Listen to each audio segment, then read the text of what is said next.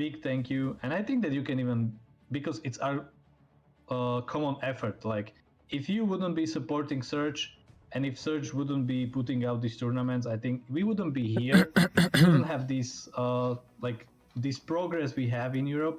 And I'm so glad about it. Like, guys, really thank you, and hope that your support is going to continue, because what we are building is for us. Like, this is our domain, and we want to build it as strong as it possible can be. So definitely, and I would say, share it to your friends as well. Give your guys a pat on the back. Also, leave a follow if you're new here. I mean, hello guys. We're just hello. Improving, and exactly. Definitely thank everybody. I'm thank here. You guys for supporting. I'm here, and they are there. Like, where to start? Oh, not the ads! Oh my god! We have all the best teams here. We should do a really quick recap, because like we had Thunder Division. Yeah. Hello guys, and always Rosario, division we could Jenny, put together, and there's the 6 teams. And also, it was the biggest tournament up to this point, but now this is the biggest stage. But regarding is Zedel playing today? Fauzi, hello. Yeah, Zedel is playing today. Yeah. At some point, Omniglitch was leading. At some point, Minerva Fury looked promising. You know, also on the other side, you know, in terms of teams getting relegated, Void Kids saving themselves, also Revenant Order saving themselves. I would say it was very close. The Thunder Division there wasn't really a big favorite. We saw great gameplay from all teams, interesting drafts. You know, we saw a few switches, few things we weren't ready of. You know, but now it's new meta.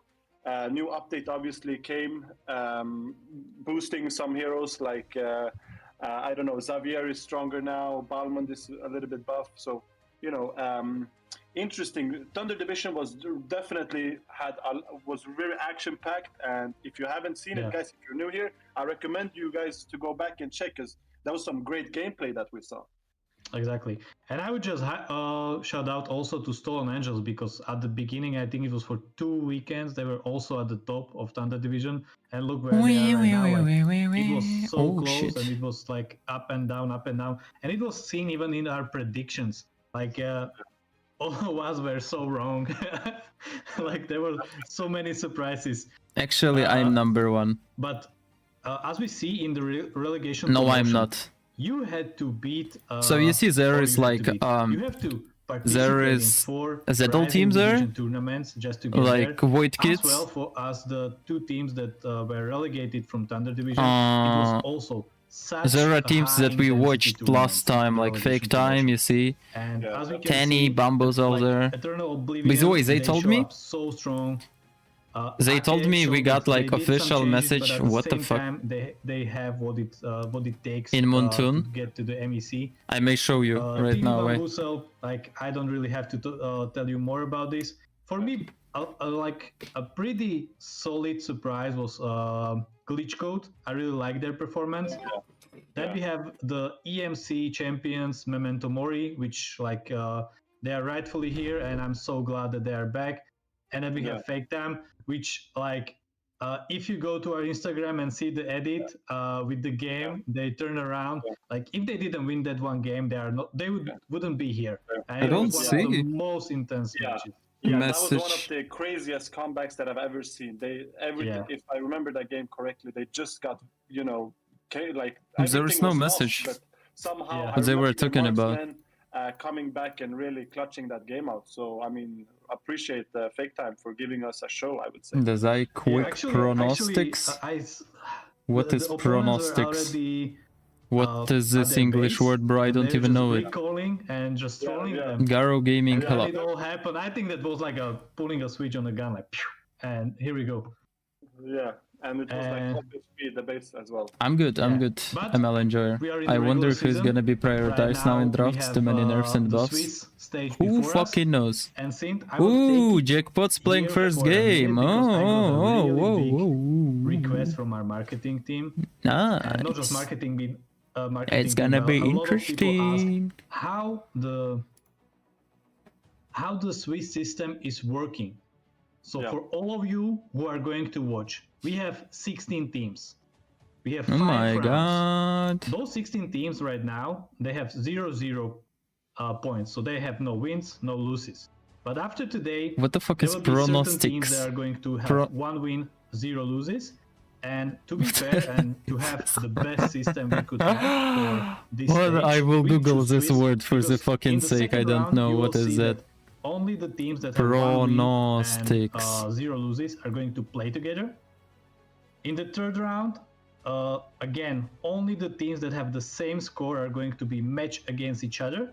And in the third round, we will already see Pronostic.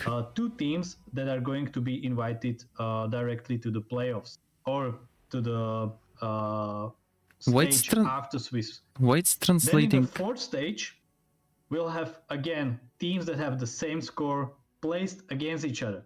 Oh, it's like 2 separate groups. One prognostication. 2 wins, 1 lose, and 1 win, 2 loses. Again, we will see it's 3 like teams prognosis. getting Prediction. to the playoffs. Holy shit, who's using this word? Fifth stage where there will be only 6 teams remaining who are going to be deciding. Any predictions? No, bro, I don't have any predictions. This is totally random for me. I think I made like I moved my camera a little bit. Under 1 minute. So I don't know what's gonna happen, who's gonna win, who's strong right now, who is not really strong right now. I have no idea. Yeah, I think we will also do just seriously, I have 0 ideas. Put it on Instagram so that you can just really quickly check it. But it's super easy to understand, and I'm so glad that even with the production we have, because what we see right now is so easy to understand. Like it's clear. You see that which teams are going to play today. And we will be updating these graphics like every day. Procrastination is different, Jenny. Also, we saw a little bit of a sneak peek that, you know, the trailer and also the MVPs and so on. The graphics been upgraded. Surge got the best graphics. What's with the microphone? Every team on Surge is the best. I don't, you know what I mean? Is that fair to say? Oh, see, you are talking about yourself as well. Okay. Yeah, I would say that the best guys. Here, so no question asked. At the same time, I would just highlight that it was such a long journey for us. Like, imagine, like, Surge. No, it was not procrastination. It was pronostics. Now we have so many going it's on. Just show him weather report to handle. Totally different. He wants some pronos. Like, I remember in January, like, I felt like, oh, we have such a solid plan. Like, this plan is going to last until December. Like, we have everything figured out. In February, March, we have to scratch everything, and we just hopes on Zeddle. Okay, this community is totally different. We have to. And they were like training every day, and I'm so doing some drafts, preparing. Guys, we are always listening. So if you think that we at Search are not listening, it's not true. Did you know that Omni Knights lost to some random Azerbaijan team on Balkan tournament? And a lot of solid feedback. Omni Knights? Guys, who the fuck is that? Something that it's not existing. Who's Omni Knights? 1 year of really hard work, I think we are slowly getting there. And it can Dazai, be what is fat and hair? Support it's from Ubuntu, father. I would say.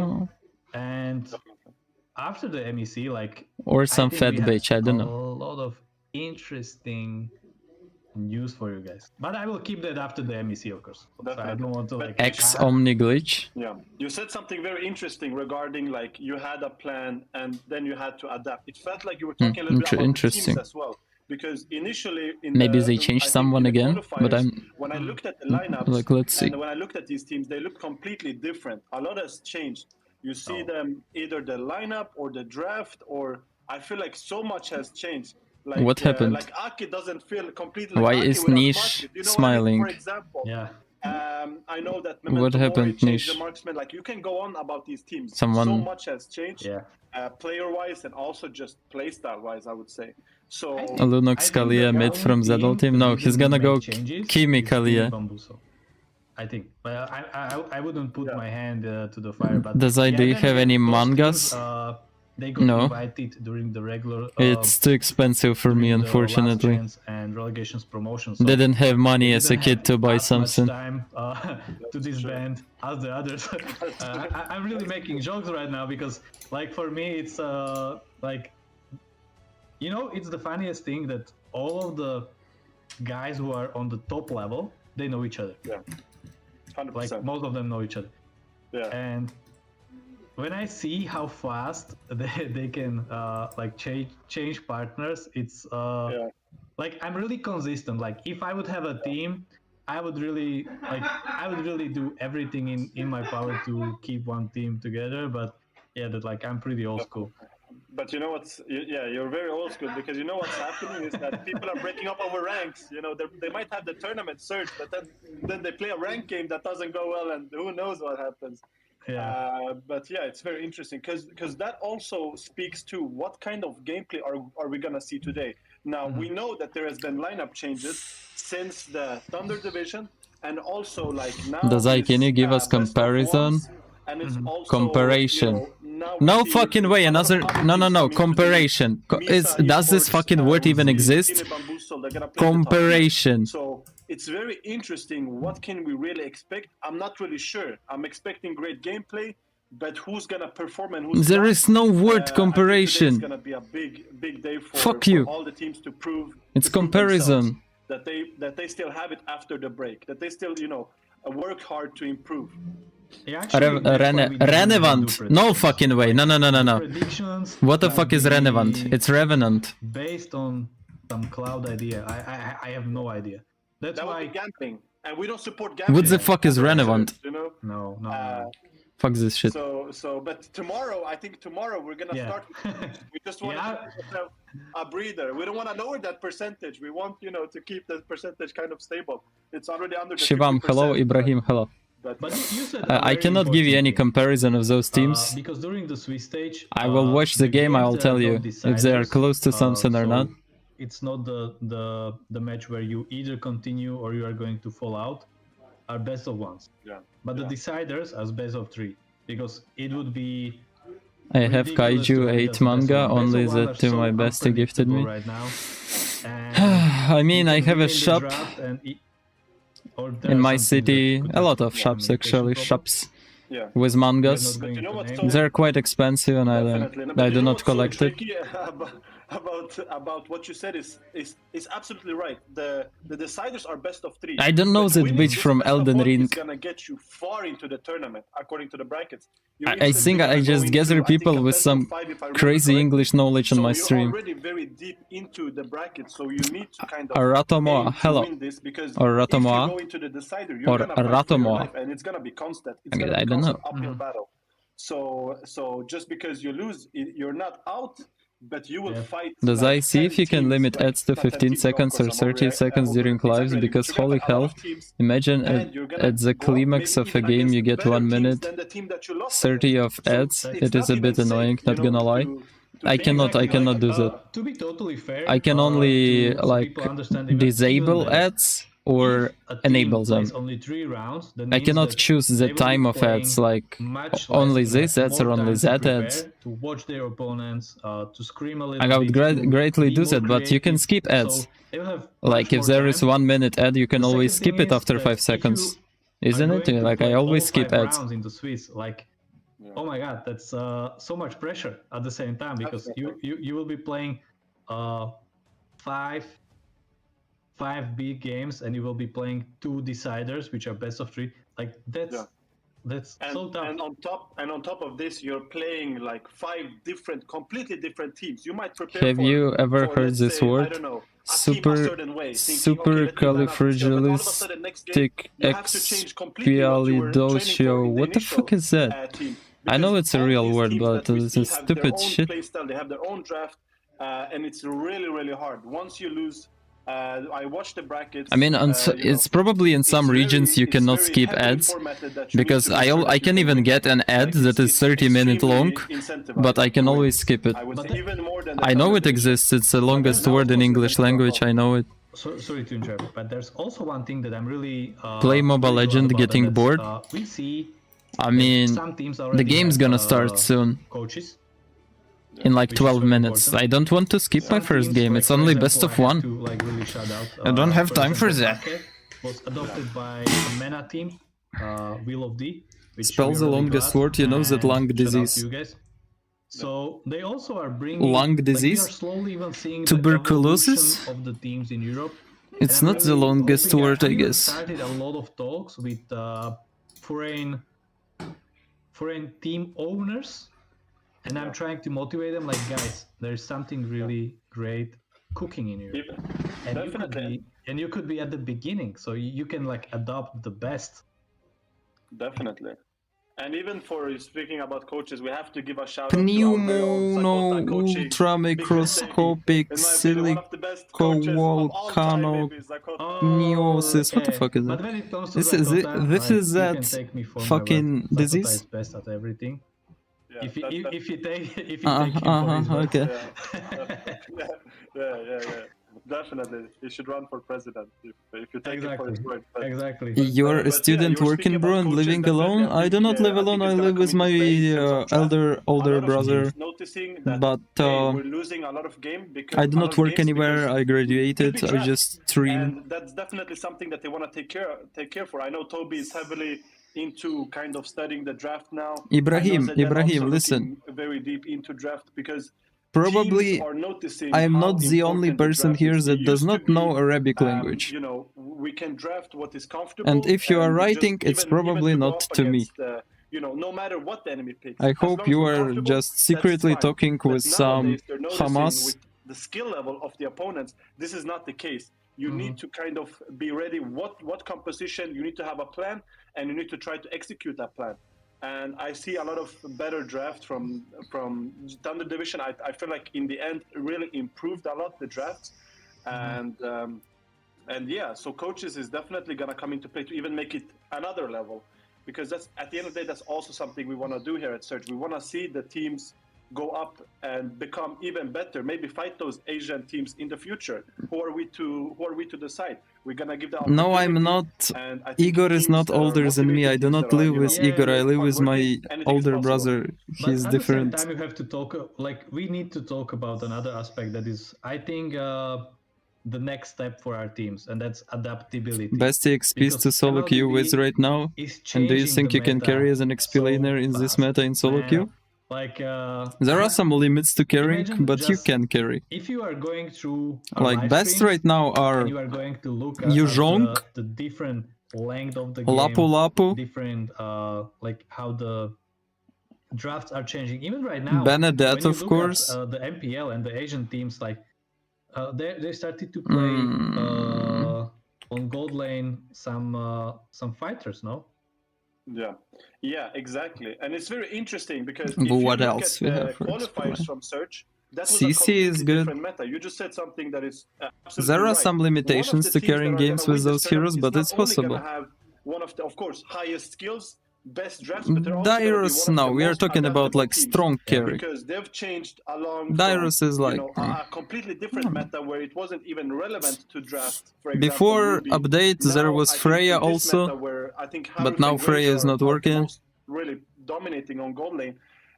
But we see a lot of different heroes. After nerf, CC is still good. Yeah. So definitely one of the teams. I think future. I mean, you will not see her on tournaments all the time, but it doesn't mean she's not strong. I mean, just on tournaments, drafts are more complicated than in your low rank. Even in high rank, drafts are low everywhere in rank. If you don't adapt, if you don't keep up with what's happening, so she's still working. Yeah. You're getting worse, even if you're not physically. I'm going to London at April. Do you mean I am going to London in April? You see ads on my stream.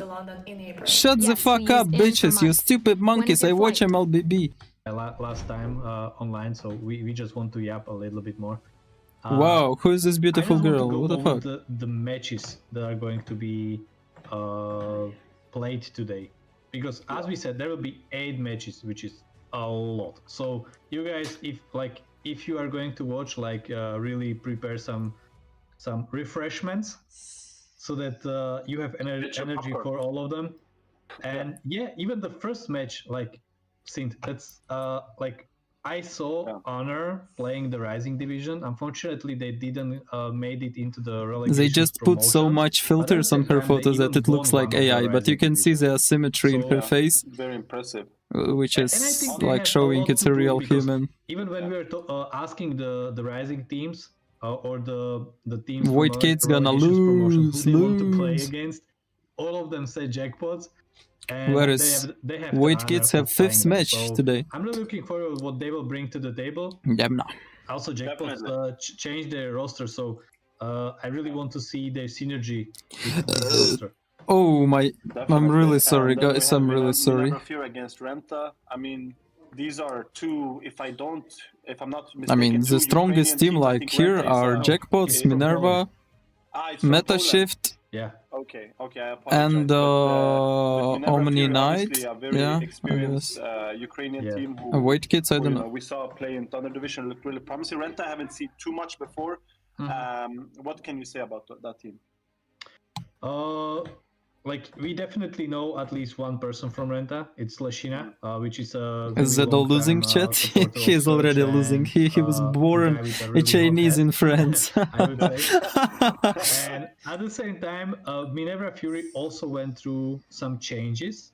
So I'm really looking forward. They lost Rusik, if I do not mistake. I also think so.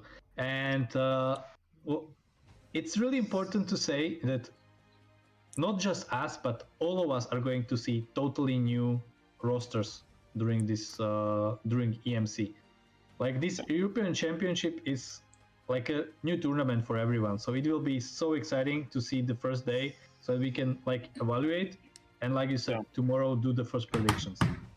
Yeah. Definitely. Also, Omni Knights against Meta Shift, like. Meta Shift is such an interesting team from my perspective. They had such a strong presence during the Do you see the plate? I was eating before stream. Qualifier week. I am full of food. When it comes to administration. Do you feel like you are on autistic stream? The games are interesting, you are. I just want to highlight we have also Misa Esports, who is a Turkish professional team, if I am not mistaken, very strong team. Gonna be interesting to see how they're gonna come into the mix. Gaga. Gaga. Teams a lot. Go Gaga. Yeah, so we see a lot of new teams. We're gonna see a lot of different matchups that we haven't seen before. It's gonna be very interesting, but like you correctly mentioned, I mean, we're gonna start off here, Jackpots against Honor. Rassless, and go from there. It's just gonna be bigger and bigger. I mean, all of these games are definitely interesting. And if you're any of these teams, I like to say, study your opponents. You should definitely look at and know who you're playing against. And if you're next week, I mean, you can always go back to this week and look. So I would just say, from marketing perspective, we prepared so much giveaways for this tournament and for the whole European Championship. Dazai, keep your mouse open for 2 seconds. I almost finished. I will see you in the chat. Don't forget to follow, because we are going to be playing each Friday, Saturday, Sunday until the last weekend. The last weekend will be a small break, and then during the December, like first and second weekend, we are going to play the playoffs. So don't forget to follow. There will be a lot of prizes for you, so it will be super entertaining, not just to watch, but also for you to gain something. And it will be also very entertaining because they will have now Scared Yet and Warren. Okay, Rena. Relevant, sorry. Now I can mute you. You had enough fun, bro. And I hope to see some wonderful games. I know we're definitely gonna be watching behind the scenes, so looking forward to it. In 3 minutes, game's gonna start. This is me and Sint going out, and we will see you tomorrow. See you guys. See you. In 6 minutes.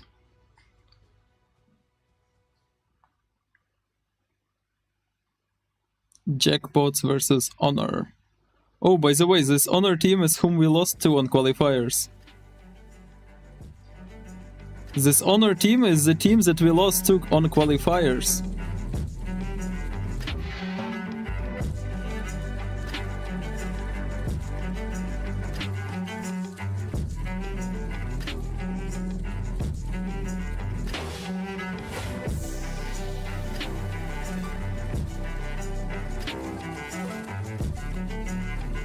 Dazai, go Google Ollie London. You're looking like him right now.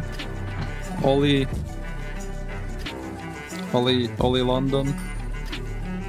All in London. Let me check.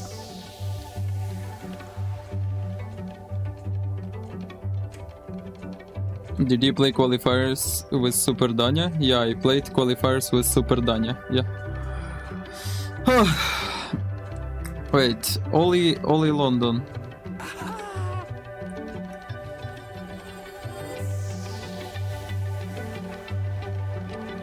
What do you mean I look like him, you stupid bitch?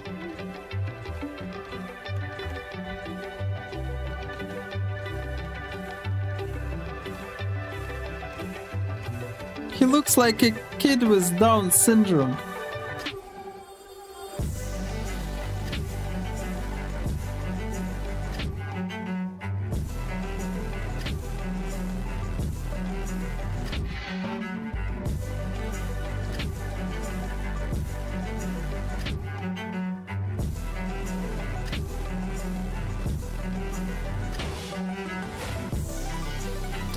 Dazai, have you ever been in a fight before? Yes.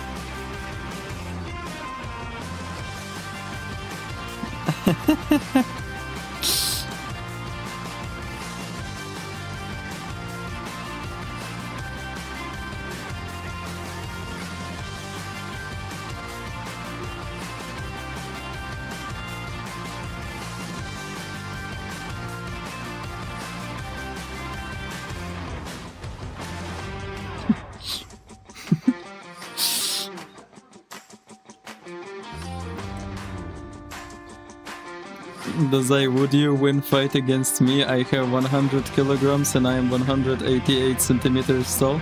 No, I would lose. Don't touch me. Go нахуй.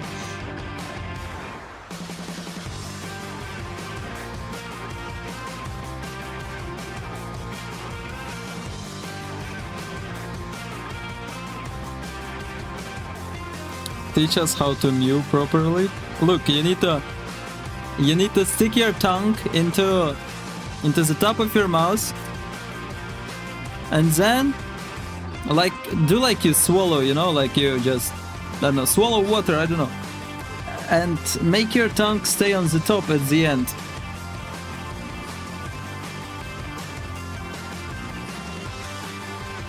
And now you mew.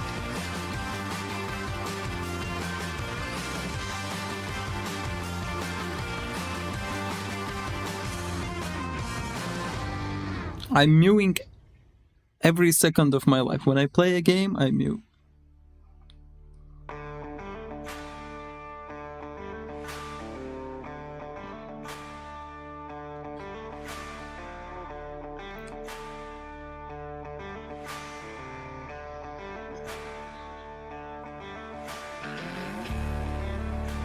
You would win, Dazai, because I have no enemies? No, I would win because now I know your height and your weight, and I will just take a gun with me and fuck off. Hey, is you on the thumbnail? Hey, it's me on the thumbnail. Just with with black hair and longer hair.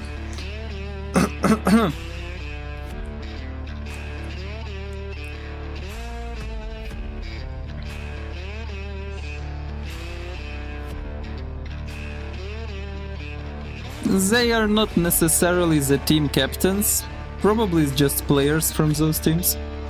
How tall are you, Dazai? I'm 1.85 m.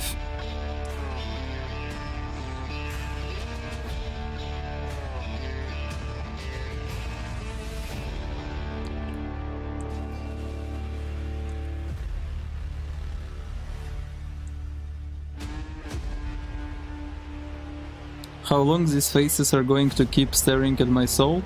Do you see a fucking timer? You see the numbers changing a little bit. And they are coming closer to 0. It's not a, like, I don't know, maybe you are from some Arabic country, but it's not something that is going to explode. It's timer for a game.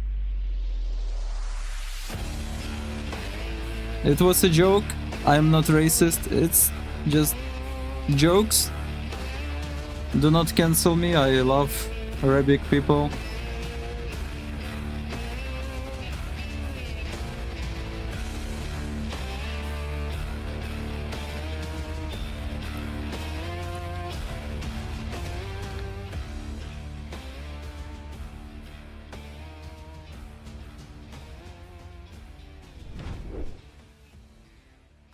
And it continues, people, with all of these pirate ships out here sailing from the old world to the new. We will witness some 4 new Yonkos rising up in the MLBB European Championship. We're finally here at the regular season, man. No way, oh, scared man, yet, mate. Scared yet had a haircut. Journeys. How are you feeling right now, since this is the battle of top 16? Absolutely ecstatic. Of course, I'm looking forward, especially to are you gonna watch full today? Maybe not full, but I wanna see most interesting games. No, I think Jackpot's gonna win, but the enemy is not bad. I mean, how they match up to the rest.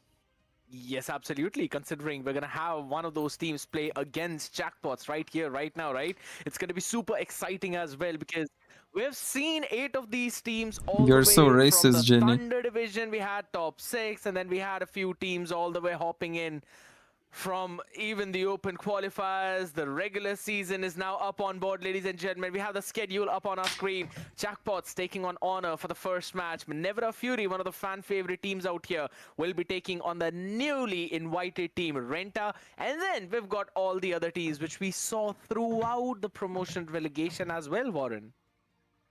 Well, now it will be super exciting because, of course, the top 8 coming from Thunder Division, you can say, should be on the higher echelon of the power hierarchy. But, of course, compared to them, the promotion relegation should be a little bit closer. At least I feel like that's how people would view it. So I feel especially Metashift, Misa Esports, Renta, and Honor, I would put them in this like 4-pack where they have to prove themselves the most. So these 4 matchups, this of course is BO1. Like I want to see Jackpot's game, I want to see Minerva Fury game, I want to see Metashift's game, I want to see Void Kid's game, and I guess that's all. I don't want to see more games. To that because it's a BO1. So honestly, the cards that we are dealt with, I think any of those teams could be taking home their first victory today. That's one of the big things out here, right? Even teams like Honor, which are one is speaking with Russian accent, another one is speaking with Indian accent. Since we're already on that topic now, we saw a lot of changes happening in the roster of these teams as well. Synth and Nish, both of them talked about that. I as guess well FF, you can search in Google like MEC Championship Season 1 Liquipedia. The teams that and were looking I guess they have it on website. Unbreakable eventually had some new players pop in. Yes, Kaizen, yes. Absolutely interesting what's gonna happen because on the paper some of the moving parts, of course, maybe some people in the chat already know, but I will leave it to surprises for a bit. I would love to leave it until we see how for ourselves the whole rosters in front of our eyes. But the thing is that of course we still don't know. Some of the players, they have histories, so you can kind of expect that they should perform, but you don't know how will it fit with their team. But if we can take into consideration what happened with Aki, for example, where they changed their jungler team and it improved their overall performance, I want to say Jackpots. They were able to, even though it was still through promotion relegation, but they were able to get themselves up. But for some reason, I think I believe in them too much. The regular season. I feel like this kind of sets a precedent where the chance should be good. That's the big thing, right? It's again a big surprise for a lot of these teams out here, because let's be brutally honest, there's going to be some synergy issues as well between the players. They will be trying to set their own pace up, and the best of ones don't really give you all of those opportunities. You've got one chance, and that's when you can eventually see some of those pocket picks come in as well. You know what? I'm going to be absolutely happy if we see some picks like the Freyas popping up as well, right? Because we had the new patch, ladies and gentlemen, so a lot of changes happening here and there. A bit of a nerf on Nitan as well, along with the Irithel, so we're not going to see them being picked up a lot, but rather... Can you start a fucking game? Double fighter meta as well. Start a fucking game. All the way from the sea, because we've seen a lot of matches in the MPLs as well that show me this bolt version in jungle. Actually preferring to go for those double fighters in the side lanes rather than sticking to the conventional marksman which we normally would see. Dazai, do you think target bans are good? Threat, for example, all teams are banning Hellcard against Mako for Ake? Just the powerhouse, you don't need any addition to that. Like, well, you kind of do, right? Yeah, you need a decent I mean, if you know that it's only happening in Europe because players here do not have a huge hero pool, right? And they know that if they will need assassin, their player is really good with Hellcard. Not with Fanny, not with Joy, not with Lancelot. But his main hero is Hellcard. And they just remove Hellcard. And they make that player, if they want to play assassin, play something that he does not really know how to play. Not at the maximum level, at least. Since you can go with the fighters, other goal laners usually struggle into that, but that's where show me the game, bitches. For Hurried and Granger, since they scale very fast compared to other typical marksmen and typical goal laners, because they scale faster. I think so. That's again even more important, and it puts in a lot more pressure onto those gold laners of your team, where they need to know how to play those Grangers, they need to know how to play those Harrods, and again, some people who like to rely on a bit more of their pocket picks, right? I'm also talking about people like Pelmetronio, whose Irithel we have seen is absolutely unmatched. Those are the players that are going to be hit a little bit. I'm gonna judge their gameplay. I will be judging their gameplay. I will be strict. Of a surprise for a lot of people out there, because again we don't really know. Yeah, welcome back, Rena. Do not say such a stupid shit again. It's gonna be the flying clouds yet again in front when of is Zedel playing? So, 5th game today. It's the first game right now. People are gonna hop in, move to their lanes. Will take 2 hours. Quickly, so you can't really rely in terms of those pushes as well in the early game, at least. I think so that is also one of the big, you could say, factor with which teams would want to go into those drafts too. I kind of want to talk a little bit more about specific picks, Warren, because I mentioned about the Freya. Maybe we can see her being picked up now, considering do some funny commentating. No problem, bro. I will do that. Ultimate, you can actually hop in onto one part of the map too. If you're close by it, it gives you that dash. And there's also a very big change on Xavier. Those changes could definitely shake up the mix of heroes that is being played in the competitive. Of course, only time will tell us. Of course, only the players themselves will either show us, all right, it's playable or it's viable in our eyes, or we don't actually think it's that viable. Even though on paper it could look good, even though in your ranked you would get smashed by those heroes, but maybe in reality it wouldn't really be that effective, of course. Because Dazai, what makes Kairi so good? Can look super crazy, but when it comes to push and shove, it's not really that big. Great mechanics, maybe you have some great understanding of game, can serve as a counter towards that. And especially talking rotations. About Freya, I feel like even though she got team that play, and she is a little different than she used to be before. Dazai Indian accent reveal. So today we're gonna watch. No, it's bad accent.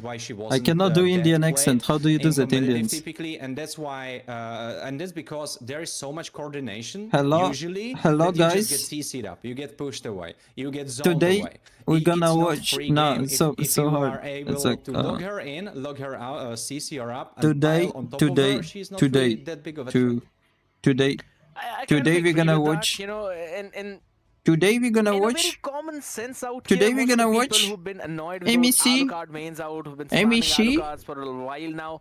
Freya kind of falls in Championship this similar category. Now you really need some hard Season CC 1. to stop that snowball potential. Season But 1. I personally feel that rework is It's so actually fucking pretty hard. nice, and it gives a lot more room for Freya to play with. Now you can, as we've been constantly saying, you can play her in probably the goal position as well. You can switch her space into the jungle as well. Now you've got 2 skills with which you can What answer? quickly cover the distance. So if you add a flicker onto that and play Freya in the gold lane, that's a lot more mobility as compared to the previous one, and that could catch a lot of Dazai, people do you by feel proud surprise. when And Ukraine players considering the amount dominate of damage Sarge she and already MEC? deals, Of and you course. add on to the fact Especially that when she they can dominate pretty quickly jackpots. build up items on her, I think so that could be one way. And considering how not a lot of teams are now going in for the conventional marksmen, you got the Yi Sun Shin in the jungle, Kimmy's in the mid, that could also boost those rates up. But at the same time, since we've been talking about this thing, right, I want to talk about the Yi Sun Shin and the hit that he has taken in the patch notes. That is pretty recent if you think about it. They've reduced You the know time what of is crowd more control on his interesting, ultimate, Scared so yet? If that's you're gonna something people start the will have to game watch out finally. for now. Well, for sure. What are we since, waiting for? He cannot stand for that long of a duration. But let's speak again. It's the biggest corporation you should expect in the MLB You have some beef with jackpots? I mean, of course, you cannot rely on your stand that heavily, but someone I else do not can have be beef. there. I just like when Woki Kaja, loses. even though we see her rarely, but she could be there. She could be making the setup. Grok. No, I He could be love making Scared the yet. flicker tectonic Don't charge, pay hopefully attention to hitting it me this joking time, about you Exa. know? So I love these Scared things yet. can be happening, He's great for caster. you. So I don't feel like He's this stun professional, should be that and crucial. Of course, we in all your love him. ranked 1v9s, and especially with how we saw that very specific gameplay from one of our junglers that was able to have, I believe, like 19 and 0, and then it unfortunately for him fell apart. Don't you love when So I these come around? performances I will be love much when harder, you of course, go with that away. Stun nerf, but since in the competitive environment, I believe he can still be set up for. I mean, in terms of the damage output, yes, he still is there. There's been no change in terms of the damage that he deals or how quickly he farms. No way But we one went of to the the draft big finally nerfs because I on was him waiting for is, this again, whole I my personally fucking feel life. that control immunity duration as well. He had a 1 second CC immunity as soon as he used up his dash. Now that is cut down to less than half. It's only 0.4. So you don't really have that free time of dashing in, putting your stun in, and then quickly going for the double basic attacks, moving a bit closer, go for a bit more basic attack to have your pass up all the time, right? You had a lot, you now have to consider a lot of things up in front of you before you can use your skill 1, or rather that dash on Yi Sun Shin. So that's going to be pretty crucial. We'll have to see if that changes up the draft itself, ladies and gentlemen, as we'll be moving in the game number 1. MEC regular season finally up on board, people, and we've got Honor, the newly invited team, taking on the top team of Thunder Division, that is Jackpots.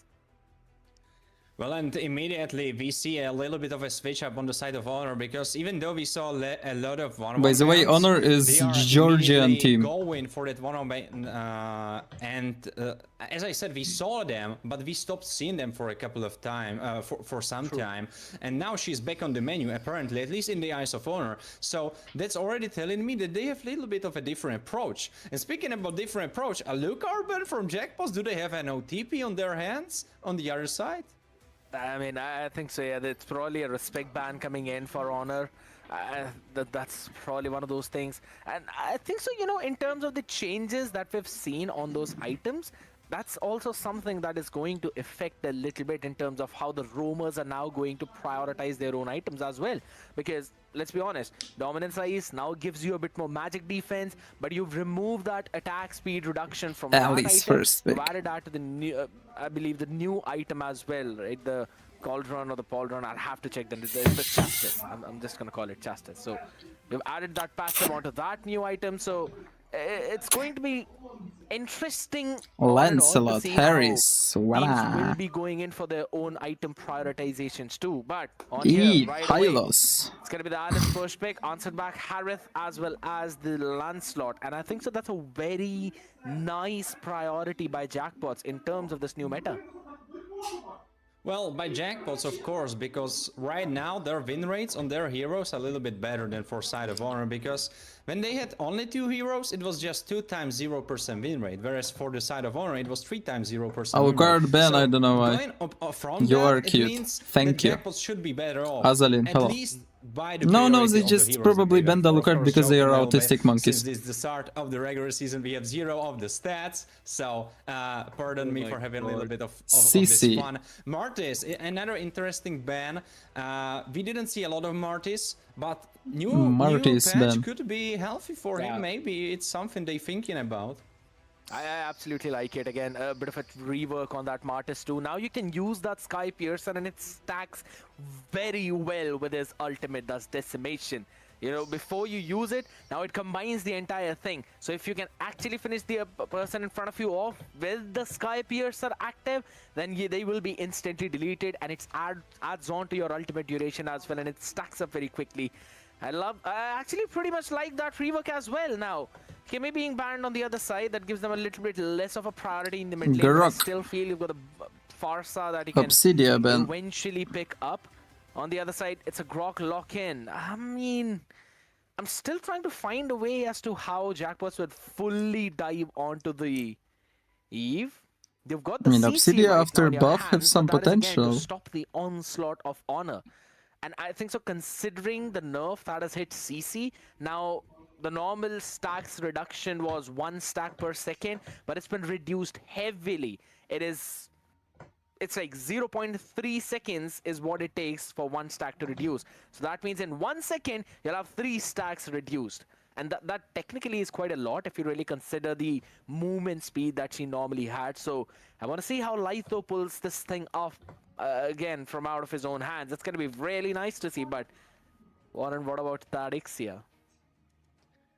I mean, I'm absolutely loving the new patch already, and the way it's shining into the competitive scene, or especially into our competitive scene here on MEC, because I'm loving to see Ixia a little bit of a switch up into the gold lane. I love to see Terizla. I didn't have the pleasure yet to try him out myself, but I had a couple of encounters, and in hands of a skillful player, he can be definitely a threat on the board.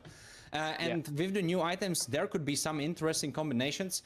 But you were talking. Can you write something in chat, guys? Want to get on top of Eve? Well, they don't need to get on top of her if they have Farsa that can snipe from 50 kilometers away. Here's the big thing, right? Honor want to play with range. They've got the Eve, they've got the Ixia. It's a clear-cut front-to-back composition along with the Alice in the jungle. Now that is one of the most interesting picks, ladies and gentlemen, out here. Meow, meow, meow, I see. Dazai gay, I see. Great. Out regular season first game as we move on to the Land of Dawn with Honor protecting themselves against Jackpots. Honestly, I have to say, Skirt, protecting will be kind of hard since Hennis is already half HP. He will, of course, pop his regen up, so he will heal himself up a little bit more. But interesting choice to go Alice jungle. Of course, she should be alright with the speed of jungle clear, but she is definitely not a carry as Voki on his Lancelot should be. So the damage department shouldn't be that high on her. Oh, Kingsta getting a little bit low. Getting frisky, you could say, in those exchanges. Yeah, there's this thing which we normally talk about right now. Before we already move on to that, I really like the item priority by King instantly buying that leather Jenkins, because he knows Ixia hits wow, what is Honor doing on XP lane? Look at this. He can't really take those fights against Ixia, specifically not those one-for-one trades, until and unless he builds up that proper cooldown reduction. So he's making sure that he's keeping his distance, and at the same time, he can tank up a little bit more of that damage. Now the entire priority for Honor is going to fall down in this mid lane prio, where you need to have Eve getting later forward. Oh! Second Frisky, Malfurion! dead! Damage, and Hennis will shut down Malfurion out there. One of the best mid laners Is this Dyrus jungle? Instantly being humbled. Well, looks like Hennis himself at least doesn't think so, because he got rid of him like a little. Oh, well, not talking about little. This is such a big fight. Woki took the turtle. Okay, Kingsta, low HP. Not being as fast got as the he shield, could be, okay. especially as we have talked about the nerf on the stacks. So that Most overrated Euro player. Wasn't able to jump out The fuck are those questions? Bro, let them play tournament, I will say later. Maybe the rest have to say something about that. No, Kingsta, this wasn't the play to go for. Well, actually, maybe it was. It's Malfurion gets 2. Double kill. Asmodeus tries to play it out, but Malfurion will fly away with his own. Then why they are feeding? Lovely play coming in yet again from the side of Jackpots as well. A big back and forth trades, a couple of assists coming in, and Malfurion, again, this is the man who you really want those skills to go in the hands of.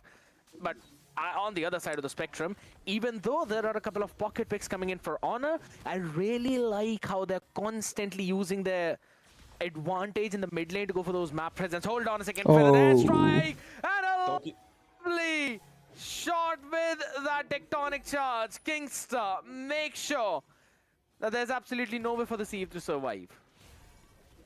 Well, Lovely said there was absolutely no chance to survive. Hennis didn't even flicker. He couldn't even flinch in the time they had to delete him. And talking about delete Kingsta, I don't know, he should be wandering off of here. Oh, big ultimate, Asmodeus picks up 3, Volkicor needs to retreat with Malfurion, or maybe they will just scare away Frisky. Yeah, it's absolutely fine. Again, both the roamers are going to be hopping back in, though. One of the big things about the Terizla is the fact that you can't really go for those early rotations because the movement speed is just so very slow. But here's the fun thing. You, as a Terizla, can clear the way faster than a CC. And that gives you the priority in the lane. Ooh, again, mage that. Talking about priority, Kingsta decided that he wants to make some for himself. Big tectonic charge play, knocking up the opponents. Ooh, Asmodeus looked for a bit that he wants to make it happen, but decided not to make Alice it happen. is annoying as fuck. Pushing Asmodeus. Oh, actually locking him off. Now Volkicor goes in, and it's 1v4. Asmodeus, this is your goodbyes. Say bye to your mother, because now you are in the grave. Oh my. Kingsta yet again. I remember, you know, that day when which team do you personally want to see win? Misplays coming in from the Grok. Kingsta actually have no preferences, bro. Same thing. We'll talk about that. Look at the turtle. Oh! Big reverb manipulation, going for that big damage. Volkicor actually able to steal it away. Frisky now in trouble Voki is still alive. Been dealt with. Nightlaugh as well, and suddenly Jackpots are in the lead. And even though nice early game from Honor, they are losing their ground. It's quicksand. They are getting deeper and deeper in it. They can't really take that fight against the entire lineup of Jackpots right now. Honor will need to make sure that they have the Ixia in those fights. Michael, his flicker was just used up. And here's the thing. Michael on the Ixia does not have anything to run away from. So he's got to make sure that that flicker is kept safe till the very last second out here. As we have a look at the presence in terms of the team fight. It's a head-to-head comparison. Hold on a second. Oh, Woki missed the dash! Volkicor with that big dive, unfortunately gets stunned immediately after the iframes, and now he's crying. I think this is the exact emotion that he had, because Nab Lancelot! Nab Lancelot! Now, maybe it was even better because Malfurion with 7 kills on his belt. And if you can protect the man, well, there is nothing to worry about. He will carry you to victory. Yeah, one of the big things is, again, my question to Hennis as to why he jumped back in.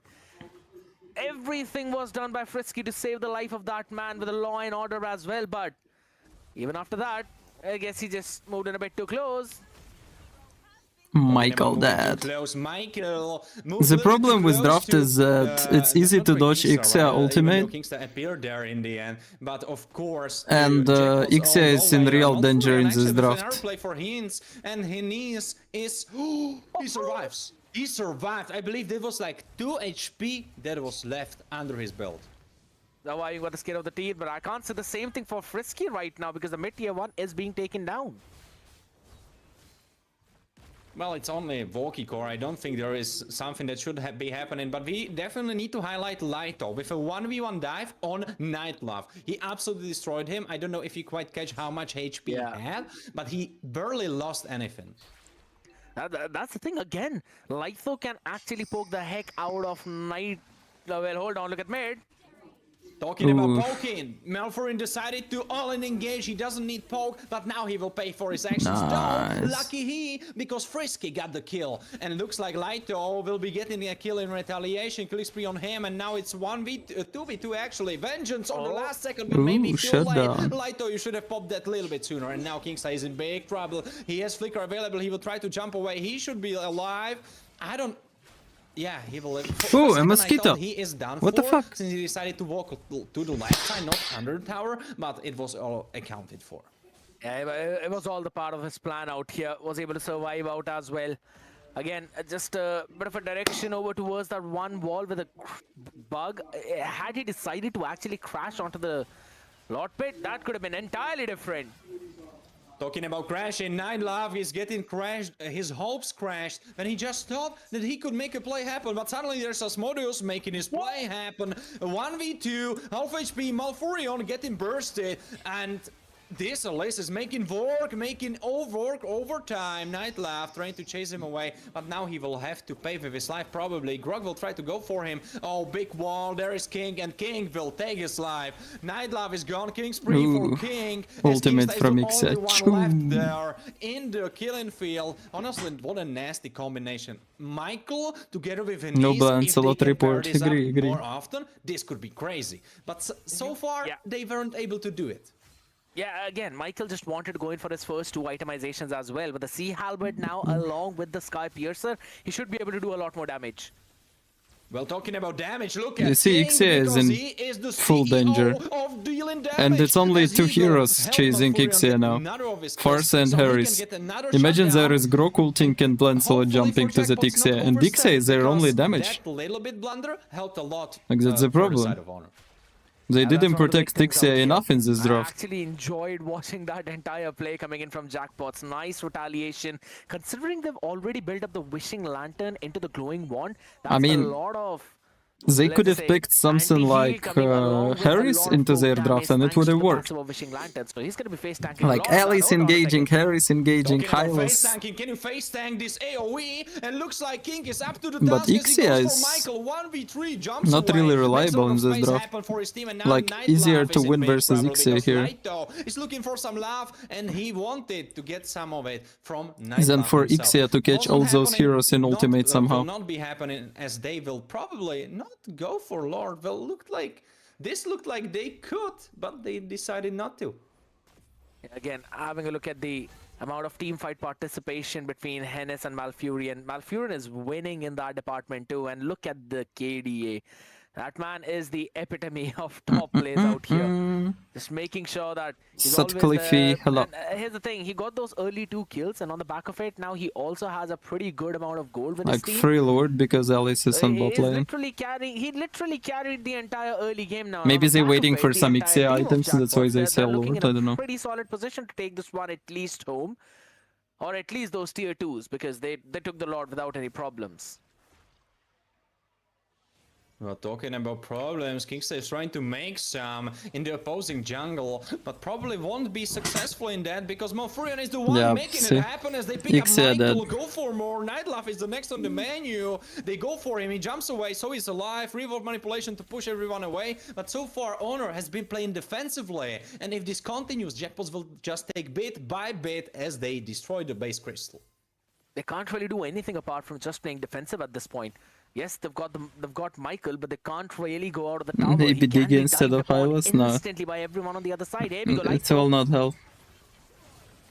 Yelaito a little bit maybe too confident, or maybe just counted enough of damage to survive. Whoa, Lancelot, Because he overextended. Nice bait from Naito, and there's Volkikor. Asmodeus, we're crazy. 1v2. Unfortunately, King is a little bit too mobile for his stage, so Asmodeus still alive, actually jumping around, healing quite a lot. No, he goes for ult. He stays. Oh, Michael coming. Michael with ultimate. Oh, Michael got stunned. Oh, Michael, bye-bye. More kills happen. Unstoppable King goes for Michael. Now Frisky is on the chopping block. Double kill for King, and it looks like Jackpots will be taking this one home right now. And that too in under 12 minutes. The first game out here, I thought that maybe this team might struggle a bit, but guess what? Jackpots starting their regular season in the same way how they ended the Thunder Division with a big W. Why Wookie face is so big? Malfurion into the mix in the mid lane as well, clearly showcasing that this team, in terms of the roster, are in an entirely different class than everyone else. And on the back of it, I was thinking, right, I was actually discussing with the rest of the people as to how King will pan out in the entire team, right, because there's a lot of responsibility on his shoulders. Shit. Maybe I play one game? Well, that's the thing, right? For the side of Jack, because it's only best of one. Pinpoint one guy that wasn't doing his best. Maybe you can say, oh, Malfurion overextended. He was maybe a little bit overzealous, but it didn't really do anything for their opponents. It wasn't enough of an advantage to swing the pendulum in the favor of Honor. Unfortunately, there was some missed positions, you can say, for their roamer, but you know, like everything collected together, there wasn't really that much mistakes. And honestly, Jackpots have shown us that, at least for now, Honor won't be taking their hands. They will be the one losing their own if they go against Jackpots. There's the big thing, right? Ixia, in terms of a pick, in terms of the laning phases, alright, needs a lot of support in terms of that front to back composition, right? You need to have someone who can actually keep their ground on to protecting her in the backline. I did get the idea from Honor, and I think so it was pretty decent. If you really think about it, adding the penalty zone into the mix, if you've got the real world manipulation down and out into, you could say, the glorious pathway, that would have added so much slow on the side of Jackpots that the full barrage would have done its job. But again, when you've got this nasty little man, King, on that Harry, this man knows how to play that hero. 6-0 and 6 with the MVP, as we see the rest of the players as well, with Waki getting the highest goal. He's basically the richest. Yeah, we lost to this team, but we lost like in a 28-minute game. We were dominating whole game, just one mistake and we lost. Only 150 away from 79,000. That clearly showcases how this man was in an entirely different league with the feathered airstrike.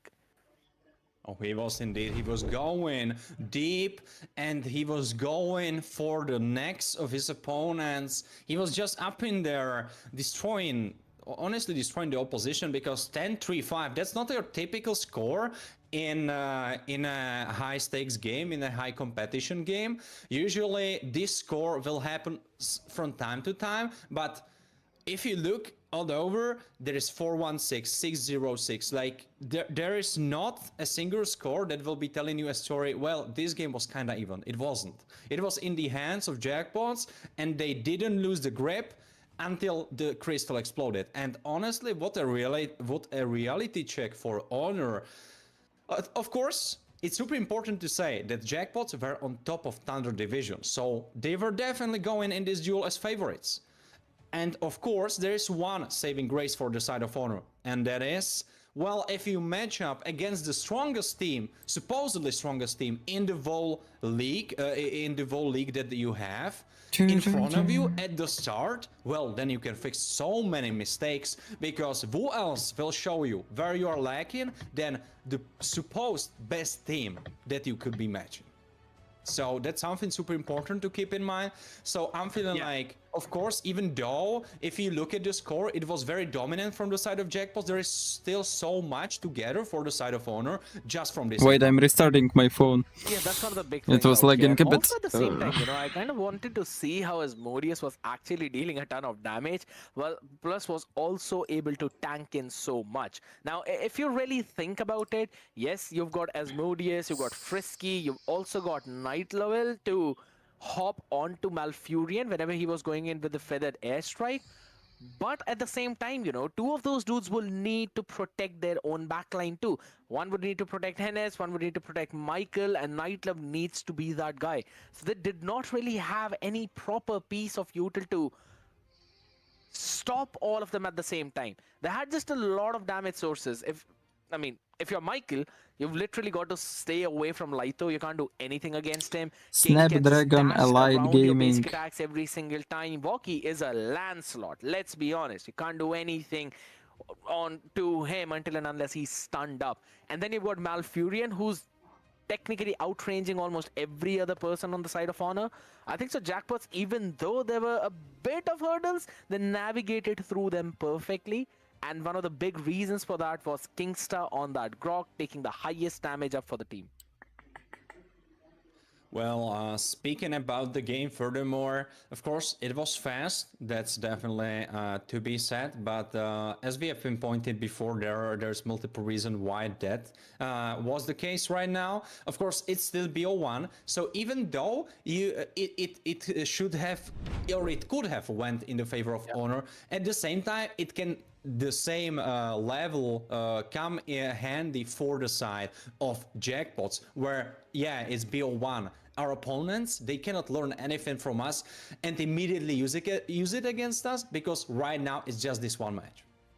Yeah, that's again one of the big things out here. Until and unless it's the decider, you will have to play only one game in every single time. And Jackpots, again, moving all the way up with 1-0, will eventually be matched up against a team that has also won their previous game, ladies and gentlemen. It is the Swiss stage format, so the winners will be matched up against winners, and the losers will be matched up against losers as well. So let's just say you'll have equal opportunities of moving all the way towards that playoff, but it's a long journey. The more wins you gather, the more easy it becomes for you to hop in. 3 wins is all it's going to take. Yeah, of course, in the third game, you'll have that best of 3.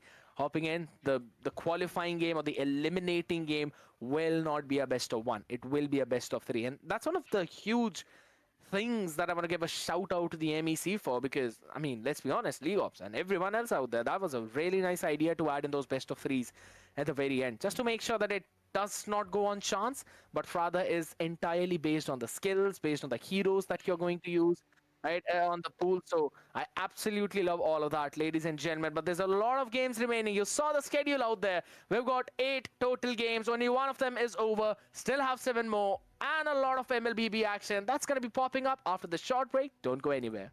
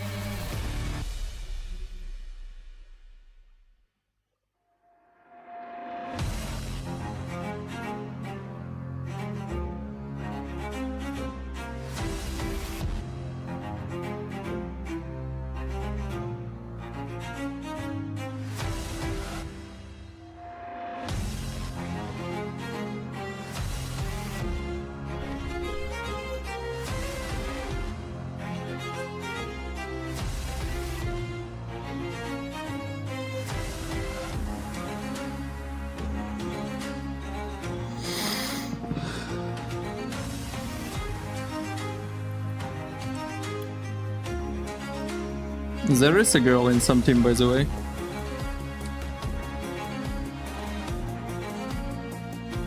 Do not report me, guys. Do not report me. I have good credit score, please. Leave me alone.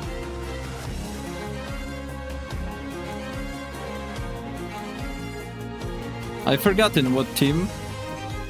There is a girl.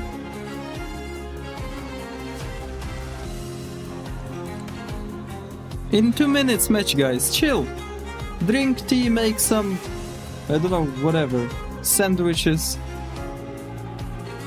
And do your homework if you're at school.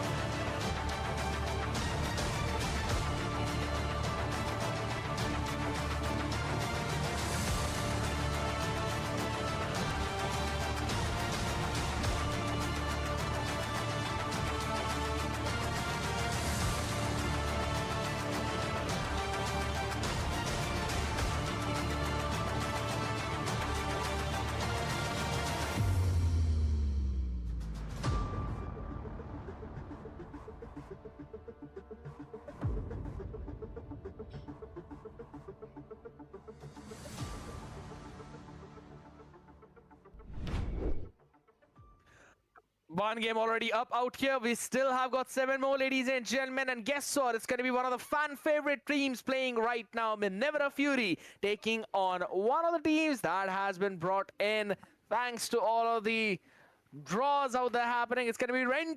And again, new names up on board. Warren up against a team that is one of the most experienced. Talk about a big chance for Rena. Well, talking about big chances, you definitely have to pinpoint one guy that even though he qualified with his own team through last chance, he was like, well, you know what, guys, I got you here, but now I will be heading out. And he got into Minerva Fury. Of course, talking about X-Trail with his extreme list plays that you can remember for the last chance qualifier. So already super hyped how this will work. And we were talking like there were roster changes. And again, we will see them on this game. We will see just one in the form of X-Trail on the XP for Minerva Fury. Of course, matching against Rena. So there is this big question mark on top of their heads. Like, not for them, but in our eyes, in the viewer's eyes. Well, all right, they got invited, so let's see how they can handle the competition. We saw some of the players compete, we saw them on the tournaments, but right now they got through the invitation. So someone could be looking at that and be like, well, you know, like... You want me to wear a maid outfit? Putting them a little bit lower because they got invited, or maybe someone's putting them higher because he's like, oh, well, they got invited. So, of course, we need to see where exactly they lay, and this first game that we will see off of them will give us little hints, little breadcrumbs, so we can kind of start to analyze and see, all right, where do they fit in? One of the fun things out here which you mentioned is the fact that yes, Xtrail was in Metashift once he qualified from the last chance qualifiers. Eventually, he moved into Manevra Fury. But Manevra Fury out here, let's be honest, and with a lot of discussion with people, we've mentioned that how Bobo Rusik is literally one of the top EXP laners out in the entire EU. If not all people will rank him top 1, everyone will rank him in the top 3. And that's more than enough to qualify you for one of the best players out there.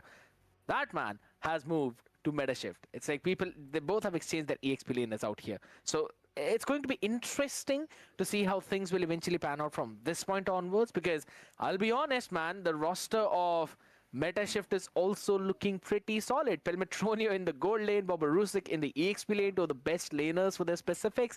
And then you've also got Babalabadubdub with the name buff playing on that roam position too. I'm really excited to see what's going to happen in that one. But before that, as you've been mentioning, Manevra Fury against Renta, some known names out here. We've already got Sensei, the creator, one of the best mid laners. If anything, I believe that man is on par with Macaron, or even a little bit ahead, considering how well he has been playing with his own roster. The synergy is going to be pretty good. Just why I'm chatting right now, because Renta will perform. The Pelmetronio is playing right now in Minerva Fury, right? Right, I'm guess, or in Metashift, I forgot. Anyway, he's playing right now. He's playing right now, and he doesn't know English at all. But they want to have interview with him after game. The one and only. So, Pelmetronio asked them, so I can translate his words when he will be on interview. How will that work for Minerva Fury? Well, since they Dazai wear nurse outfit for a change? Like, all right, they view okay, donate me for nurse outfit, I will do that. Or like, what do like, we don't know the details, of course, but since they exchange, you could kind of think, all right, well, maybe they view them decently well, that they are kind of on par, but one of them was fitting a little bit more in the other roster, and the other one was fitting a little bit better there. So I'm so excited to see at least the first of those teams, how they work together in this new combination, and if it will be an improvement or a detriment. And I think especially this early on, even though the teams were definitely scrimming, because we already knew who is qualifying, which teams are here for the regular season.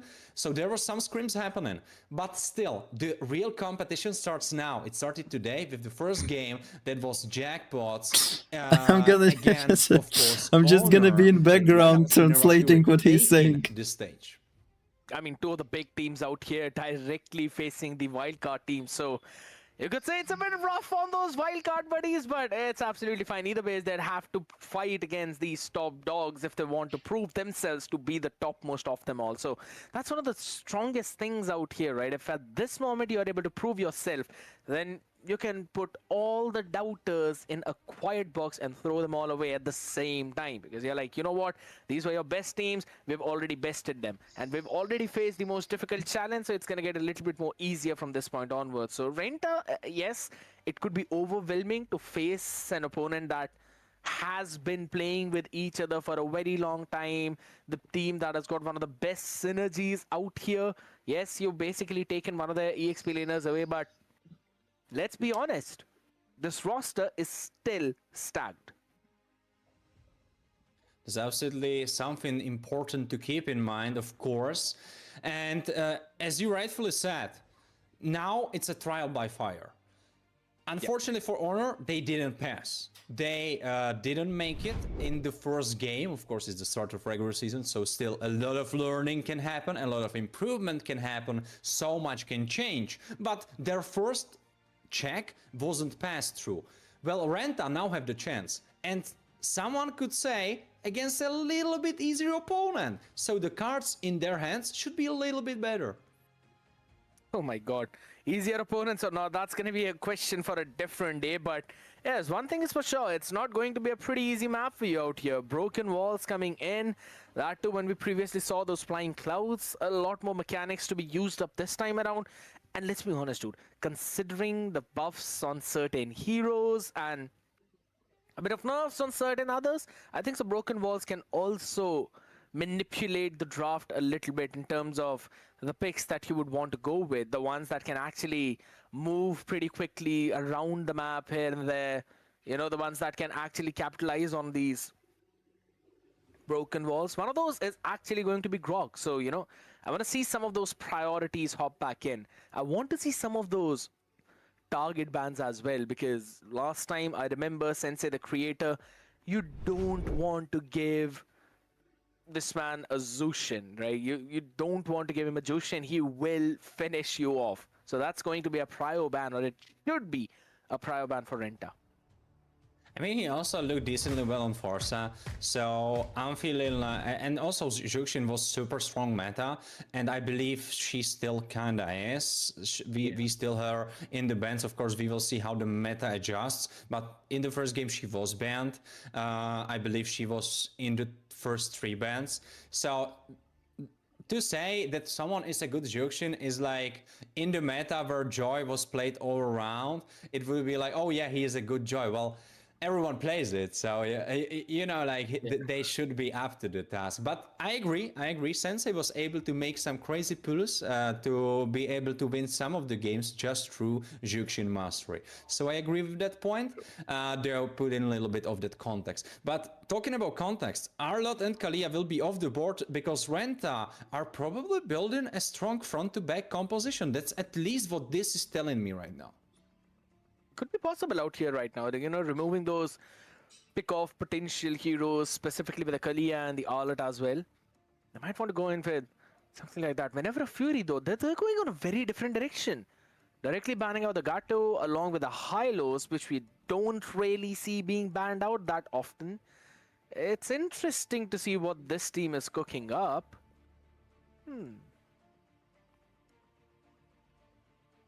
They definitely spent a lot of time in the patch notes, deep diving and making some calculations and ideas working through their head, because suddenly their banning phase is completely different than from what we saw before, than from what we saw in last change, than what we saw in relegation promotion, than what we saw in Thunder Division qualifiers. So this is telling me they have something in their pockets and they will probably show us right now.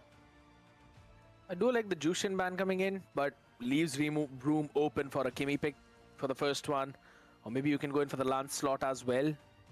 CC was banned out early on from the other side, so that's kind of fair. Is it going to be another Alice first pick like the previous game in which Honor picked up the Alice for the first one? Well, that's super important to ask, because even though Honor weren't able to pull through, the pick looked super strong. Like, she wasn't taking damage, well, she was, but she was healing herself so much.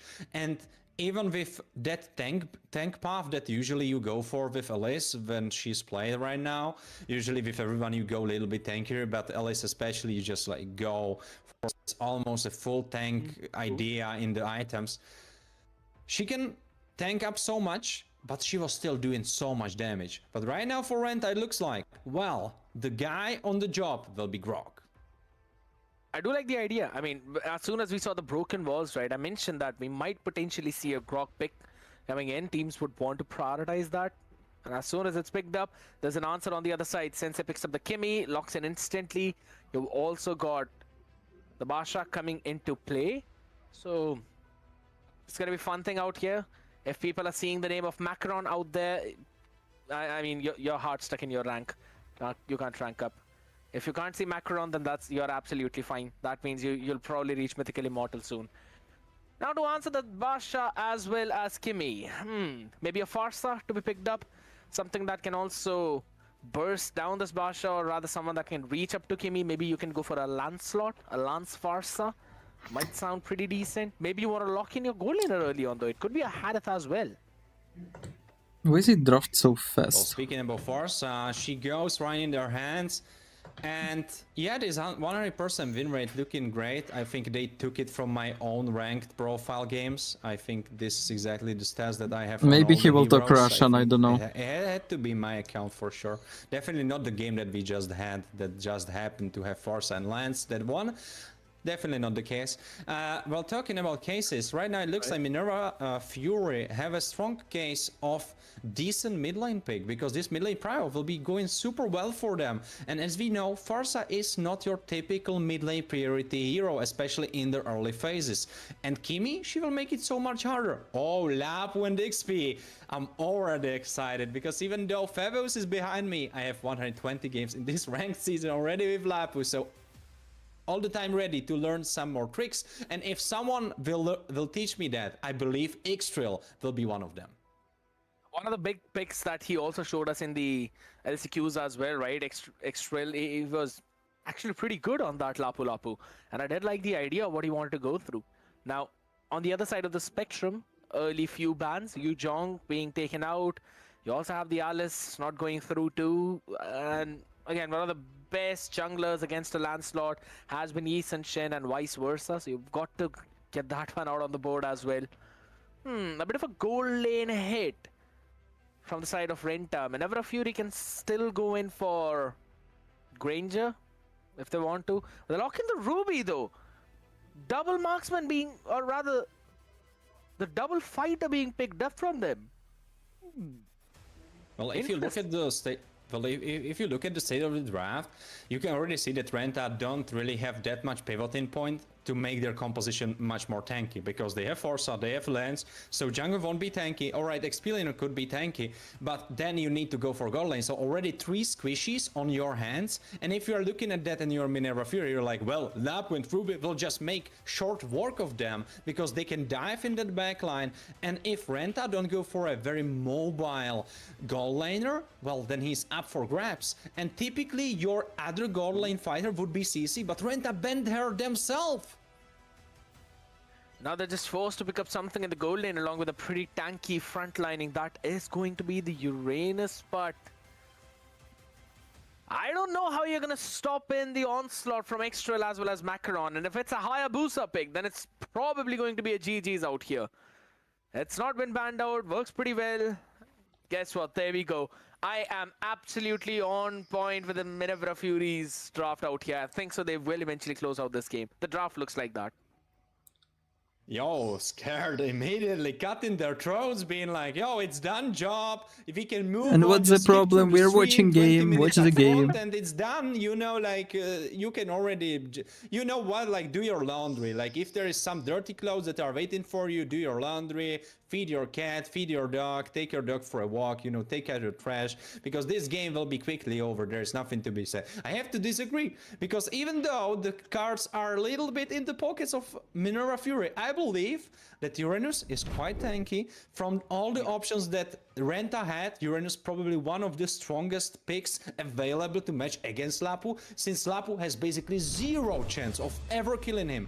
Early game, mid game, late game, he's never killing this Uranus. That's going to be one of the big things out here, if he'll be able to do that or not, ladies and gentlemen, as we move into the land of Dawn for the second time this evening. Renta, another wildcard team taking on Minerva Fury, a top 3 teams all the way from the Thunder division. How is this one going to pan out? We will witness in the next few minutes as we move directly Macaron, Pankrat, Quite useful idea of Leshina to just go for the healing fruits, so he could trade the mid lane priority away. Talking about priority, now Xtrill in the heat of battle. Leshina half HP, doesn't have the bird form available. Probably so I guess Palmetronio is in meta shifting. That is gonna be next team. Had to flicker away, and now there is Silencer. Silencer still tanking it up, and he gets first blooded as Zane picks up this one kill, and suddenly Renta with a little bit of a lead. But the same was happening for Honor. Can they keep it up?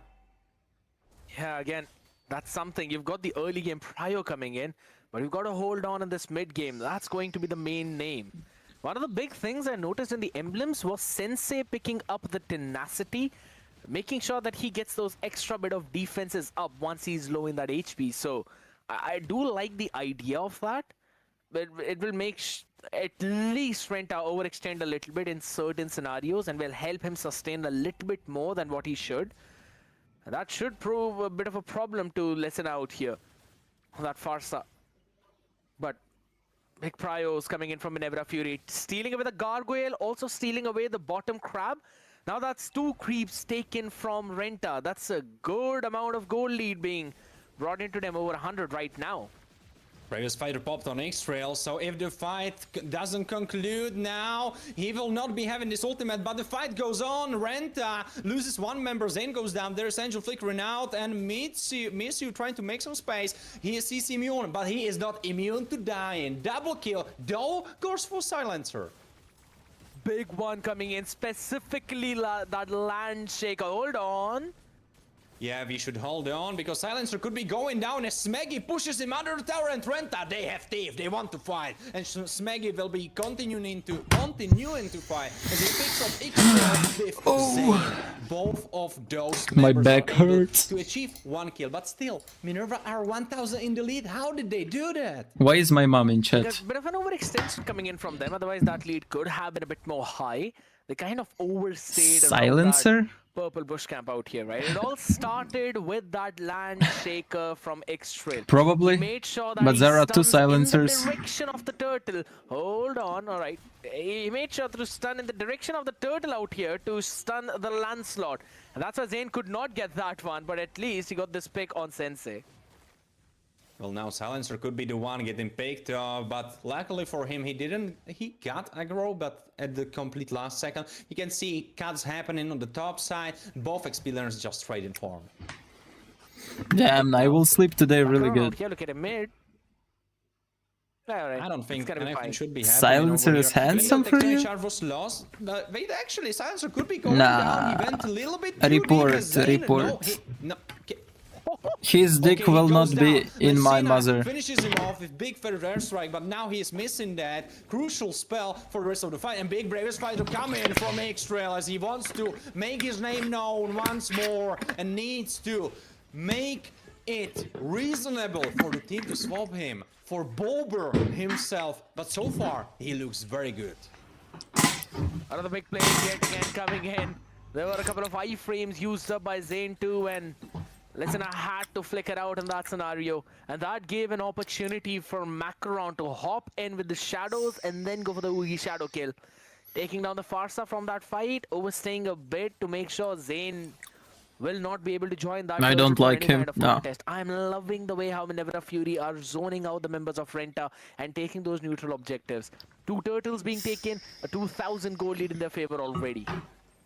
Well, talking about favor, now X-Ru is picking favorites as he goes for Smeggy. He picks him off because he decided the goal lane of Renta has to die. He needs to feel his wrath, because so far most of the Renta's composition felt the wrath of the Lapu himself, but not this goal laner. This will be his first death. Minerva Fury with a 3,000 goal lead, and before we saw jackpots with a strong domination that was very visible, like they had a lot of kills on their board, so it was making sense that they are ahead. I mean, I don't know. Minerva Fury, as they make another fight It's happen, playable for are kinda Lancelot. just I missed playing the point better, where killing they spree lost an on early X-Ru. game. Though killing spree on Zane, so that's super important to keep in mind. But still, Minerva with 3,000 goal lead, even though the kills are even. How do they do it? Here's the big thing out here, man. Minerva Fury are actually picking up kills on the right targets. Hold on. Well, talking about right targets, X-Trail was almost chosen as the right one, but luckily Pankrat was on hand, so he was dancing around trying to make them focus him, so they take his life instead of X-Trail's, because right now, even though Pankrat would be your typical gold lane carry, X-Trail is the more important one. And talking about important, Hayabusa has decided that it's important to kill Zane as he gets a killing spree and gets a shutdown from that. What a play coming in from Macaron. Instantly deleting him out there. Massive. And on the back of it, Lancelot right now, dying again, to after that Hayabusa is shutdown, something he's impressive. still going to have a decent amount of gold and a bounty on top of his head. But man, look at the amount Go of play your damage magic X-Trail shit. is doing on that Lapu. Instantly after that level 4, he No, was on Macaron that is a good rotation. player, He wasn't but really focusing fully on this lane. that because he Lancelot knew is Macaron joking. will be clearing that out for him. Joining in, making sure that Lizina's life is not going to be easy on this far side. That's what he needed to do, and he's been landing those land shakers perfectly. So right now, talking about landing, mega kill landed for Macaron, but now they need to leave because Lashina is going with the big feather airstrike, pushes everyone away, forces them away from the tower. Though now it's half HP on the tower, and X-Trail will have his ult soon ready. We're gonna do now. Nothing to help you out here though. Again, a dive instantly on Lesina's got to flicker out of the harm's way. Well, that would mean the tier 1 in mid opened up. The jungle access of Renta stolen away by Minerva Fury, and it seems more like, again, you don't have anything to hold down either Macaron or Sensei or even X-Trail once they hop in. And that's why Minerva Fury are taking the fight whenever they want and are also disengaging on their own choices.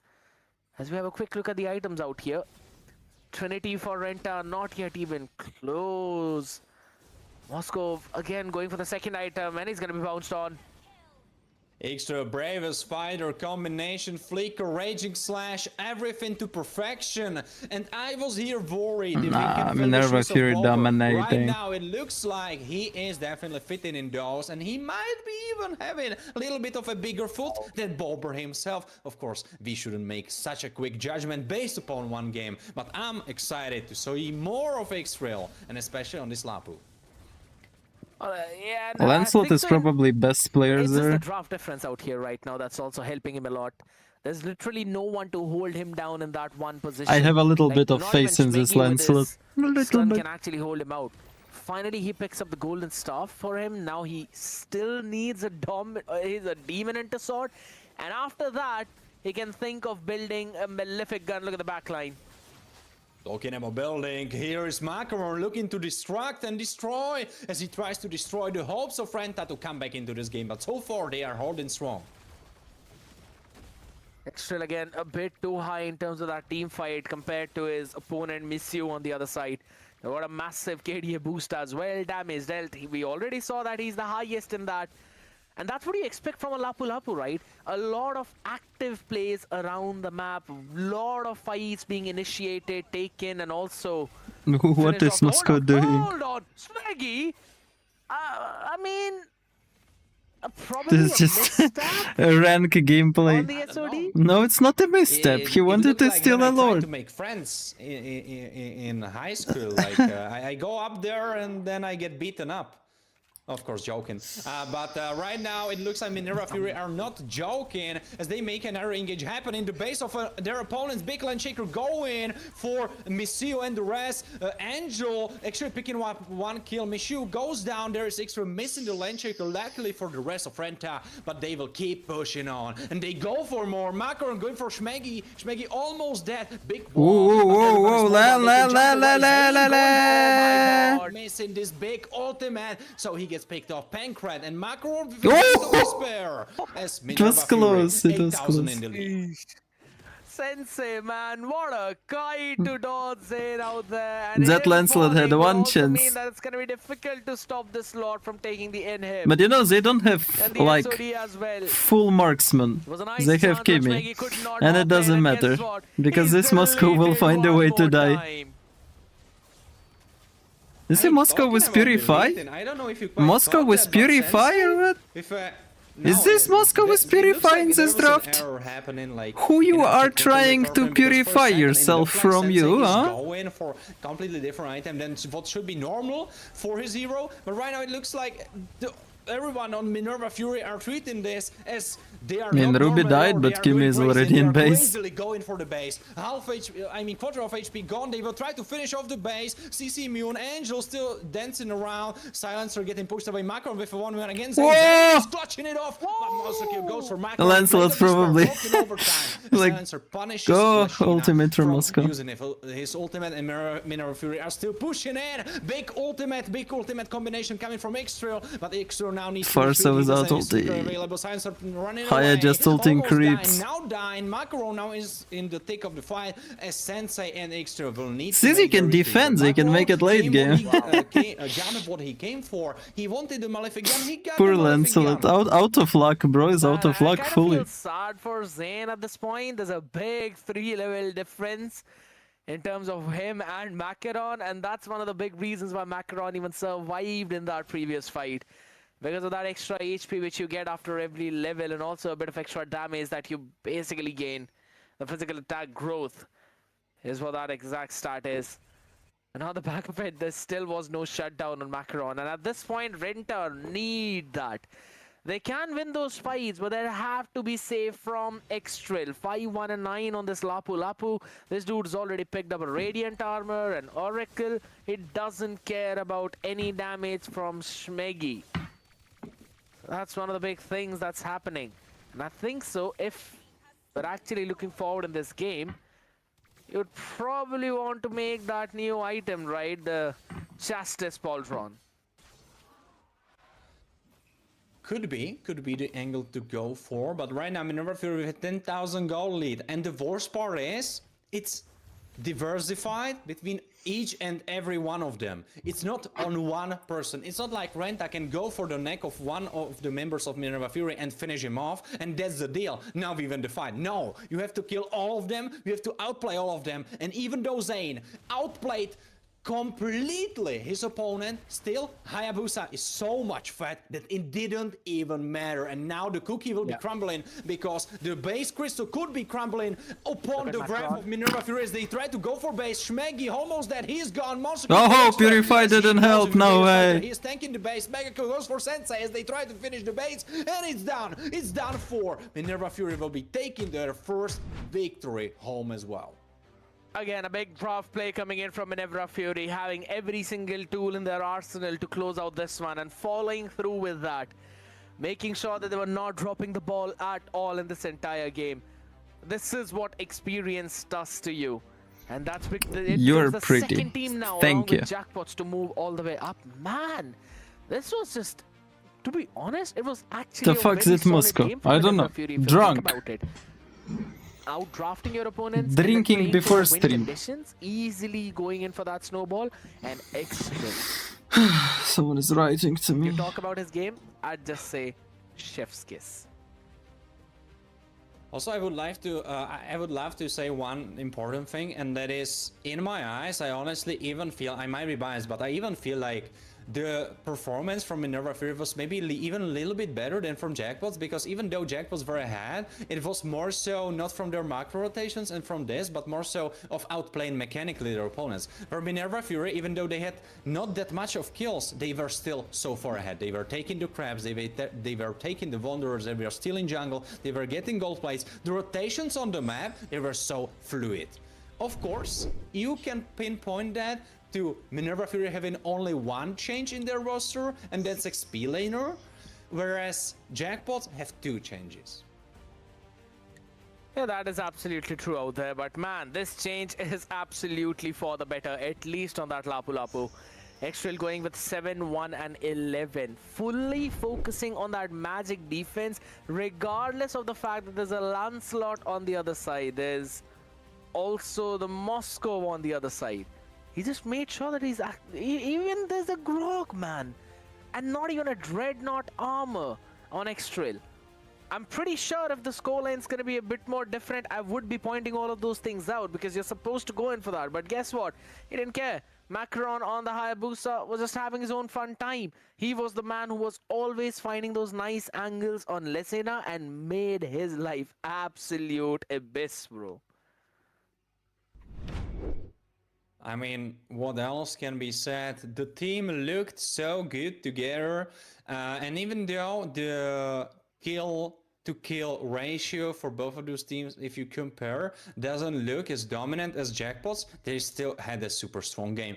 But there is one important thing to say for Renta, and that is, I see a lot of potential in Zane from the little I saw from him in this roster, and I see a lot of potential from the rest, because you have to take into consideration this game was longer 1 minute more than the last one we saw, and some of the moments, honestly, Renta was outplaying Minerva Fury. I was actually liking those moments too, but it eventually fell down to the draft, man. If they would have had something else apart from a Uranus in the EXP lane, something that can actually lock down this Hayabusa or maybe Extrail, or even someone that can actually pick Sensei off, maybe this would have been a pretty different game. Because you need someone to protect the Farsa. Angel on the Grok will give you setups. He cannot protect the team. Considering the entire triple man dive on the other side, you needed someone who can at least push people away, or if they hop in, you can stop them in their own tracks. So I think so that was one angle which Renta could have gone in for that EXP, and maybe Misa would have also had a better chance in his own EXP lane. He went in for the sandbag of the team though, but again, he died 5 times. Angel only 2, and he tanked 136,000 damage. That's still more than Misa. So that clearly shows you that there was a big gap in the draft. Also, one super important thing that has to be said for the side of Minerva Fury, we kind of just hopped over that and didn't even mention it. But of course, Minerva Fury had a substitute for this game. They had Silencer, which is not normally the part of the main roster, but he was subbed in for Primo. So that speaks so much for the team, because even though they had a sub, they were so fluent. They were working together very well. Honestly, if I wouldn't tell you and you wouldn't know better, you probably wouldn't even notice it. And that's super important, because this means that if something happens, if they need the guy to come, Silencer will be ready, and he will be ready to deliver. I'm going to be looking forward to it right now, man, because again, once the roster is in full shape and full form, it's going to be super fun to witness how it's going to pan out a bit later on though. But again, Minerva Fury, the team that eventually joins in jackpot for the 1-0 scorelines there. You know what? I kind of wanted to be the man who would give out the predictions this time around, and because let's be honest, you can't really go in for that same 1-1 stat, right? You need to go in for something different. It's just a best of 1, at least in the first stages itself. So it would have been pretty fun. But man, Warren, I'm pretty sure you would have expected Jackpots and Minerva Fury to win the previous 2 games though, wouldn't you?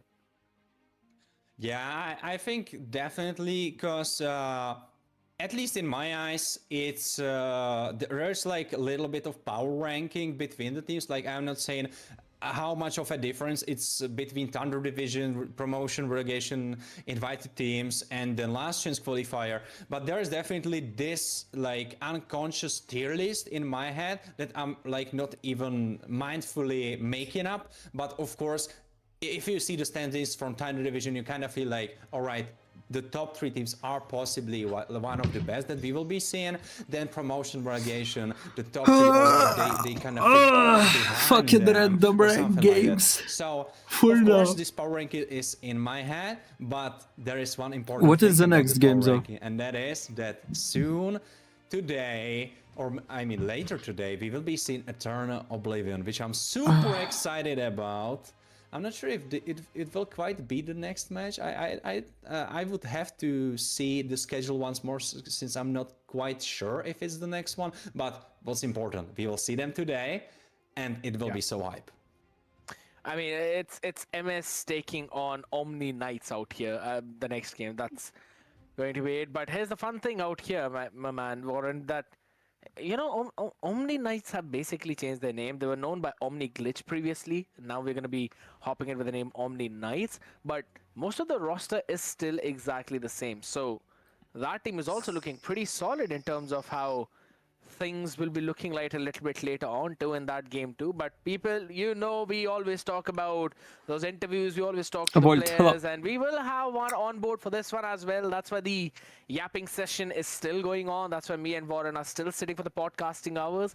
Just bear with us a little bit more. Make sure you hit that like button, click on the subscribe button as well. Come on, you don't want to miss out on the regular season action of the mlbb European Championship. That's again one of the best happening out in Europe. Make sure you bring all of your friends as well to hop in onto all of that action too. But here's the fun thing, Warren. Again, we've been talking about the next matchup as well. I kind of want to bring the attention back on here, because Minerva Fury was a team that all the way back in Thunder Division, they performed pretty decently. Started things off really well against Omni Glitch, where they won with a 2-0 scoreline. Then against Jackpots, it was a bit of an even game. So with the Revenant Order 2, and then even against Arke. So those were the 3 games where we actually thought that maybe the Minerva Fury we thought that they were, how strong that they were not really that. And that's why their rankings, at least in terms of the Thunder Division, was not really up on top, were not really top 1. And that I believe was kind of a bit of a blow for the boys out here. But at the end of the day, they're rising up really well, and that's what matters. Oh, they are for sure. And also, it's super important to say that they are not the same beast that they were before, because there was a Handle lot of changed changes profile picture. in the roster. Nah. Now with the new XP By the way, there are lane, two chats I see. you can There is like low-key one say general that it's a chat with different shorts team, and because they used to have a different horizontal goal stream. line.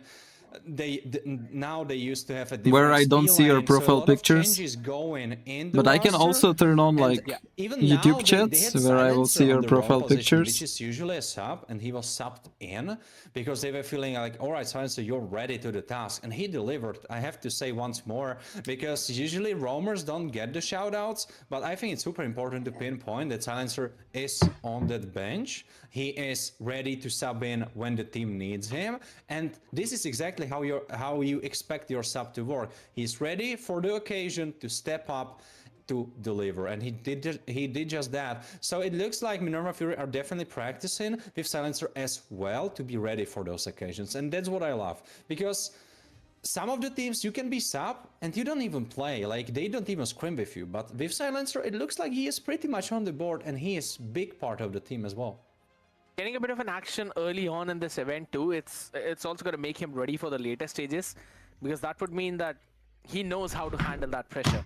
And yes, we saw the highlights as well. We saw how the game went through. It was all in all a full control game by Minerva Fury. No problems whatsoever. The rotations were looking on point. And man, Xtrill on that EXP lane was the difference maker. He made sure that regardless of what happens, he is there in every single team fight. And that was one of the big things why Shmeggy's entire life became absolute hell, man. He could not do anything on that Moskov. And this is one of the big things which I always talk about. Moskov, as good of a pick as he is, I understand the stuns, the ability to move around the map with the SOD, the capacity to push, and then the amount of damage that he could dish after he gets the 4 items.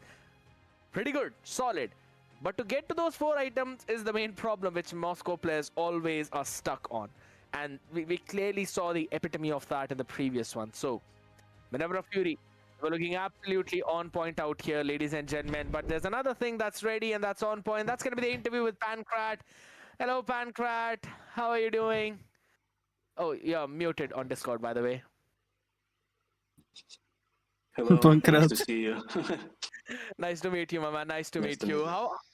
How are you doing? And how was your experience for the first game of regular season? It was easy. Well, what I can say, it was easy game, but. All right. I mean, did you expect something different from the lineup of Renta, right? In terms of the draft, is there something that you think was a bit of a problem, or do you think the draft was fine? It was just their teamwork. No, just a teamwork. I think just teamwork. Or what I can say. All right, fair. Basically, you can win with almost like any hero. Depends how you play in like a team. All right, fair. Warren, you've got any few questions? I mean, I would love for you if you were able to catch the first series that was Jackpots against Honor. I don't know if you were practicing before or you were able to catch the stream. So I need you first to answer me that, if I can follow up with the next question. Did we play against Jackpots or what? No. I mean, like, did you catch it on the stream? Did you catch their match on the stream? Like, I just saw some moments. Yeah. It's like it was easy game for them too, I think. Yeah, I like the way I was aiming. I was trying to ask for you if you caught the full game. How would you compare if you believe like but you basically answered that you said you felt like it was easy as well. Yeah. Well, you said teamwork, and looking on your composition, Silencer was subbed in here, and he looked like he was the main roster. Are you practicing with him? Was I truthful about that, or he is just like built differently? We practiced with him for the last 3 days, maybe 4, no more, and we changed XP too, so we have like new players now, and we just practicing how it's possible more now. Just trying to play more scrims, and that's it for now. But Silencer is good. We enjoy it. He have a great play style. He understands game well. It's much easier to play with him. That definitely was translated into your gameplay. I would add up one more question, and that is, we had a big patch. A lot of things can be different. We saw already from the drafts that it's shifting a little bit. Can we expect, of course, you probably don't want to leak like your spiciest picks, but can we expect some big hero from you coming into this new patch? Maybe already know everyone. The big hero for me, almost it's a 1-1 will be, because she feeling very good now after last patch. She jumping much faster than it before, so she feeling amazing now. So 1-1 probably is the best hero for me now. All right. Thanks for your answer, and at the same time, I'm sorry to shoot in the leg, because probably now everyone listening will be banning her first. I can cure your boredom, Jenny. It's not a big deal. We have a lot of different heroes now. I can cure your boredom. We'll see some Benedetta's Look, gold. I have something for you. All right. Oh, that's a question. That's an answer I wasn't Sounds like I'm a so, pedobot. Goddamn, Pankrat. Thank you for that. Thank you for that. Thank you for the interview. I mean, it's always a pleasure to have You know out what here, it man. is? Now, again, out of all the It's teams something that are really participating, fun. right, the 16 teams, Look what you can do with it. any other team which you would really want Look to like- face on in the regular Wow. season before moving to the playoffs? Probably no. We don't have any conflicts here. Any like, I don't know. We will play with See? any team. Doesn't matter who it is. All right. Looking forward to it. And Is it fun? out of I mean, 10, isn't it rate fun? the performance of Xtrill on the Lapu Lapu, because I was not expecting that out of him. Let's be honest. I didn't see what's happening on the early game and everywhere. I don't know. It was normal. All right. We won like for 11 minutes. It doesn't matter what he do. It's We already won, so. All right. It's that's a absolutely fair, permanent man. marker. Have you got any last few questions? I would love to ask one specific one, and that is, You know what you how can do with it? feel you will match up into Eternal Oblivion? It's a team I look. spoke about many times. I spoke about them even in this cast today. How do you feel you should be matching up to them? Because some people are speaking about them like they could be going for the big dogs from the Thunder Division qualifier. Do you feel Isn't like it fun? they could be making you struggle, or do you feel like it should be a cakewalk? They just regular team like all another one. Who is in this team? Is it Xian or Origami? Is this one? Is this guys? Or I'm saying right? Yeah, I think so. Yeah, Yeah, we Professor played- MSP. Yeah. Yeah. We played against them on the scrims. It was good. Like, we will see. Probably nothing special. Depends on our gameplay. If we gameplay well, if we fix all our mistakes, this will be great. I mean, I don't know, when I was a minor in my school, this was on every fucking table. Thank you so much for hopping in. It was again really fun to see And on a WWE desk too. playing like that and winning out. And I wish you all the very best for your next few matches too. Thank you so much. I appreciate that. So see you tomorrow probably. Absolutely. Hopefully. Fingers crossed out here. Thank you. See Yes, you. mom, what? Bye-bye. Alright, my man said that it was an easy game, and even Eternal Oblivion is looking pretty easy to them, so that's going to be a fun thing to see how that one falls off. But yeah, I agree, you know, this Minerva Fury is actually looking a little What was bit that? better than the previous one, at least in terms of What is that? What is that, bro? Well, of course, judging on that first game, It's so like- we still have to see how consistent they are, if they just woken up super good. But well, Like, from how Pankrat spoke, it definitely looks like this should be their norm. This is what we should expect, and maybe You're even gay. more. The confidence was definitely shining through from what he was saying on the interview. So I'm Okay, definitely wait. looking forward to that, and I'm wishing the best for them. Look at that, But yes. now we will be having another clash. What can you tell me about it? In that next one is going to be, again, a pretty solid one, at least, if I'm not wrong. It's going to be Omni Knights taking on MS, but I believe we're going to have to hop onto a very short break, Warren, before that, because, let's be honest, we all need a bit of a rest. The audience need a bit of a rest as well, so that they can hop back in with full energy for the next one, ladies and gentlemen. A lot of matches remaining. We will come with the Am next I still one gay? in the next 5 minutes. Don't go anywhere. Am I Stay still tuned. gay? See?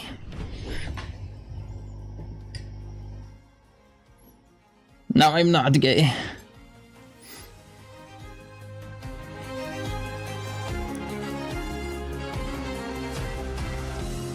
When will Zedal play? In a 5th match.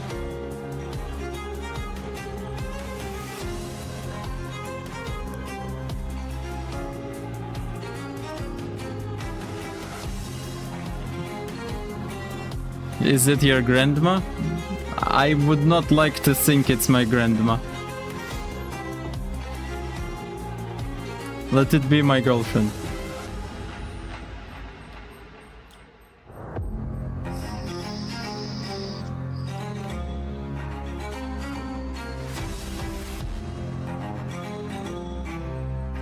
When will Rusik play? In 2 minutes.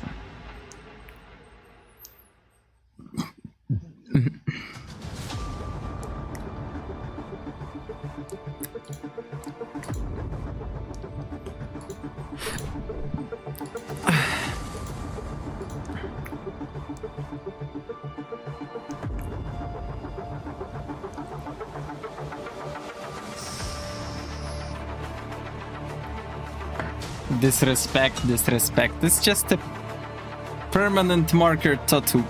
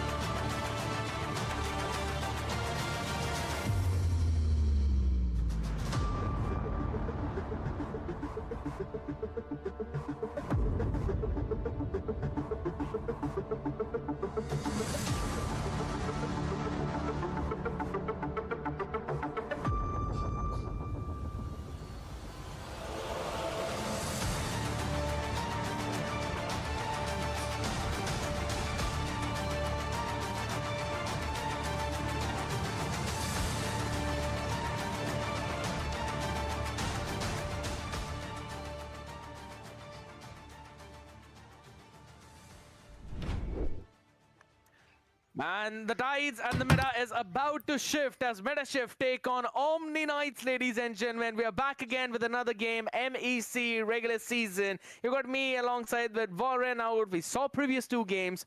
Let's be honest, the results were Casters as we have literally expected, 2 minutes of but rest you know what? between games. I think so this time the tides could change. This time, I'm expecting a team that made their way up all the way from the open qualifiers. mlbb World, Meta hello. Shift can potentially take down the teams of the Thunder Division. Thunder Oh, Division. that's a spicy statement. And the way you said it. Behave, son, I'm going to work again. Do you work in an escort, mom?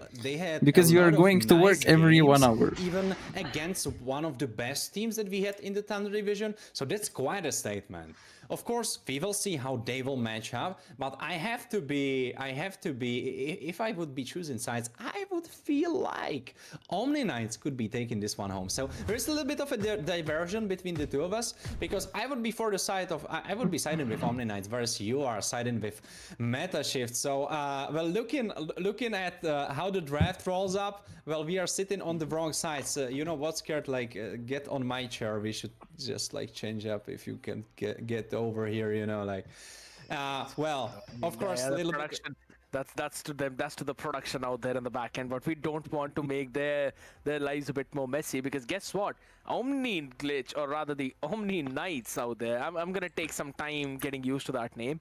They've got some big names up in front of them, right? This is probably the first game where 2 strong teams gonna play. All these players, like literally. in open qualifiers. But Pelmetronio and Boborusik were the ones who were playing in the Thunder Division. And now they're back up against them. So I think so these 2 players can actually be the game changers. VP? Well, Bobber, every time we saw him was a game changer, and now the role VP? of the game changer was basically Kill him, please. Taken from him, since, as we have spoken about it before, the teams probably switched the players, like they exchanged them. So probably not taken from him, but Xtrill was fit in those shoes. Whereas now we will see if Bobber can fit his shoes of X-Trail in the team of MetaShift. So I'm so excited to see how it looks.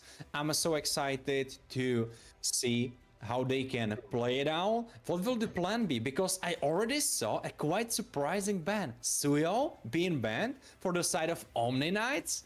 That's quite Random question, how long you have that blue That's one of cup? the big things out here, right? We were not really I expecting mean, I that don't to even happen, know but I because believe it's my gonna be a mother's bit of a cup and she restart, bought ladies it and gentlemen, so maybe don't worry before about I it. We're was gonna be hopping born, back I into don't this know. game very quickly, but I want to know your predictions. Fuck, Warren, right? maybe I think it's Metashift can actually 30 take this years one old, home. I don't know. What do you think?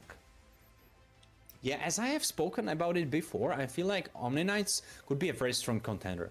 Though I have to say, the first two games, the first two clashes Do that you we want saw, to undercover they're as definitely me? more sided to So one you of the can do teams. that, you just First have to wear game, something first, short and series revealing. Jackpots, second series Minerva Fury. To Whereas reveal now, that I'm I gay? feel like it's a little bit It's a more great idea. narrow. It's a little bit more like 50-50. But if I would have to say, I feel like Omni Knights are a little bit stronger of a team than Metashift. But of course, the teams can make me eat, or I mean, Bobber and the rest can make me eat my words when they show me the other way around. Jenny, you are That's minor. still a possibility. Stop singing menacing At this songs. point, I personally feel that just because Metashift was already looking a pretty solid team, right? Moving through the open qualifiers New and all those Balmont best of has one that games, ow face. and then slowly moving towards those best of threes. He does. I kind of felt that it was a bit more difficult What to deal happened? with Where all is the draft? new upcoming teams to move all the way up. And then you also had Misa Esports, who you matched up against. It was my lobby against you, another experienced player. So you had to face him, and then you moved down all the way in the lower bracket and then won that game too to move all the way I'm up good, and mlbb qualify world. for I'm great. the regular season. It was a Thanks pretty for difficult asking. journey to be in, and Metashift moving through all of that without Bobo Rusek with X-Trail clearly showcased a pretty solid potential. Come on. But on the back of Show it me now, the even game. Bobo Rusek, as he's We are already waiting. played with Pelmetronio previously, do maybe they're both friends, maybe we've seen all of them. We are back to the It's draft. gonna be From the fun to draft see to the how draft. this synergy eventually pans out, because Bobo Rusek, previously the member of Minerva Fury, Pelmetronio, previously one of the best gold laners for Jackbots, now moving in all the way in Metashift. I want to see how far they go.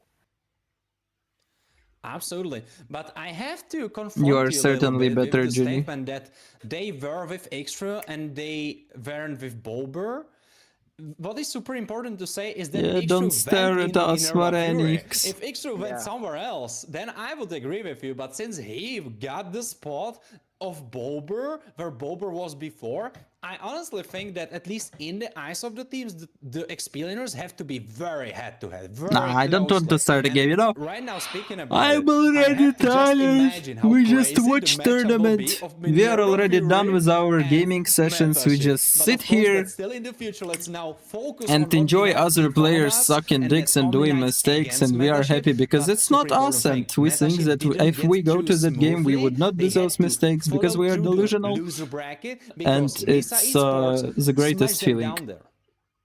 That's one of the big things, right? There's a lot of things which you have to consider, considering what they went through previously. And let's be honest, there was a lot of Yuzhong picks coming in the open qualifiers, which will potentially not Which see team that is much here. Gedal But, is? again, considering who the the fuck double is fighters meta Gedal? right now, a lot of fighters being picked up and banned out, we might potentially see that. An early Ruby ban coming in from Omni Knights instantly, along with the Lancelot and the Basha.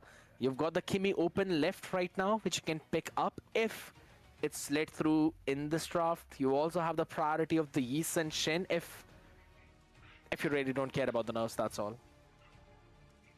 Looking at the bans, definitely looks like they are adapting, because CC Ruby, it's kind of a handshake ban. It looks like definitely was a reaction in for the side of Metashift, where they saw Ruby ban and they were like, alright, we are banning Juxian, but then we need to ban CC, so they cannot go for that easy fighter goal line. So now some of the options are still there, but the two easiest ones are off the board. So I'm super excited about Omni Knights for their first pick. It will be a Kimi.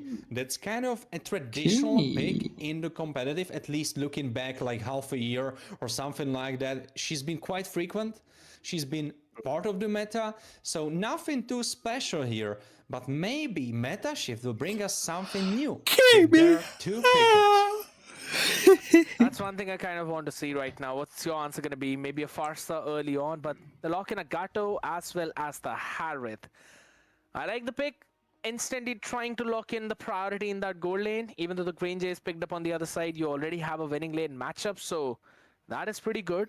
And with the Gato, Zeddle? you have that priority with the AOG Oh, as Zeddle well. is A bit of a in disengage 5th match. to This taunting the is other side on your 3rd face. match. I do like the idea. You can play aggressive. Be and ready for Roblox Dazai or else I play a bit more circumcised passive you, as well at small the same dick. time if I mean, I'm sorry, I'm watching tournaments these Omni days. Knights answering back with I the Alice cannot. and the EXP locking in the Fredrin for the jungle. The Fredrin Kimi meta.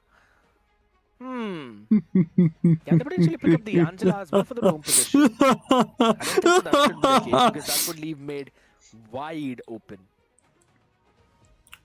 Well, that's true, because Kimi needs some of the support. As, of course, if you are talking about Omni Knights. So Kimi needs a little bit of that support in early. She cannot really do it on her... Well, she is decent, but she is not really able to do it on her own. So she will need that support. Probably could have been Grok, but Grok is off Dazai, the board. if I Now, follow you thinking from about my Kalia, real honestly, ID in Instagram, right now will you have follow before me their back? hands Say yes. to either go Yes. for the gold laners, which they are right now currently doing so, or for the roamers. Well, I'll Because play since with they someone have else both then. of those picked up for themselves, that means that they can start shooting those bands right into this field of heroes. For the side of now, I will think banning about it. Yuzhong is super smart, because I was just Maybe I will thinking watch that like Metashift tournament a could little go bit and for then we can Yuzhong go pickup Roblox. for Bober, I'm gonna because be we bad. saw him play that. He's super experienced on that hero, and Yuzhong is one Then of even go back very to decent tournament. picks into a list. Whereas right now, possibly some other option that could kind of fit the bill would be Uranus. Yeah, you already have a Gato to try and stop the other side, and you've got a bit more mobile backline technically. So I think so. The Uranus would be a pretty solid Do you pick know in this Betoski? scenario. Yeah, I know But at the same Betoski. time, I don't really What about him? I'm not really on board with the Yuzhong ban coming in from Omni Knights. Yes, I understand you don't want to give it to the Bob or Rusik so that your Kimi can have a fun time. But even you could have kind of picked it up and played into a double fighter composition. Maybe putting him up in the gold lane too, just to try and deny a Farsa on the other side. Because if Meta Shift pick a Farsa right now, I don't see any way Omni Knights can actually counter that. I agree. Farsa could be quite interesting, but at the same time, it's super important to say that Metashift went for Lapu, which makes a lot of sense for Bober, but compared to Alice, he cannot really do that much. Do you think he deserved to be popular? Trade, he will get outmaneuvered. I mean, yeah. And of course, in the teamfights, then he can shine, but he will definitely not be coming ahead from He's laning popular phase. for a reason. But now, there is a guy that we saw many times, especially in the hands of Omni Knights. I almost said Omni Glitch, I'm so used to that, as well as you are. So, pardon my mistakes, that will be His videos something that will be good. happening probably in the near future. Of course, we will work on that. Slorky Boy with Bruno, okay, I don't like Brody here, certainly. as well stars BYB, so yeah, my I don't like Brody. But what I wanted to say is that right now, Omni Knights have Khalid. They have Khalid for Wansky, and it's something that we saw him being very, very, very successful on. That's one of the big picks I was about to mention, that Omni Knights can actually pick up a Khalid in the roam position, and that would work out really well. To even stop the other side, you can go in for the engages as well. You've got the why he is not good? Why Betoski is not good? Disengage tool too in terms of the Raging Sandstorm, and kind of pairs up pretty well with the diving composition that Omni Knights really have up in their hands out here. You mentioned about the Bruno. It's going to be the Bruno in the hands of Slarky Boy. So ladies and gentlemen, again, we've got the drafts in front of us. Everything set up for this game number 3 in the MEC regular season 2025 out here. Wow. We've got Omni Knights taking on Metashift. Well, and taking on, because right now, wait, Vansky is Valerie. Alright, that will confuse me even further. But of course, it should be Vansky himself, the man, the myth, the legend, as he will be trying to steal away the golem from Metashift, but maybe dying for his actions.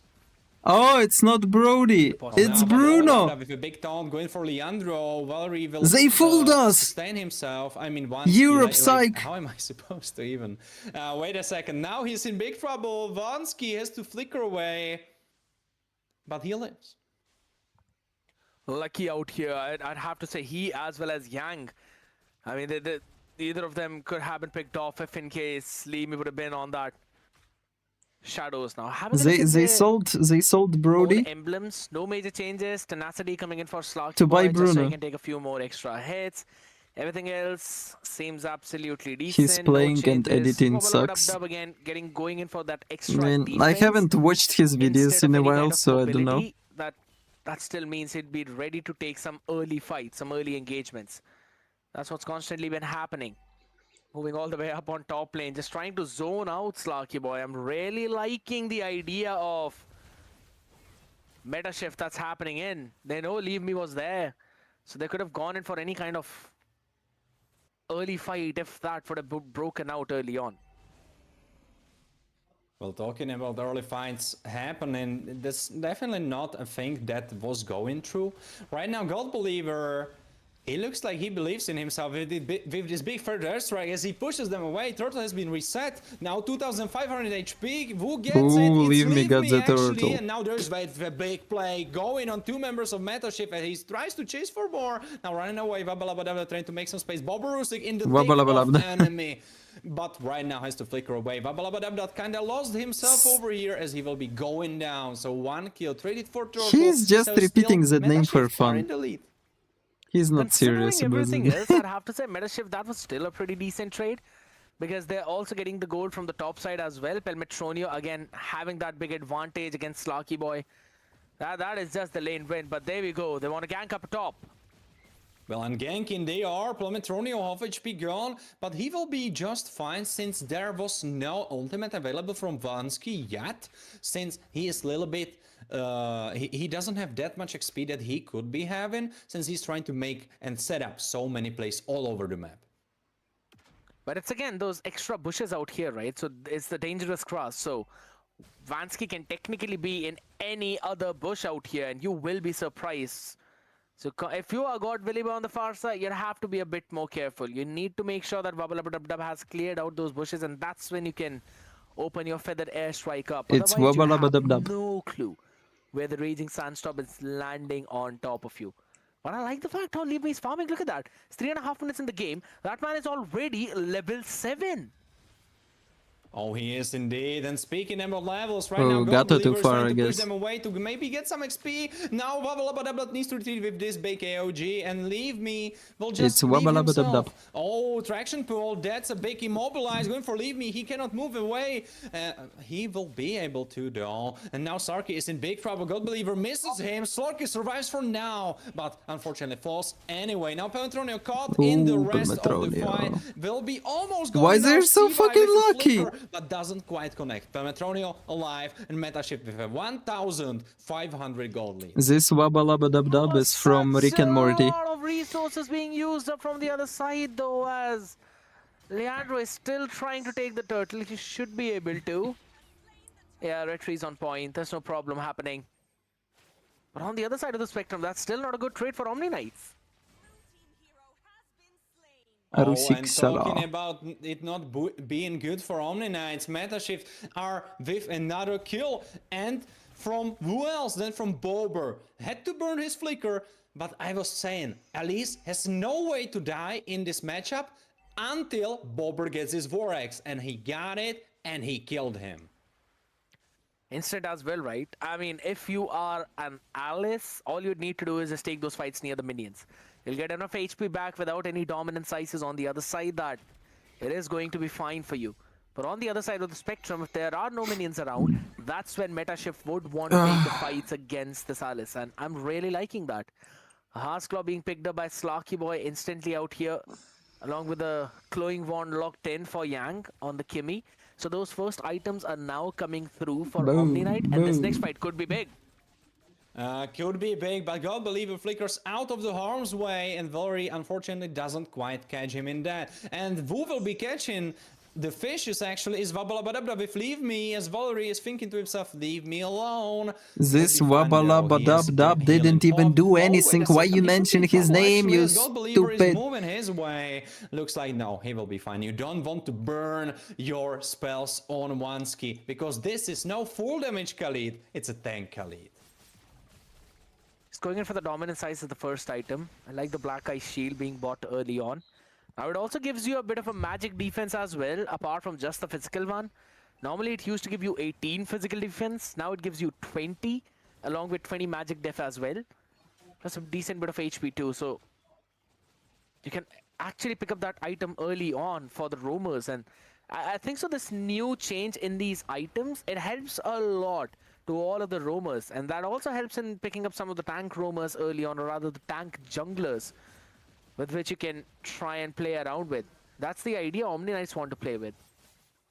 Though it's super important to say that it lost the component that gave... Oh, wait a second. Now there's Bober giving everyone a headache with big Bravest Fighter combination. The Landshaker hitting. I'm so happy Khalid is doing his job. AOG as a disengage. Unfortunately, like Khalid was picked to dive into Farsa, and this guy knows what he should do. When Farsa ultis, he ultis. All gonna be safe, okay, though. Meta shift, though, eventually picking up that not protecting from Hayabusa. No, not from Harris, but stopping Farsa from ultimate. You want the snowball. Doesn't have a lot of damage in terms of dealing department, right? There's the big damage numbers by Bobo Rusik, and then you've got God Believer in mid on that Farsa. Apart from that, everyone else just above 10,000 mark.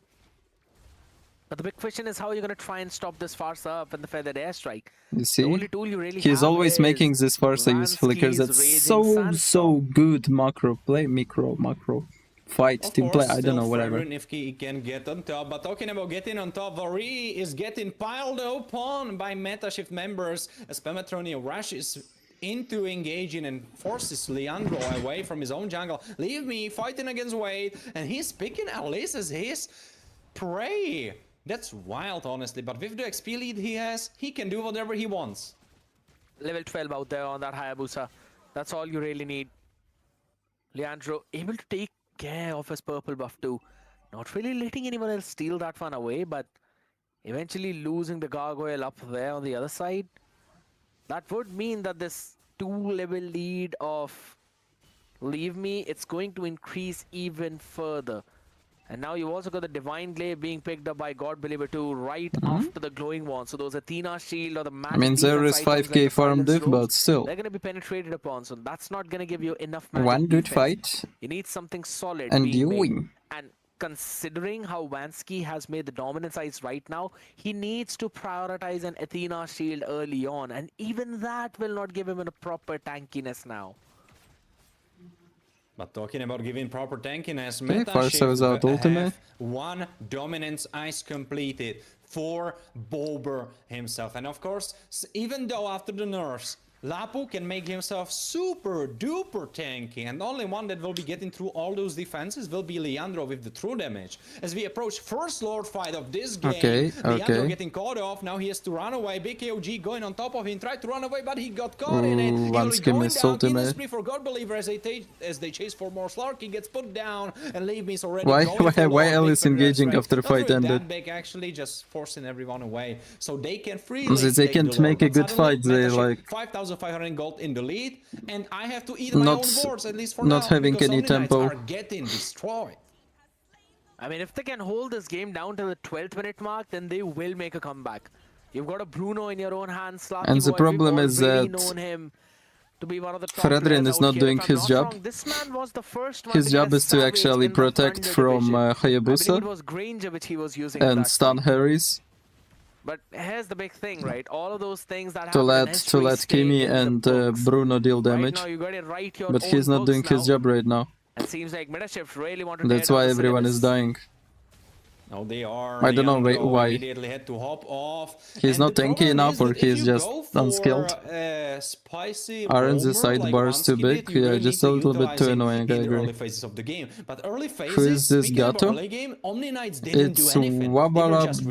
Wabaluba Dub Dub Wabalaba Dub Dub. They didn't try to do anything, but I don't so much more. No, who is it? That's one of the big things out here, though. Inhibitors are now going to start falling off. So you've got to eventually play all the way back in your own crystal. The bottom one taken down instantly. Here we go, the Yugi Shadow kill. Levy needs to try choosing But the Bruno right doesn't targets even because, have of that course, much he damage almost for killed now. Wansky, but even if he did, it's still a Khalid. It doesn't really mean that much. Big attraction pool going for half HP Pelmetronio. Now he's healing up, so he will be fine probably in some couple of seconds. Big Ferres actually pushes Sarky Boy away, and now Vabalabadabda jumping in. Big AOG, he goes for the backline, double taunts, he engages, but no one follows. That's a little bit slow by Gato. Distraction. Metashift wanted the tower, and they were like, alright, jump in the meat grinder, and we will get the goal from like the a tower. little bit of yeah. It was simply more like the Captain America giving orders to Hulk, just go and smash. That's what he was eventually doing. And everyone else was going in for their own objectives out there. Now, Athena's shield being made up by Vansky will give him a bit more tankiness, but you could technically say the same thing for God Believer now that he's made up the Blood Wings as well. More mobility, more difficult to catch onto this Farsa once she goes in a bird form. I don't really see any way for Omni Knights to actually stop that feathered airstrike before he drops in a couple of bombardments. And that is one of the big reasons why we are seeing so much disparity hopping in. Every single one of those players out here having a gold lead of at least 1,000 except for the mid lane. And if you're comparing the jungle, well, that's a 3.2k gold lead right now in the hands of Leaf. Bruno is just buying Malefic gun right now, so... give some context about the matchup, and that is definitely that Hayabusa will be farming faster. Oh, I forgot I need to translate Pelmetronia, oh my god! But yes, 3,000 gold lead is quite a lot. If it would be like 1,500, then it's not really that big of a deal, because tank items are usually cheaper than the carry items. But it's 3,000. Yeah. That's a whole item. Maybe two if you were talking about cheap items. That's wild. Yeah, and here's one fun thing that I noticed right now. Wade has gone in for a lot of semi-items with the Silence Strobe, with the Dreadnought armor, as well as the Molten Essence for the Cursed Helmet. I'm liking that. Yes, they're in the gold deficit. It's absolutely fine. Just a few more seconds or maybe a minute or so, and he will be able to make some big items very quickly. So that could be a big turning point in this game right now. Nice zone from Rusik, but the fight continues. Talking about quickly is meta shift to make this into a slaughterhouses. They go for more. Well, actually, they got picked off first. Well, I mean, Bobber got picked off first as they try to chase for more. Actually, no, it's a mega kill, double kill. God Believer finishes 3 members off, and it's just Wade and Leandro, and I don't think they stand a lot of chance. Can they clear the wave? Can they do it? I don't think they can. Wow. Try to jump away. Wade will be going down. He is put down, and just Leandro monster kill for God Believer. Can he clear the wave? Big time. I will mute myself for a while, okay? I need to translate one shit. And suddenly I have to eat my own words, as I have said before, because meta shift are showing up strong.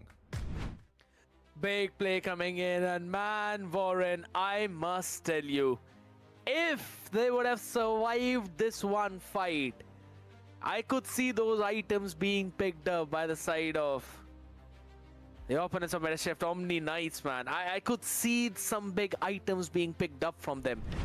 If they survived this fight, things would have been very different though. But again, the win conditions, we know Meta Shift to be having a big idea of what they really need to do to win, how they need to play the game to try and easily go to that crystal. They knew Pelmetronio on that had it. He can be fully trusted. Leave me on the Farsa was absolutely, or rather, leave me on the Hayabusa was absolutely annoying. You also had the Farsa constantly going in for those good positional bombardments. Vansky could not really do anything on that Khalid. And I think so, again, that falls down to just Khalid being a little bit slow in terms of landing those ultimate stuns, right? So that's a bit of a bummer, but Pelmetronio never fails to amaze us. Well, it's super important to say that Khalid usually should be paired up with someone else who can kind of set him up. And there was heroes that were able to do it. For example, Alice, she could have kind of went in, set it up, stunned some members off, and then Khalid could continue with his own ultimate to layer it on top of. But that didn't really happen, because a lot of the fights were just disjointed. Khalid going in first, which I don't think should have been the case, because everyone and their grandmother probably can dodge the ultimate if they see it coming from a mile away. And that's exactly what was happening. And also you have to put on top of that Lapu is mobile, Farsa, okay, she is not, but she has super big range, so you need to gap the distance and she can see you between that moment and between the moment you reach her. Then you have Harid, super mobile as well. So, and Haya, don't even make me start against Haya. There are some heroes that cannot even play against him just because he is so mobile. He just sold all of his items for a Winter Crown, thinking that we would not notice. Doesn't want anyone else. Scared? You don't think that he won the game with 008 with just Winter Crown? What are you seeing, Scared? Of course he was playing with just a Winter Crown. What do you think? He's just that good. One of the fun things that I actually notice here is the fact that Wobble Dub Dub on a roam has 6 assists. Leave Me on a jungle has 8. Not a single kill. I mean, it kind of comes down to the target selection again, because we saw, or at least I saw, like 5 Yugi shadow kills going on Leandro, Wade, or Wansky. So I feel like he could have went for the squishy ones, but honestly, that wasn't even his job. He just needed to make to get them poked down so Farsa and the rest of the team can finish them off, and that's what Leave Me did perfectly. I think so. I agree on that one. He was just making sure that he's doing his own job really well, enabling God Believer to drop in those bombardments, and then Pelmetroni out here wrapping things up. I have to say, Slarky Boy in that one last fight as well, he could have retreated a little bit early. I could see him getting that confused thought in if he would want to stay or he wants to go away. And in that confusion, he thought of maybe landing in a couple of more hits onto Pelmetronio, but just did not realize that God Believer was also closing that gap. So he was moving all the way up on his face, and eventually he got taken down as well. This is one of the big reasons why I've said marksmen are really not looking pretty in this meta. They are struggling a lot because of the amount of sandbagging those fighters can do. Look at Wade, 102,000, Wabbalabadabdab, 101,000. You also have Vansky and Leandro with 85 and 93 themselves. That is atrociously high. Well, talking about atrociously high, you can look at the side of meta shift, and definitely God Believer was quite a lot. He was assisting quite a lot in those fights, because 612, he missed only 2 kills, which I believe were 2 solo kills from Bober. Maybe it was something else, but I think, well, not really, right, because Harid has 9 KP as well, so that means it must have been something that slipped over there. I think one of them was Bober kill, second possibly was the solo play from Pelmetronio. Well, the thing is done, or at least in this one clash. The thing meaning, well, how will the teams from Last Chance match up to the rest? Because right now, well, they've beaten one of the top teams from Thunder Division, and quite easily, I have to add. I said it. I gave this one to you long back, and because again, Bobo Rusik, he knows what he needs to do in that EXP lane, and Pelmetronio is just so good in his own gold lane. The synergy between the players, it's looking really nice. Leave Me is always prioritizing those rotations in the jungle. They're working together, stealing the creeps of the other side, while also protecting the creeps of your own jungler, while Leave Me is doing everything that he needs to, going in for those neutral objectives, farming up very quickly. 3 minutes and 37-second mark, right? That is the fastest I have seen anyone reach level 7. Like, no cap on that. That is literally one of the fastest farmings on any jungler per se. I'm not really counting any early game, mid game, late game junglers or just the Hayabusas. On any jungler, that timer is pretty good. And if Leave Me can do that, oh, you need to be worried. If anything, you've got to ban his Hayabusa. He looked great, but what also has to be said is that the composition that was put against him wasn't the hardest to play into when you are Hayabusa, because typically you would care about some straight on your head CCs, even though he is not really played, but like Cyclops Ultimate or something like that that can really mess you up even though you are so mobile, but that wasn't really here. There were no easy to land CCs going on top of him. and the ones that you could use, they were either too slow or you didn't want to waste them since they were like BKOEs, Khalid's ultimate, then Alice's ultimate. So it's not the ones you want to go for. So still, I have to give him credit. He played very well, but let's be real. The composition was kinda easy to play into for him on that high. The only thing that I can think of which could have kept him in his own spot was the taunt of a Khalid. Not rather the Khalid, but the taunt of the Fredrin.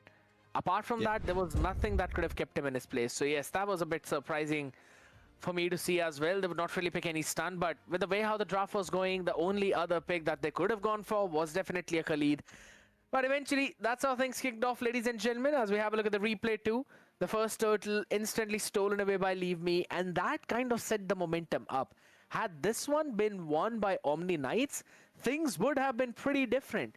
But as soon as they let this one go, Hayabusa could farm up pretty quickly, and that speed is something that the Fredrin cannot match.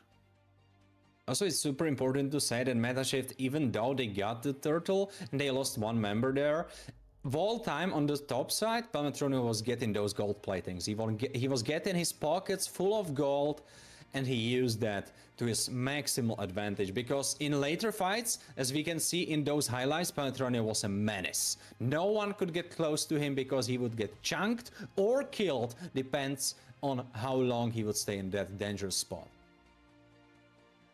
One of the big things, right, whenever you are watching Palmetronio play is that you see him not making any risky moves. He's making sure that he's got that distance in, all the while just doing his own job as that gold laner. That's why he's one of the best out there. He knows how to do his own things and then also realizes how to outplay the other side, right? And at the same point now, I have to think who's the other laner who can actually counter him out there. If it could be King, we saw him play the Harith in that first game as well.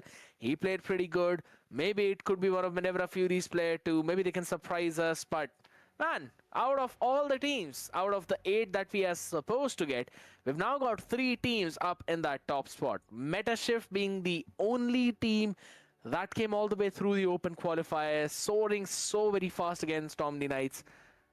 And I think so that's a big, you'll have to say, fact check for Omni Knights themselves. They'd have to be pretty careful about how they'd eventually move forward, right? Because let's be honest, Omni Knights are looking a little bit shaky.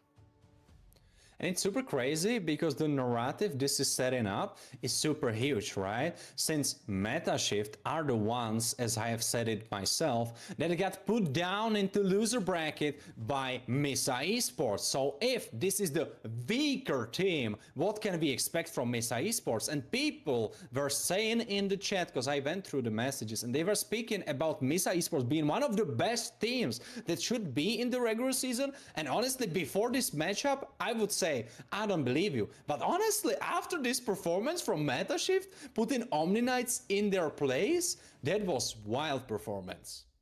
True, and I'd have to say, I kind of expected that. Because considering the amount of changes that's been happening here and there, a few of the roster shifts as well, plus the performance in general for Omni Knights here and all the way back in Thunder Division, I believe things started off pretty shaky for them. They lost to Minerva Fury early on in a 2-0 fashion, and then they finally picked the pace up when they matched up against Void Kings and Method Black, where they won both of their games. But then even against Stolen Angels, this team was not really stopping. So that was a moment where everyone thought maybe Omni Glitch could be the team that can actually stay up on top of the entire leaderboard of the Thunder Division, but eventually losing against Jackpots and going even against RK and Revenant Order, it kind of led them into that middle pack of that entire, you could say, event. Now that was a bit surprising for everyone, specifically for the fans of Omni Glitch, but all in all, let's be honest, the performance was pretty decent, but if they want to lift the trophy, then decent is not going to cut it. Oh, absolutely. Oh, absolutely. What a lovely way to put it. And speaking about what we just saw and the narrative it's bringing, I'm just so excited. I am so looking forward to meta shift, especially when they will be matching Minerva Fury, when they will be matching Jackpots, because those could be crazy battles, those could be crazy matchups. So very excited about the rest of the days. But of course, this day is far from over, because we are still in the, well, low-key it's a half of today. This was a third duel that we saw. We will be seeing 5 more, but before that I believed we should have had an interview. Yeah, absolutely. You talk about that, and guess what? We already got the information that it is ready. Ladies and gentlemen, we're going to be welcoming Pelmetronia out here. Finally, after a long time, Pelmetronio, how are you doing, my man? I'm fine. All right, you know, for all the people out there who are wondering why it's only Pelmetronio, we also have Dazai for the translation here. I want to ask Pelmetronio, everyone calls you the best gold laner in Europe. Does it put a little bit pressure on you to meet the expectations of everyone? Зрозумів? Ну, типу, чи це тяжко бути тим, кого називають топ-1 голдером в Європі? Нет, это не тяжело быть топ-1 голдером в Европе. He's saying it's not hard to be top-1 Europe gold laner. Oh my god, I mean, he's firing shots. Warren, is there anything? It's your questions now. I mean, shots fired, and the people on the interviews are keep firing the shots. We had Pankrat before, so since they both fired the shots, how does he feel he will match up against Pankrat from Minerva Fury? Як ти думаєш, ти буде, коли ти будеш проти Панкрата грати? Против Панкрата я уже привык к его геймплею, типа, не будет никаких проблем с этим. He says he is already, like, he's used to gameplay of Pankrat. He doesn't think there's gonna be any problems. It's gonna be easy for him. All right. And if I could add one more, I would use the same one I used before on Pankrat, and that would be, can we look forward to some crazy picks coming from you in the new patch on gold lane?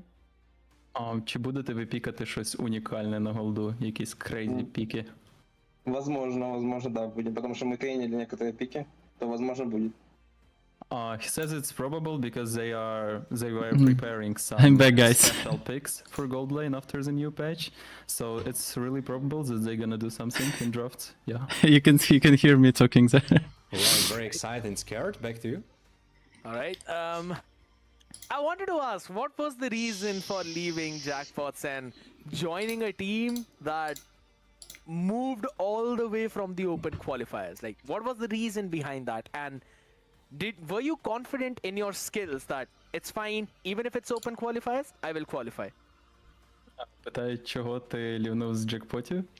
І типу, чи ти був настільки впевнений в своєму скілі, що ти все рівно пройдеш на цей турнір, тому тебе не хвилювало, що ти ліваєш з команди, яка вже по суті все пройшла? Ну, мы не уходили с команды, можно сказать, что у нас были разногласия, и нас кикнули просто, это первое. И да, мы были уверены, что пойдем на эту стадию, потому что там не было сильных команд особо. So he's saying that they didn't really leave the team, there were some contradictions and arguing in their team, and they were literally kicked off that team. But yes, they were confident that there is gonna be nothing hard to qualify, even if it's open qualifiers. Oh my god, I'm really looking for a matchup between Jackpots and Meta Shift out. But one last thing, Pelmetronio, you played with Extril on the EXP lane. You're also playing with Bob Music on the EXP lane. Who do you think is better in that? Питають, хто тобі краще, ну ти поняв, да? Да. Хто на EXP? Music is number one EXP lane in Europe, I think. So, all right. That's, yeah. You were saying something? All right, my man. Fair. Pelmetronio, it was an absolute honor to have this interview with you, and Dazai, thank you so much for the translations as well. I wish you all the very best for your future games. Looking forward for you more. Yeah, bye-bye. bye. Yeah, bye. Thank you. Thank you. Oh my goodness. He's such a sweet guy, I'd have to say. You know, when we think about Pelmetronio, we think that, again, one of the best players out there. You could probably expect a few things out of him, but he's a very sweet guy. And oh my god, Morin. Pelmetronio is the sweetest guy ever in the world.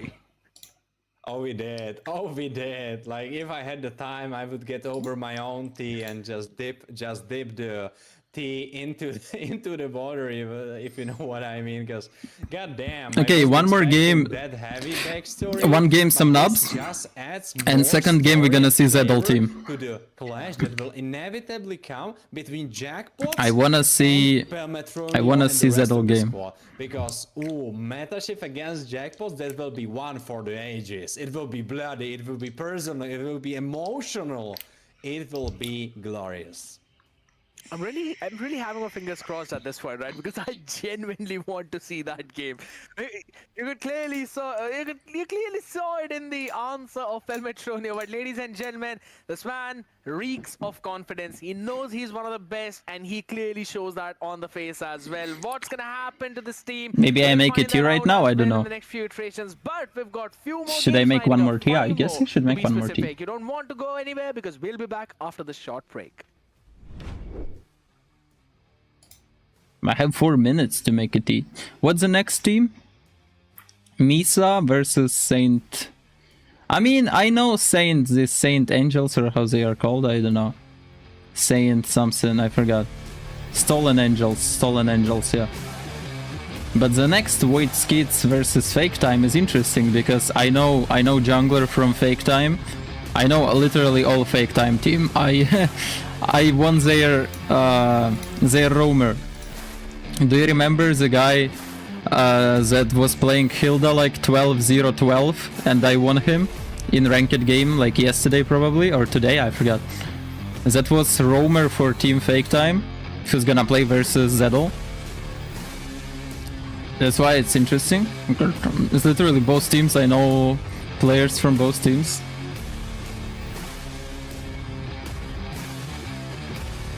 Yeah, Gorinich, yeah. So I want to see if they improved something, because they didn't really seem to have good team play before in ranked games, and I mean not only ranked, I mean tournament qualifiers. They seemed like they just started this tournament for fun. That's why I'm not so confident in their team. They're making mistakes sometimes, the draft is not perfect, and no, I wanna see if Zedel can beat them or not. And if Zedel gonna have problems. And Zedel also changed some players in his team. So basically everything is interesting.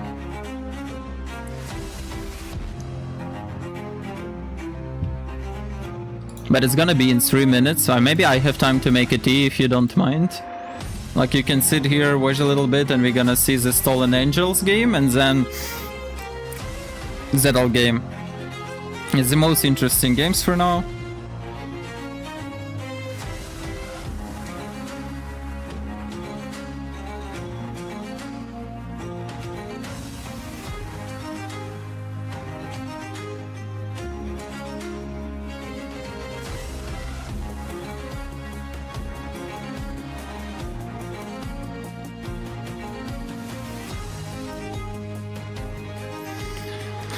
Oh, okay, be right back. I will charge my phone as well. Maybe gonna play a few games after tournaments. Why not? Should be interesting. Too bad Zedel is not playing right now. Sad.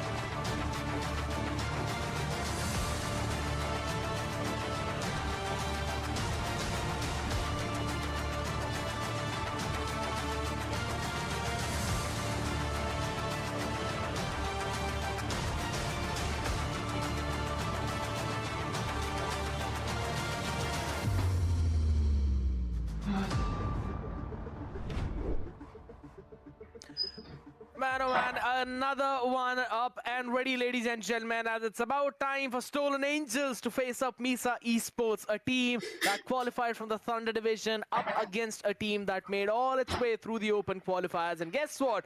You also have one more player out on the side of Misa that is ready to face their nemesis one more time. And it's none other than mlbb being brought in this lineup. And fun fact is, Warren, I know we both were discussing it in the break as well. I think so Misa Esports can actually win this one. I mean, it's a fun fact if you are their fan. Of course, if you are a fan of Stolen Angels, then this is not a fun fact. That's a sad fact, or how to put it. Well, of course, Stolen Angels have showed us their prowess, especially in the beginning of Thunder Division, but when we got over the half of Thunder Division, they kind of fell off. Or maybe the rest improved, cannot really say which one it was, maybe a little bit of both, cannot really tell. But the important thing is they didn't end Thunder Division as the big dogs. They ended Thunder Division as like a decent mid-tier team, but not the strongest. So now going into this clash, since we already just before mere seconds or like mere minutes in the past we saw Misa, not Misa, but Metashift beat Omni Knights. I mean, Misa Esports, we already know, are the stronger team compared to Metashift. So what I expect from this is that Misa Esports will take this one home, and Stolen Angels, if they did not improve quite a lot or became a little bit more themselves as they were in the beginning of Thunder Division, I don't have much hope for them. That's one of the big things out here, right? Stolen Angels, yes, as you rightly mentioned, their start in Thunder Division was actually pretty surprising.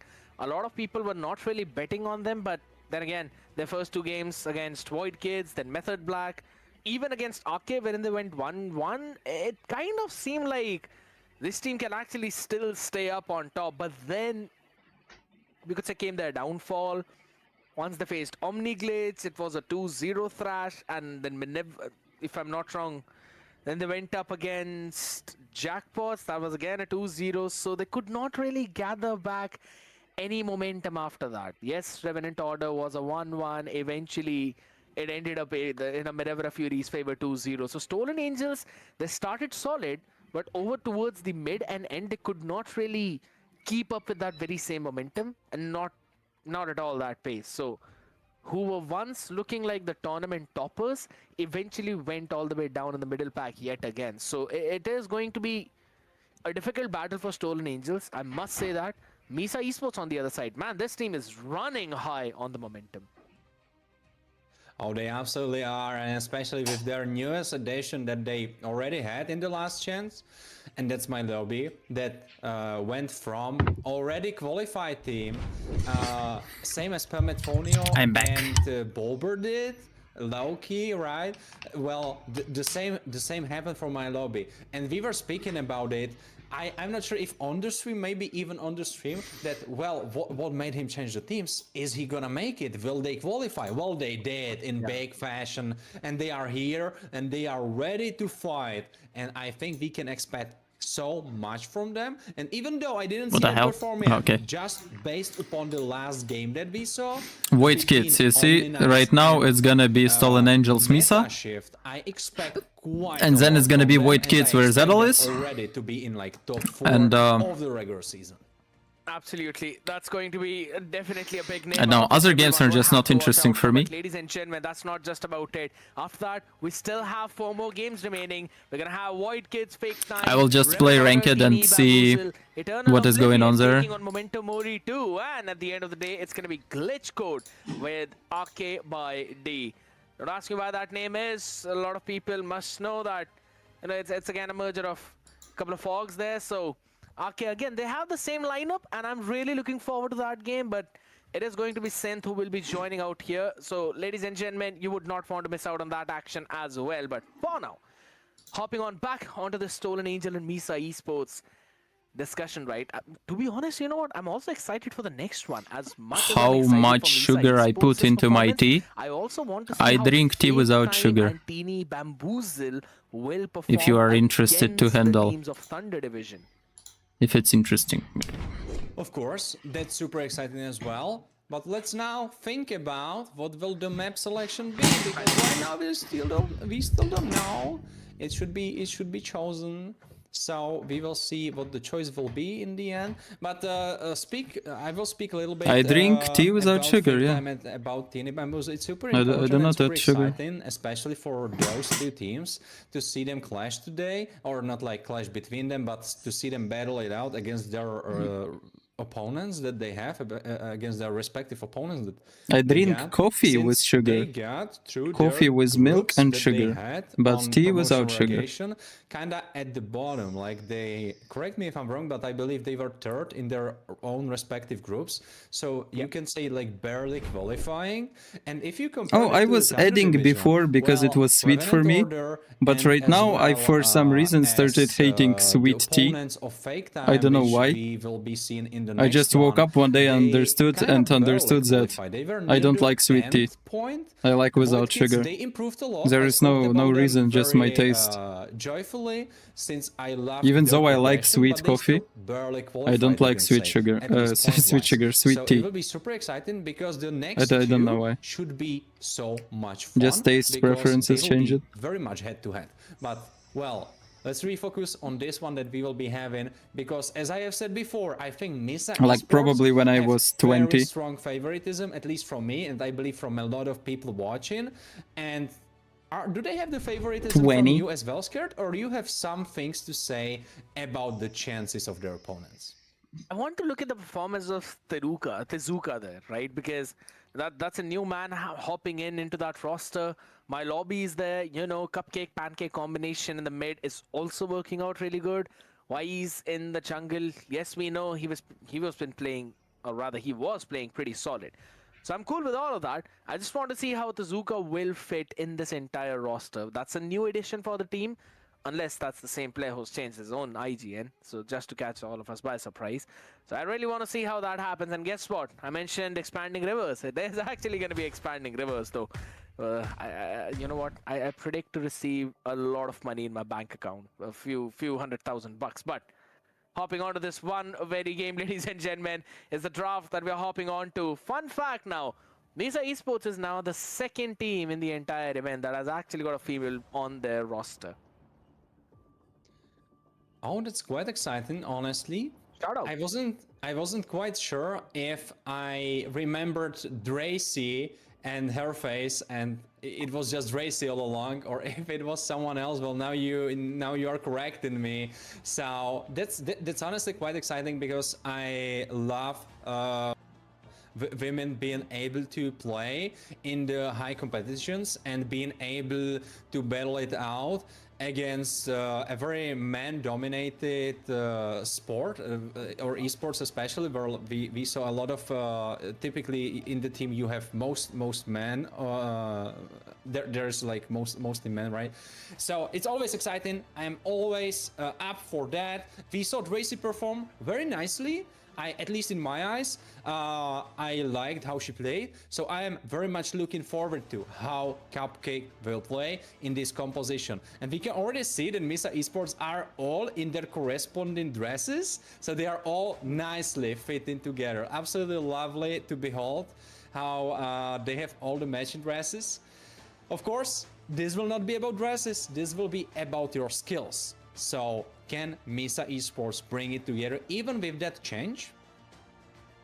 It's gonna be a big thing out here right now. And Stolen Angels, it seems again, they have studied what might happen in this game, and they've already banned out the Yu Zhong. They saw the performance of my lobby all the way back in the open qualifiers.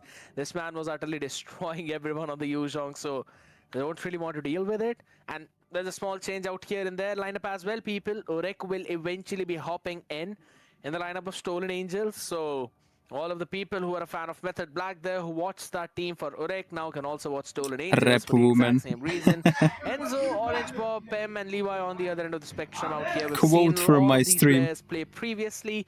Pretty excited to see how they're going to perform together. Now, focusing on the bans, Grok for the last one. Jushin and Harath being taken away from Misa, or rather by Misa. It could be a CC ban for the very last one, or a Basha.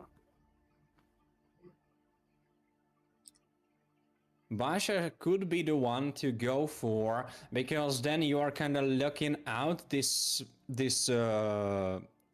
this guy from the rotation, right? Where they can flex him a lot. He can be jungle, he can be roam. I don't think I saw him XP, but still flexible in those two lanes. Typically for the blue side, it's not that often that you go for flex picks. Well, you could go, but you usually want to take the power picks. You're kind of trying to dictate the draft, trying to set the pace, trying to aim the bolt the right way that you want it to aim, where Misa Esports will be on the receiving end, and they will be answering. Oh, it's a backshot indeed. He went through, and he will either be going jungle or roam. We already saw him roam once, so let's see if he will be roam again or jungle. And now Misa Esports with an answer on their hands. Will it be Lapu for my lobby or something else? Could be a bit of a surprise, but maybe a Gato Kimi could do the trick, right, if they'd really want to. But then they'd have to pick something that can also get to the Farsa along with the Garrod Kacha, or someone who can protect your backline if Garrod decides to go in for the dive. So that's going to be something, but I think so it could be the roam mid combination for them. The Kimi is something I'm expecting to be picked up. It's an Eve and a Gato pick though, so it's fine, all good and dandy. It seems pretty decent. You have that range to work with. Basha is gonna hop on your face with the Shield of Unity. You still have your shield coming in from the real world manipulation to help you out, a bit of a movement speed with the Void Crystals too. But now, Stolen Angels, what do you guys have for the answer? Harith banned out. Granger seems to be a decent pick that can also play around the range of the real world manipulation with at least the ultimate. I quite like Granger. Of course, you could go for Harith if he wasn't banned, so that's not something you can really think about. Though, if we would be going into the favor of fighter gold laners, you can go Ruby. Ruby could make the life so bad for Yves, since Yves is not really that much mobile. She can be right in her face, but that's not what we will be seeing happening. Urek with his, I have to say, signature pick, Granger. Orange buff with Esmeralda for that XP. So now it leaves to be answered for Misa Esports if they go for Lapu XP, who has super hard laning, into Esmeralda, or if they go for, I mean, I know Stolen Angels, but they played like shit last time they played. It's gonna be interesting to see out here. I think so Eurus would be a pretty decent pick, but then you'd need something that can also protect Cupcake out here, because if Pancake decides to hop in on to give the setups to the team, then there'd be no one to protect the Eve, and everything's gonna be entirely open. Everything you could technically say is up for grabs right now. The Lancelot was already banned out, so you can prioritize an early Hayabusa? No, they're actually locking the Alice for my lobby. Alright, fair. You've got the ability to give the setup, so let's just say Pancake would not need to jump in. I would have picked Hayabusa or Fanny immediately. If I see Baxi, Esmeralda and Granger, I like Fanny and fuck that Granger. Alright, well, we have Elise. That will be in the hands of Misa Esports, in hands of my lobby especially. And it's definitely one of those picks that can match into Esmeralda and possibly even beat her, since Alice doesn't need to use any mana, since she is manaless hero. So possibly Orange buff could be running of his own resources. Please ban Link, guys. Ban Link. As I always love to say, healing is better than shielding, because if you heal, you can re-heal your missing HP, whereas with shields you need to block the damage, but if something goes through, then you can. Don't worry, Dazai, next time you see we will be there. Since you don't have that. Okay, so super bro. important in this matchup. Of course, it will be quite boring matchup, I can expect. I don't think my lobby or Orange Bob will be taking any kills home. It will be probably a little bit of a sleeper matchup, maybe some cuts happening, but not really a lot of action. I don't see a world where my lobby or Orange Bob dives to each other. That would have to be such a crazy, insane, like 10-second dive, something going very wild. Well, right now we will be waiting for the draft to resume, but since we have the time, we can speak about what other heroes they could pair up with the compositions that they have, which could be suited for them. What do you think about this card? Stolen Angels, I mean, I could have, let's just say, I kind of wanted to say Farsa, but now with the Alice and the Gato on the other side, you can't really go for the Farsa. The only other option you right now have is a Kimi. Or if you really want to surprise everyone on the other side, you can pick up a Valentina. You've got quite a few good ultimates that you can use up to try and, let's just say, put in some chaos in the formation of Misa Esports. So that could be one, but it's again a pocket pick. If that could be played, then you're gonna pick that up out. On the other side of the spectrum, I think so. Hayabusa goes in for the priority as well, for specifically Stolen Angels to try and reach Cupcake and hop out as well, scratch free. But I don't think so that's gonna be let through by Misa. That's one thing, and second thing to consider is definitely that right now Misa Esports could still go for a tanky gold lane, since they already see the Stolen Angels went for Granger. So they could go for something like Ruby in that gold lane. Probably she is quite mobile. I don't know how well she would play into Granger. I think it would be livable. I think she wouldn't really thrive per se, but probably playable lane. And what would that make for you is that you would cancel them out from going Hayabusa. But possibly you could leave that as a last pick, because you already see that they have Granger, so they cannot really steal that away from you anymore, since they already have it. So possibly you could leave your last pick as a gold lane pick to surprise them. And if they go Haya, you go Ruby. But of course, Stolen Angels can already know that fact, so they could ban her out, so to cancel you. Yeah, that's something happening, but here's the fun thing. If you pick up a Ruby for Stolen Angels, where are you gonna put it? That becomes a big question out here. You already have the EXP and a gold lane logged in, so Misa Esports will have that leeway at least with them. They would know that, alright, it's not going to be a double fighter laning phase, so they can themselves pick up something which they kind of like. But again, you would not really want to let that Kimmy Granger combination move forward for Stolen Angels. There's got to be the Kimmy ban as well as something along the similar lines though. What can you actually ban out now in this case? Something that can actually dive in the jungle. Maybe a Joy. I think so. Either one of those things could be banned out by Misa Esports. Everything is still open though. Honestly, I have to confront you on that. Do you really believe that Kimmy would be so good for Stolen Angels? Because the way I'm looking at that is like big AOG together with Alice Ultimate, together with Revolve Manipulation. Of course, that's the best circumstances you can possibly be upon. Yeah. But if all those spells are connected, I don't think you survive as a squishy backliner. So... And I agree, Kimmy is mobile through the usage of one of her skills, and she can still always not go for Purify, even though it would be useful against Alice, but she can always just go Flicker, so she is even more mobile. What the fuck? I was wait. I was watching at my phone for like 2 minutes and they still didn't ban it. So I would feel like what the for the fuck? side of Stone Angels, for them do you know to MPL Indonesia? Yeah, I know MPL Indonesia. Someone ranged. I would honestly agree so hard if they went Forza. I don't know if their early game wouldn't be too weak, because Baxia is probably going in this role. Well, he could still be going jungle. What the so fuck? That's the thing, right? And if he would go jungle, then you can pair her up with some strong roamer that can enable her to get mid lane pro. Because honestly, if you add Forza into what your opponents have, and since Forza can still go Vision Lantern to burn through those tanks, she would be quite a nice addition to your composition. They just took additional time. Yes, I kind of agree now out here. Looking at how Basha could actually go into that jungle position as well, I was really thinking if maybe we are crazier, Angel.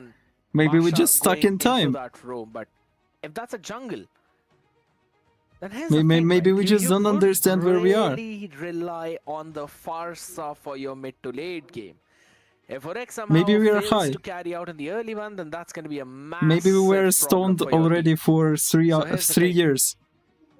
What's going to happen at this point is going to be another question one, ladies and gentlemen. We're going to be fixing a few things out here, but we'll provide you with any information that we could get right now. So we're probably going to have a bit of a draft or redraft in this case. We'll give you the entire information once we fully receive it. But here's the fun thing. Mezan, if hello. Basha goes in the jungle, yes, that gives you a lot more openings in the roaming position Yes, too. Senshin got nerfed. Yeah, Senshin got nerfed. Yeah. You can actually go for a Kalia and a Farsa combination there. That would work out so well. That could be super deadly. And speaking about Kalia, No, it's not additional time in MPL, guys. It's just probably some problem with draft or problem with but honestly, I don't know, he could be some decent. widgets Just in their imagine Alice streams. jumping in and immediately Badang with a counterplay, And they pushing just her restarting away. everything. And since she already probably burnt up her first spell to move into the Probably? advantageous position, Did he just did he just say probably? If you didn't use it, you can cancel her ult completely if you push her away at the Did right moment. he just say probably? I 100% agree, right? That's again a game of timings out there, but I think so. I'd have to say I concur with you on that one. That yes, Badang has been a bit of an off pick for a while now. A lot of other heroes doing his own job a little bit better than him, and that's how they kind of fit in better. Do you know which team won season 16 of MPL Indonesia? That could definitely be a bit of a problem out there. Maybe a small bummer though, but is it the last season? The idea. I could still see some of that maybe happening. Onyx? So that's again all of our speculations, ladies and gentlemen, of how that draft is going to play out here. If you guys are confused, if you guys have your own predictions, make sure you type them out in the comment section as well. We've got people reading there. If he is A or B, then probably more A's than B. Engaging with each other. So make sure you type down your predictions it's on who's going to pro-Bible. win out this game. It's like a Bible, but for pro-Christians. Who will actually move all the way up. They move faster to heaven. Scoreline. Comment down Free which pass. two teams do you think can actually make up into that top spot so that they get the better seeding in the playoffs. So if you're winning all of your games, you're already up on a higher notch. You're looking like a kid, look masculine for one, Dazai, look presentable too. Dirty motherfucker, clean your room as well. No, I'm fine. You've got Jackpots, you've got Manevra Fury, and now you've also Zedal match after this game. This could be a Misa Esports one, but then again, you've got meta shift as well. 3 teams all the way moving up with a 1-0 scoreline. That's a very nice start early on in the regular season itself. Hi bro, your new sub. Hello. Regular season has been one of the most anticipated tournament of the European MLBB circuit. It's not fine. What do you mean it's not fine? Like, I am relatively clean. My room is great. You are annoying, and I am happy. Is right here. Top 16 teams from Europe. To invite it, the other 14 qualified. Well, it's now for the grabs. Whoever is the strongest team, whoever can come out on top, will be the one lifting the trophy and getting the highest prize money you can get, of course, over in European LMBB in honestly quite a long. Yeah, I think like even. Like all along, I think this should be the highest prize pool there ever was for the European MLBB. Correct me if I'm wrong, since I'm not for that long with the game, but I think I should be right on the mark. Yeah, it's potentially. Can someone update you? So first game won Jackpot, second game won Minerva Fury, third game won Meta Shift, first game is right now, next game is Zedal. I still remember the fifth journey game, all the way back from Zedal. MESL as Right well, now it's fourth game. It was just yesterday. Louder, louder, louder. Out here as right now in the MDC I'm from itself. Ukraine, Asahri. We've been here for over a month, and we saw the Thunder Division. Then after the Thunder Division, we saw. Yes, you're right. They won their ace victory, and that's the most. Promotion relegation Great. That, and then we saw Perfect. the last chance qualifiers. So all of that happening throughout such a course of time, where eventually all of these teams are hopping in the regular season. One big chance at glory. Yes, you can lose in a few games, but getting back up on your feet, that is the main idea of all of these teams. I'm really excited What to see are you which trying to imagine now? Like, God Savior, please show us a game. All the pirates and their ships roaming around. It's a lot of One Piece references. Scared yet is already like, just talk about your life at this point. And eventually only one of this team will become the king of the European MLBB scene, the champions of the MLBB European Championship. So that journey it's like a different poem in itself, and to be honest, it's a pleasure to be here and eventually experience all of that. So I'm really excited to see how the story of all of these new pirates will eventually lead out. Oh, absolutely. There is so many narratives drifting around. We already spoke about Jackpots with that switch up. Can they keep their strongest team status, or will they get smashed down? We can of course talk about Renta and Honor being the invited teams, so kinda some people can look down on them and be like, well, they got invited and didn't really qualify, so can they show up, can they step up, even though the first those two teams this first day, yeah, even though those two teams this first day didn't step up yet, I think there is still a lot of chances. There will still be a lot of chances for them to prove themselves. But of course, that we will be seeing in the future. But right now, Handel yelling at me. I'm just an innocent baby girl. Eugene is so cringe. So everything is ready, and we will get back to you. Eugene is so cringe. Eugene is so cringe. Заткни ебало!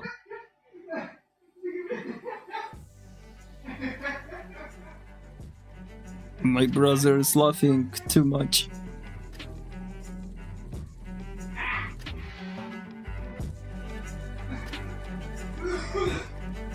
Dazai, can you talk about economic state of the world right now?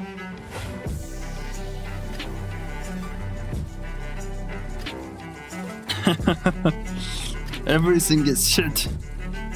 We don't have money, no one has money. Everything is expensive, and we're gonna die soon.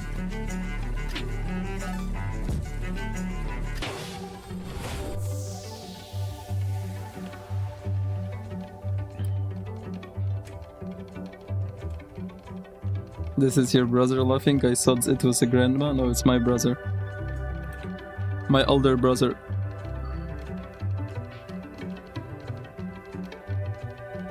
So, after a 10-minute waiting, after a 15-minute draft, we're gonna wait 5 more minutes and gonna draft for 15 more minutes. I told you, draft is not that easy. It's complicated.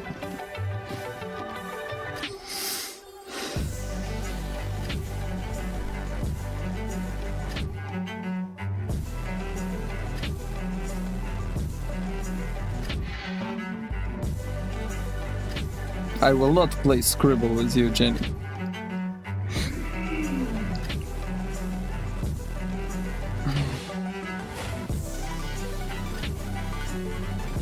Yeah, it's best of one.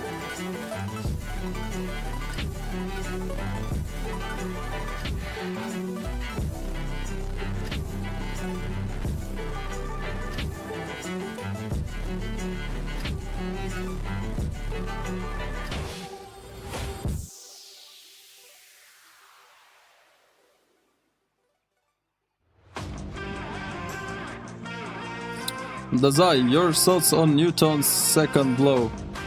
Damn. What the fuck is that? Is it about acceleration or what it is? I forgot.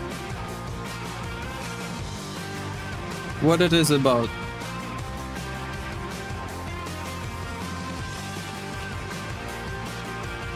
First one is peak, yeah. First one is undoubtable shit.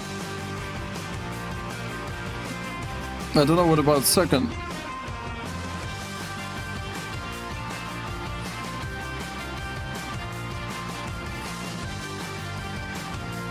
Second one is kind of complicated, no?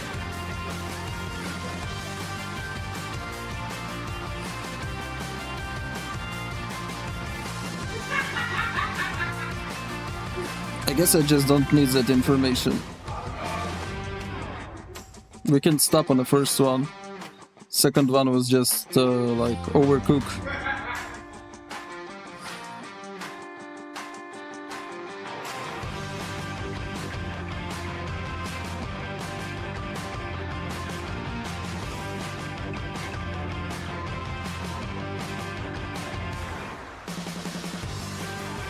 I have no idea. I forgot physics right after school.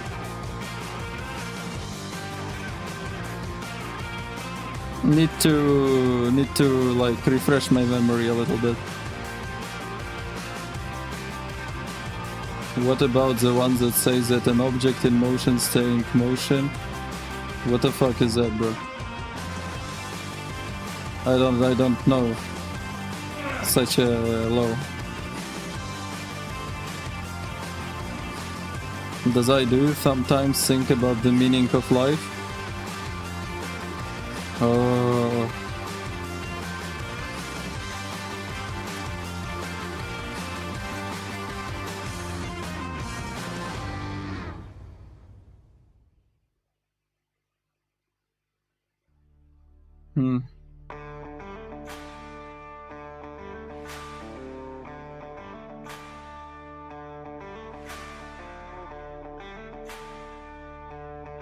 Enough thinking about meaning of life.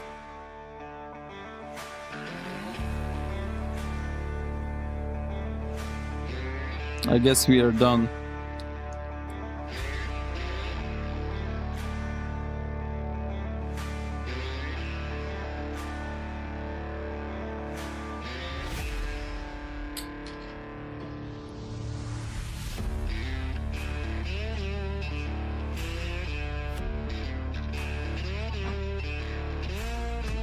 Dazu, yeah. Dazai, would you be useful if you were to go back in time? What? Would you be useful? If I had an ability to go back in time or what? Yeah, it would be really useful. For myself though. Dazia, yes, I'm listening.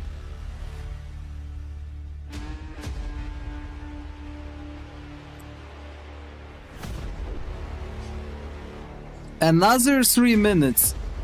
What the fuck? What nuclear explosion happened in their houses? With the present knowledge, would you be useful? Yeah?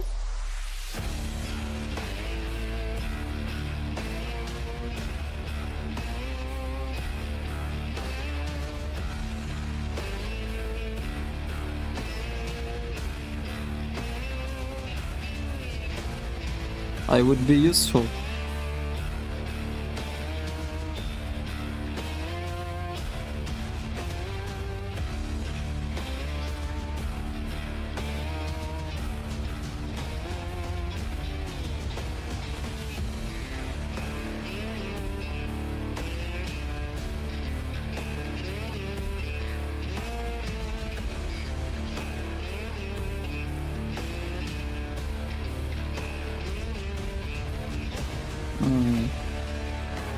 I like new items, pink.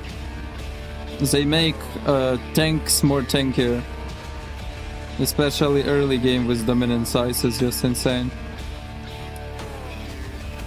I'm not telling like it's necessary to build dominant size. Even though it seems like. But when I go some fighter in jungle like Marty's and I build dominant size and like I build this new item and Guardian helmet, I can literally absorb a lot of damage. Selena Gomez plays Mobile Legend. Yeah.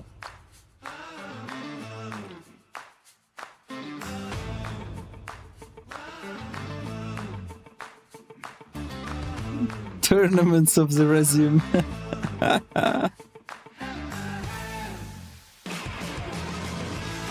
Pam looks like Faker, I swear to the god. I could have played 2 games, yeah. But I guess I will just watch that whole game and go sleep. Wake up somewhere around 8 AM and go destroy rank. That's my secret plan.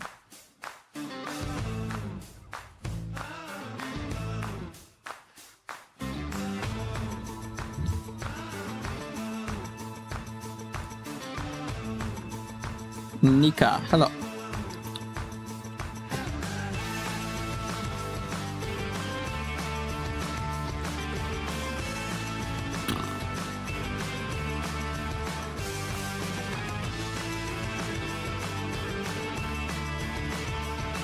Hi Daz, I'm Dai. Are you playing today? You're Dai from TikTok? Hello. I am I guess I will not play today more. I will just watch 2 tournament games and go sleep for today. And yeah, I'm not streaming on TikTok because my TikTok got banned for 5 days, I guess. Because I said suck my dick to someone and TikTok banned me.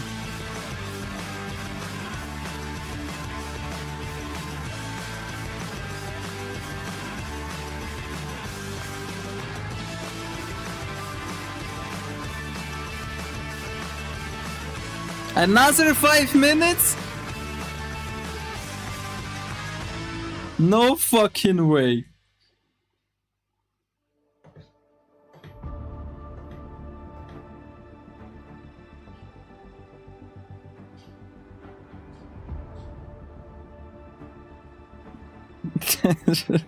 Что за хуйня?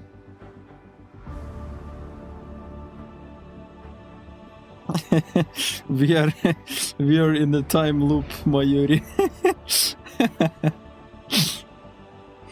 For real. maybe we're not gonna see a game today, never.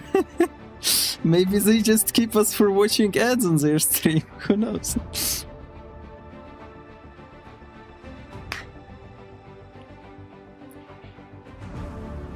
Yeah, good night, Kermit.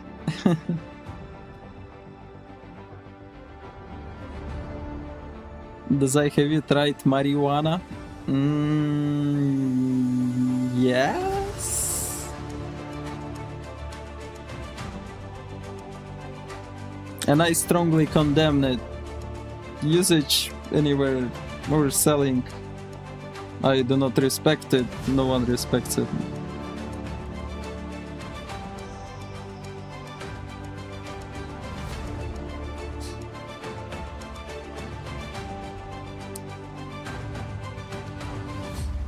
How was it?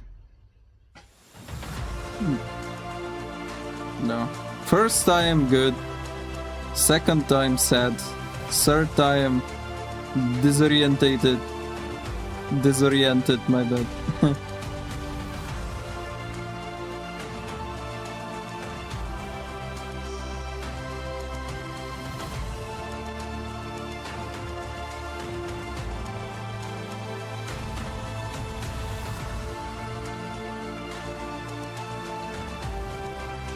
No, it's probably they have some problems with their software for tournament. It's not working and they trying to fix it.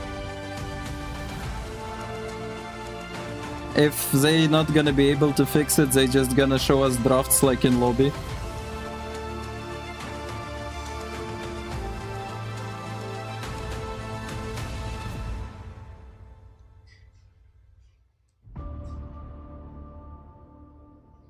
Мені тато відправив цей анекдот. Анекдот від тата. Приехал как-то гость издалека, остался переночевать. Ночь, все спят, а гостю захотелось по нужде. Туалет на улице, а дверь заперта. Все спят. Будить неудобно. Тогда выдернул он из горшка пальму и посрал. А пальму обратно посадил. Утром гость уехал домой. Полгода прошло, а его совесть все мучает, и решил он им позвонить. Вот вы ко мне так хорошо отнеслись, а я у вас дома насрал. Хозяин, скажи, скотина, куда насрал? Третью квартиру меняем, все равно воняет.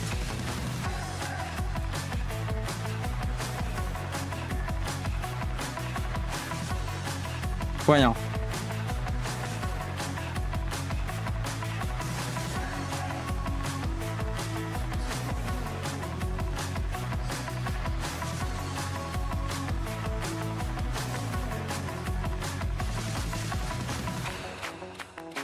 Та ні, він деколи відправляє ці анекдоти і тіктоки російською.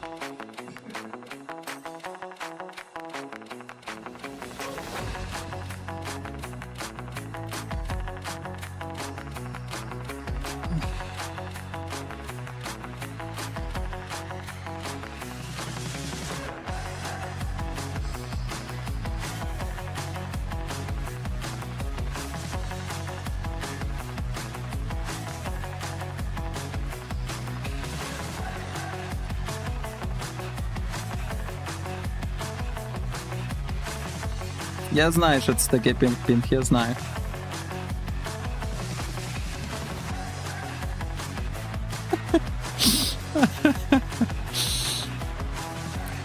Бля, там ще були якісь анекдоти. Хочете, я вам почитаю? Все рівно не хочу робити, дивіться, що.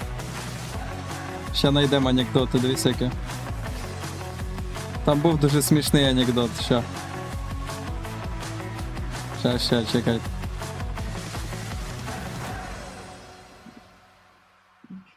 Так, пропалимо хуйня якась, добре.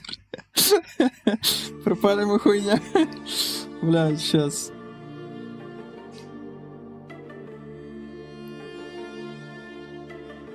Так, міліціонер зупиняє машину. З машини виходить підвипіла дівчина.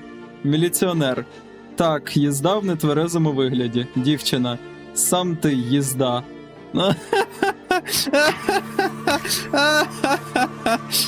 Бля, ебать, нахуй. Мій хуя деградує, блядь, ладно. Ладно, ща. Ща, блядь, чекай. Чекай. Чоловік скаржиться іншому. Оскільки б уночі не прийшов додому, як би не крався, все одно дружина прокидається і відразу скандал. А я, скільки б не прийшов, голосно роззуваюся, роздягаюся, падаю у ліжко і дружину за дупу з питанням. Ну і як там щодо мінета, ти знаєш, ще жодного разу не прокинулась. Ото, блядь, я навіть не допер, доки читав, допер, блядь, коли дочитав, нахуй, блядь.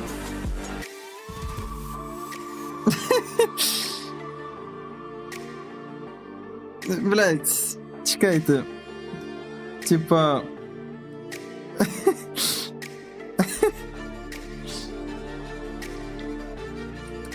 Тобто один чоловік приходить і, типа, його дружина весь час прокидається і скандал починає. А інший чоловік каже, типа, що скільки б я не прийшов, голосно роззуваюсь, роздягаюсь, падаю в ліжко і дружину за дупу з запитанням. Ну і що там щодо мінета? Ти знаєш, ще жодного разу не прокинулась. Типа... Ну, типа, його дружина не прокидається, бо він їй зразу мінет пропонує, типа, ну...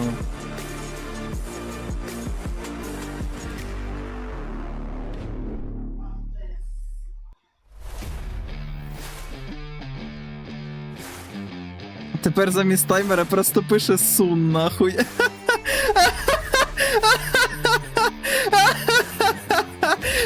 Сука. Блять, ебать мій хуй.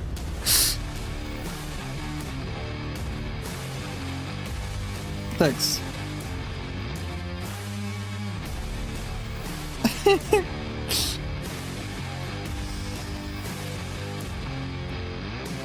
Ладно, шукаємо next анекдот, похуй. Next анекдот, ща. Давайте, я... О, тут, блядь, пиздец довгий анекдот, ще будемо читати, давайте. Батько зранку будить сина. Вставай, пішли траву косити. Ні, тату, ні, сьогодні косити не будемо. Що значить не будемо? Вставай, я сказав, бо ремня візьму. Ну малий встав, побрали коси, приходять у поле. Батько косою раз, два, три, а малий постояв та й каже: «Бать, в мене коса не наточена, може я додому збігаю наточу?» Ну як таке діло, то біжи. Прибігаю додому та матері каже: «Батько сказав, що ти пельменів наварила і горілки купила». Ну як батько сказав, то зроблю. Прибіг на поле. «Тато, мама сказала, щоб додому йшли, там пельмені з горілкою чекають». Ну як така справа, то треба йти. Приходять додому, пельмені на столі, а горілки і матері немає. В магазин пішла. Батько дає сину гроші і каже: «На, сходи в магазин, горілки купи». Малий бере гроші і до сусіда. «Дядь Міш, батько дізнався, що ви до нашої мамки ходите, йде вас вбивати». Сусід схопився і у кукурудзу чкурнув. Малий приходить додому. «Тату, там сусід просив, щоб ти допоміг йому свиню заколоти». Ну як просив, то треба йти. Приходить до сусіда, нема нікого. Дивиться, свиня по двору бігає, та він її взяв та й зарубав. Тут і мамка додому прийшла, а малий каже: «Мамо, тато дізнався, що до тебе дядя Міша ходить». А тут якраз і батько від сусіда з закривавленою сокирою йде. Мати злякалась і в кукурудзу. Прийшов батько та каже: не розумію, ні матері, ні сусіда. Так вони в кукурудзі. Батько за сокиру і туди. Син сів так поважно за стіл, налив чарочку горілки, настромив пельменя на виделку і каже: бач, тато, я ж казав, що сьогодні косити не будемо. Ні, ну це піздець, складний, блядь, анекдот, нахуй, мене ж виносить, нахуй.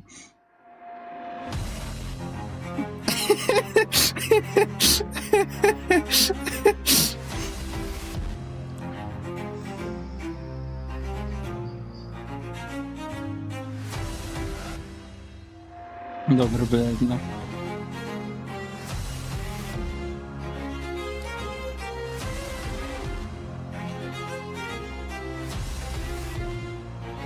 Давай цей, блядь. Шукаю next анекдот, блядь, що в нас тут ще є, нахуй.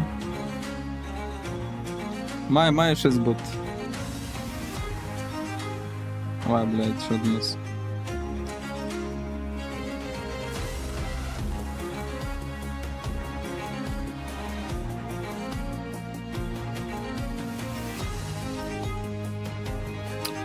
Toyota придумала рекламный слоган. Если бы мы делали девушек, то они бы никогда не ломались. Долго и мучительно думая, АвтоВАЗ придумал свой. Если бы мы делали девушек, вы бы ебались уже на первом свидании.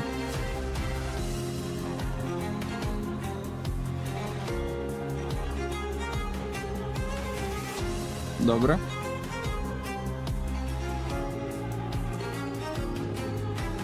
В Чорном море наших кораблей нет. Ти на дно дивилась?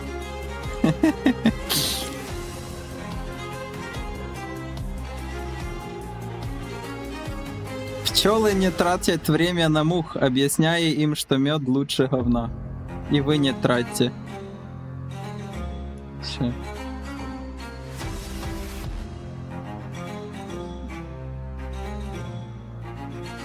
Бля, ну це вообще пиздец. Навіть читати не хочу, воно таке, блядь, совєтське щось.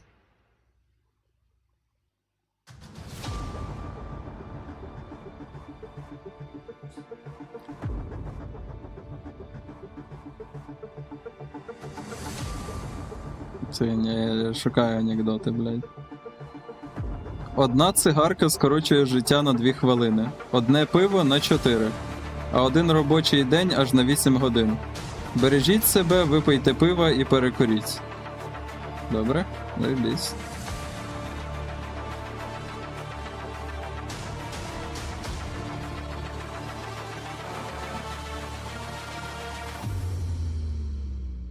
За кожним успішним чоловіком стоїть усміхнена жінка, стоїть і каже: Боже, який позор, це пізда.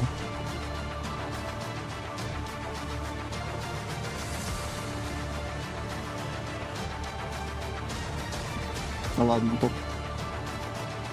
Я шукаю.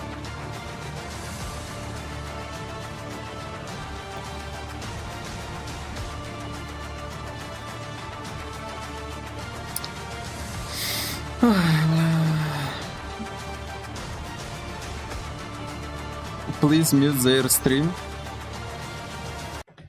Yeah, okay, no problem, guys, no problem. No problem, I just wait. Я от шукаю щось, типа.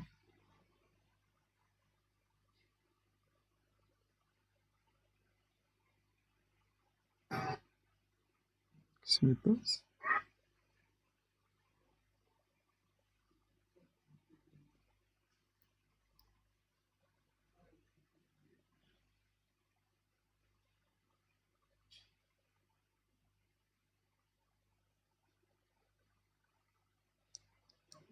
Бля, я от у цього, це типа якийсь розумний анекдот, але я його не поняв.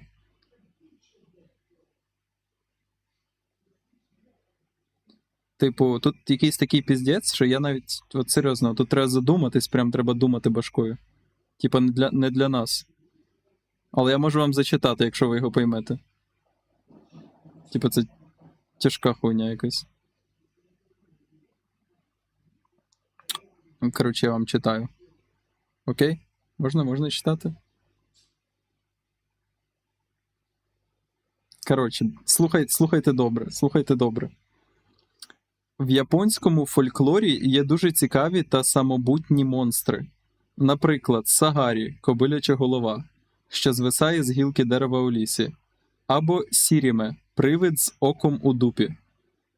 Хітоцуме Кодзо має вигляд лисого і одноокого хлопчика, а Хоонаде – руки привида, що літають окремо від господаря. 100% стверджувати не буду, але є підозра, що причиною появи таких дивних істот стало те, що японці досить рано перейняли у китайців порох. Отже, тема нашого першого заняття – техніка безпеки під час користування вибуховими речовинами. Єдине, що я не зрозумів, це привид з оком у дупі.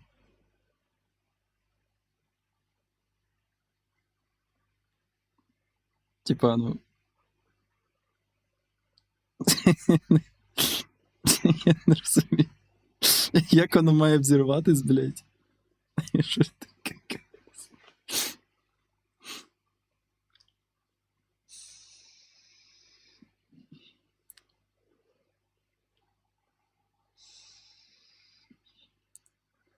Don't worry, guys, I'm just reading some Ukrainian stuff, funny stuff, so, you know, anecdotes. Stand up, but Ukrainian a little bit. Ну от я теж не побачив зв'язку, і мені здалося, що це дивно, але типу. Давай я свою класику розкажу, давай, я буду читати просто.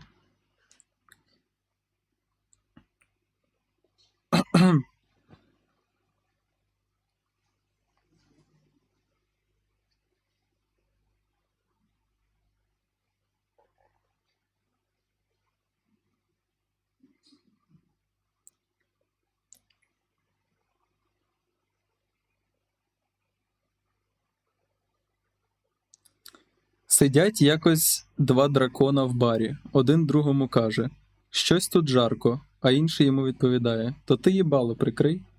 А, ну, блядь, досить таки, да, почла панчлайн жорсткий, я не спорю.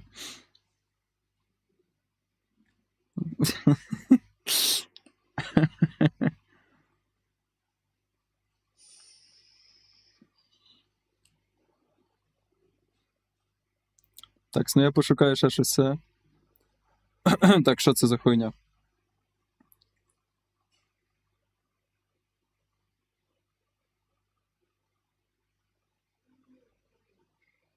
О, ну це тільки, ну, типу, непоганий, типу.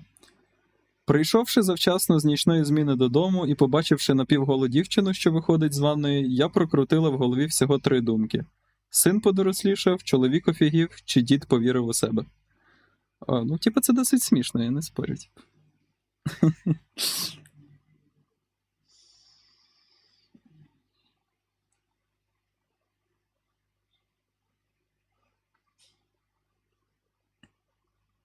Тепер там 10 хвилин показує.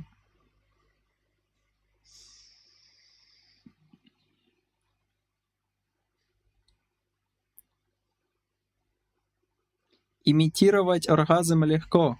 Ти попробуй сімітірувати ерекцію. А, це мені тато відправляє все. От, контекст маєте розуміти.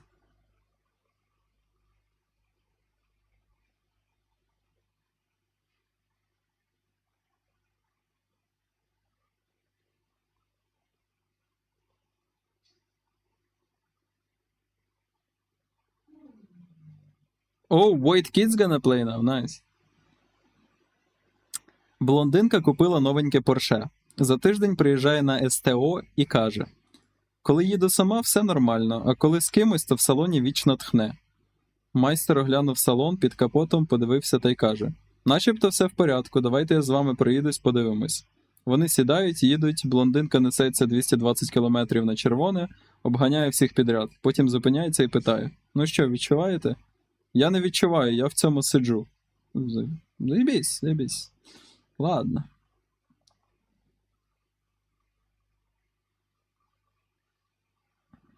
Це раніше я хотіла кохання та ласки, а тепер все зрозуміла і просто хочу 5 житлових і 5 нежитлових приміщень для здачі в оренду.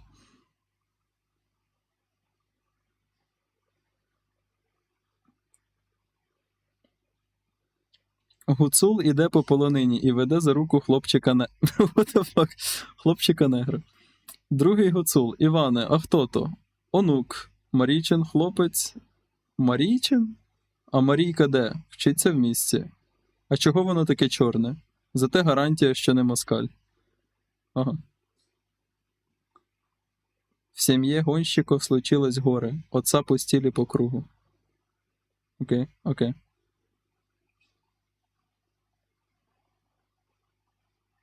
Тут, ти знаєш, засуджуючи, одобрюю, я вже хую знаю. Дідусь на прийомі у лікаря. Курили колись? Не курив і не пив ніколи. Ех, і не встигнете тепер.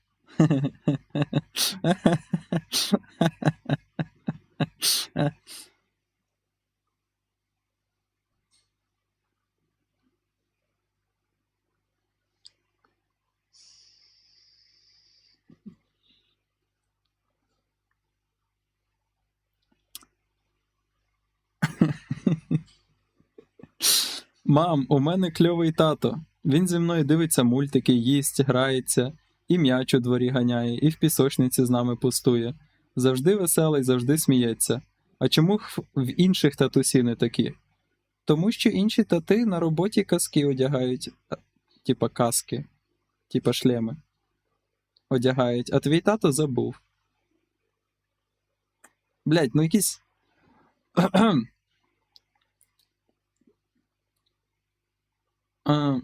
Ну, типа, ладно. Мужик на прийомі в лікаря з переломом ноги, вивихом руки і вибитою щелепою. Лікар. В аварію потрапили? Ні. Чихнув у шкафі. Блять, ні, я не розумію цього анекдота. Тут далі сіськи якісь, блять, що за... Ну... Це типа, да. Кохання — це різать москалів разом. Нормально.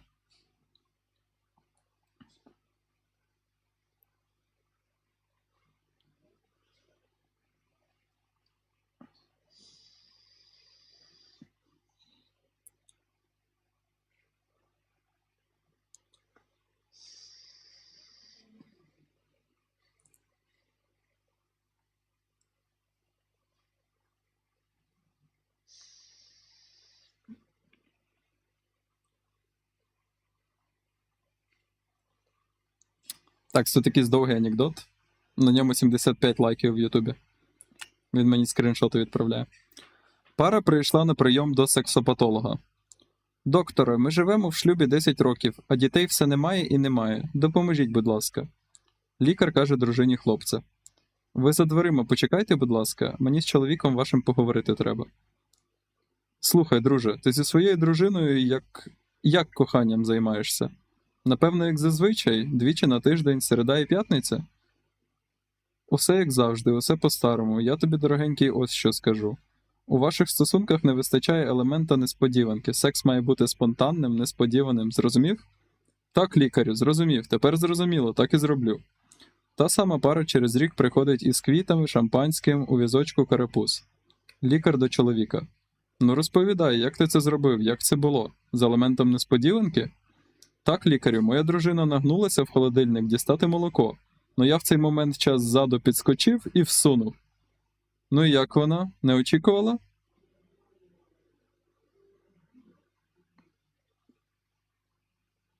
А яку хуй тут нема переходу на наступну фразу? Ну і як вона не очікувала? Та що там вона? Там весь супермаркет охуїв. Ну, типа, тут не цей. Не показали, що це наступна фраза, і я не поняв.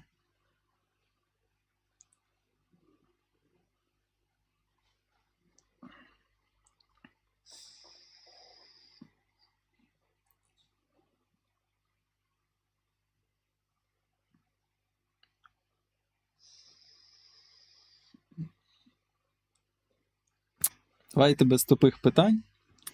Горить жіноча лазня. Жінки з вереском вибігають, у чому мати народила, прикриваючи руками найпотаємніше.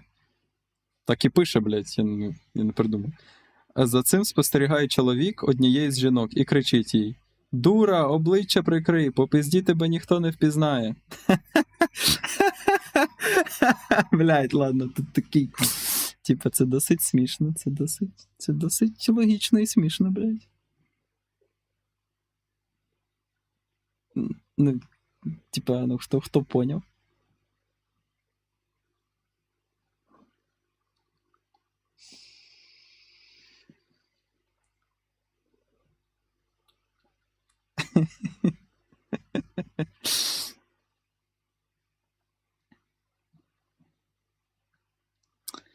Заходжу я якось в аптеку. Дивлюсь, що на касі стоїть фармацевт. Дівчина молода, симпатична. Завалюється в аптеку зграйка хлопців років по 18, і самий відважний каже: «Дівчина, у вас презервативи є?» «Є». «А приміряти можна?» Усі регочуть. Дівчина. «А що, боїшся, спадати буде?» Блядь, да це ну то це не смішно, йди на... Ладно.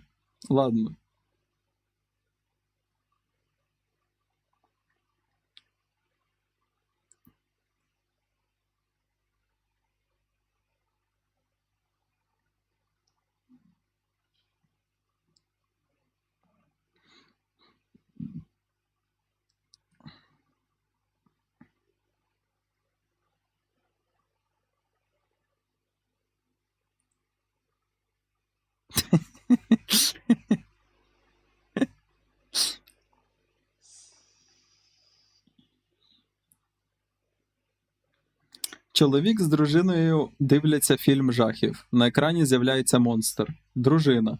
«Ой, мама!» Чоловік. Впізнала, так? Ладно.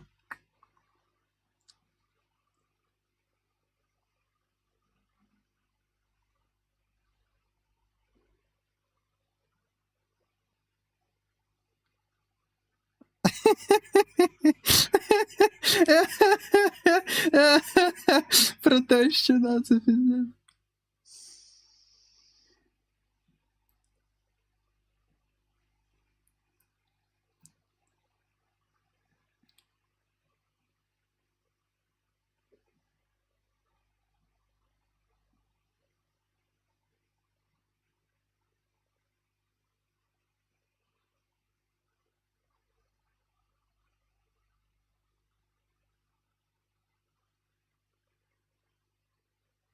Так, якщо це буде не смішний анекдот, бо я їх не читаю перед тим, як читати вам.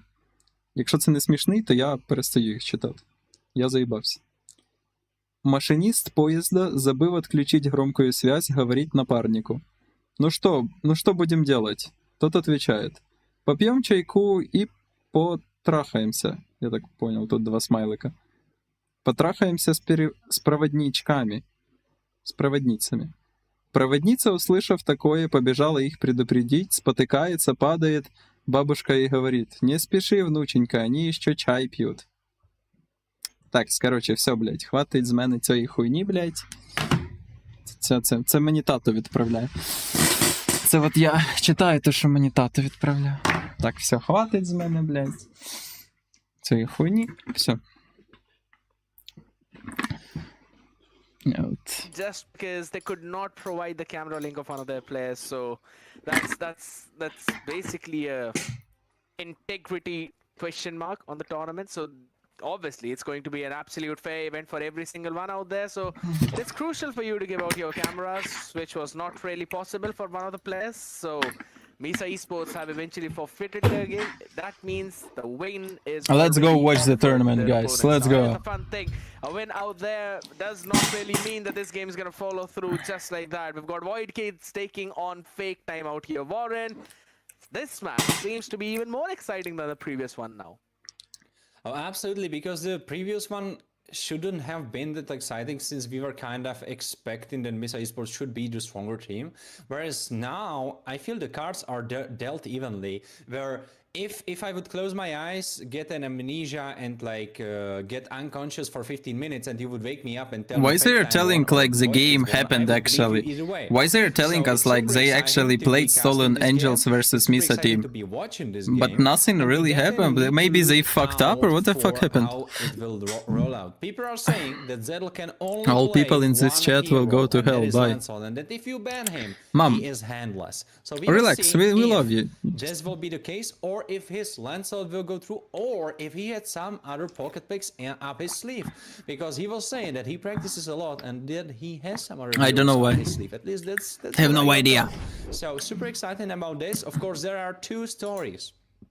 But we're gonna see a Zedel game right now, guys, and we are watching Zedel game. Saying, oh, well, we were expecting much more from us. We were expecting that we wouldn't qualify expanding rivers, which is interesting at least. And even beat Glitch Code. That's their own words that they were saying in the interview. So super exciting for their side. And for White Kids, well, probably most of you know them, but let's go over that once more. They were going through Thunder Division. At first, oh no, they messed up places of teams. Oh my god. Zedel is now in fake time. No, no, no, no, no, no, no, no. And in the second half of Thunder Division, they were up there. I heard Zedel gay. Yeah, he's really gay. Okay, bye, my break is over. Yeah, bye, mom. Serve that man you are serving right now well. Fake time who want to prove themselves that they can beat those strong teams, and first step towards that is to beat Void Kids, because probably in most people's eyes Void Kids are a strong middle tier team, not the best, not the weakest, but like strong middle tier. So this is the first step. If Fake Time can beat them very they just messed up team logos for the rest of the season. I'm really excited to see how that one is going to pan out right here, because again, Fake Time, we've seen the players, right? We've seen Goranich, we've seen Hinokami, we've seen Garmadon, Laga, Jungle. We've seen all of them play absolutely to perfection, right? If you think about Fake Time, we know that this team knows how to perform. And I think so that's one of the big picks out here, that they could be this one underdog team. I tell you, they messed up fucking... would have on their tournament winning roster, but together, whenever these 5 players are playing, they look really good. And if you give them their own comfort picks, that makes things even more difficult for you to deal with. Specifically if Gory gets his hand on a Gato, yeah, good luck trying to deal with him. His Gato is as good as Toby's Grok. Best player 1, hello. Why do I see best player 1 in my general chat, but I don't see his nickname? I don't see his message in YouTube chat. What the fuck? Oh, now I see. I remember we talked a lot about Xenox as well, all the way back in the promotion relegation, probably, right? If I'm not wrong. And again, now he's got to fill in the shoes of my lobby. I think so. That's already. I mean, they are low on budget because they really have zero budget. Absolutely. No one gives them money. The story of today is definitely filling the shoes of those XP laners, because we had Xtail. But I'm here to see the Zedel game. I don't care about production. If they show me a game, I'll be satisfied. Because oh damn, those Lapu plays were they were so exciting. They were excellent. So right now, Xenox needs to fill the shoes of my lobby. Unfortunately, we couldn't see my lobby play out because of the problems that you mentioned before. So.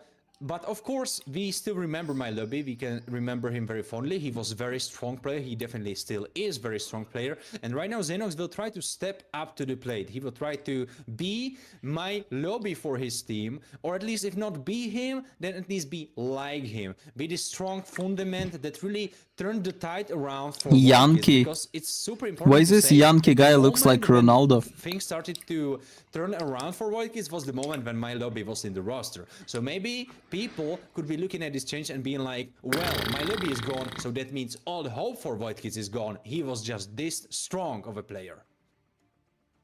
Could be the case. I already know a lot of people who'd be thinking that. And here's the thing, right? Xenox, why yet scared? With the amount of gameplay that we have Why seen scared him, yet looks so tilted now? Some nasty good plays on Alice. And I think so that is one of the big comfort picks coming in for this man. But on the other side of the spectrum, I also want to see a lot of depth in terms of that EXP pool. So it's going to be a bit more difficult for the side of Void Kids to eventually show all of that in this best of 1. But here's the thing, if Alice is left unbanned, I think so. You wanna sleep, Dazai? Eventually pick it up. I do wanna sleep. So Fake Time really much. Be a bit more careful about it. Also, what is super important to be said is that Xenox, even though he plays Elise, he has a strong contender on the other side, and that is Jungly. We saw him many times. They again play can't ban or Elise, what? and I would even say, I wouldn't say They again have problems with ban? There is still space for sure. I think we still need to see that perfect Alice performance, and we got glimpses of that, but we got glimpses of that especially from Jungly. The engages were just on point, and he's definitely up there in the higher echelon of Elise players. So even though Xenox was successful on her, we need to keep that in mind. Bans bugged again. Out, oh my god. Probably not in the first rotation, but eventually she could find her way through to fake times composition, and that could be deadly, because if you don't have answer into that, that could be troublesome for you. And seeing how Hayabusa has also been banned out 100 100 years of drafting. Not just an Alice, but also a Lancelot that can literally be prioritized by fake time. I really like that idea. If they want to go for it. I can change my stream name to 100 years of drafting. Rasha has been banned out too, so things are looking pretty good for Akimi. But as I said, since the higher ban was there, I probably read onto this one. Fake time locking in the Lancelot, not letting Zedel pick this one up. Oh, okay, it's there. Now Zedel has to take his hands and put them in his pockets and try to get out some of his picks.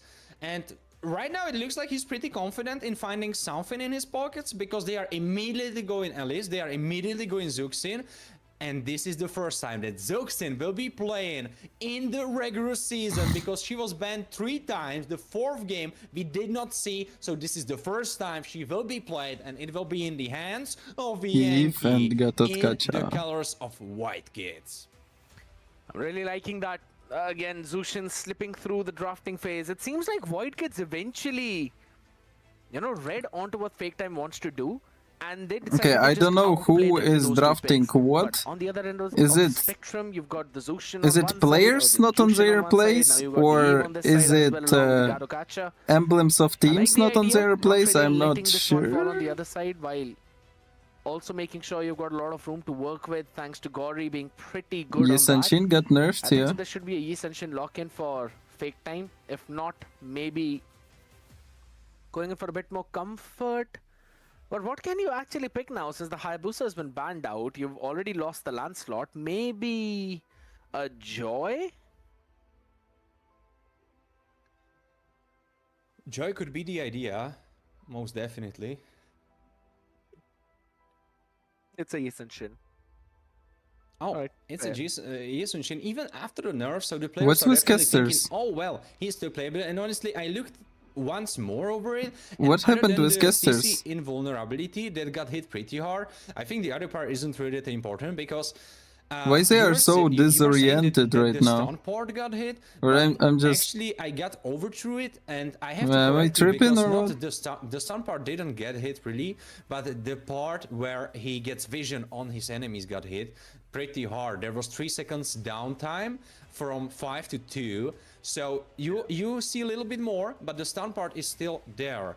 Of course, the stun immunity is not really there. So right now for the composition with Yisanshin, they definitely need to keep in mind that they will need frontline. They need frontline, and if Alice is jumping in, they need someone who will stay with the backline to hold it together. Because if they leave it alone, Lancelot and Gato will make a quick work of them, and together with Eve, she can engage from so far away.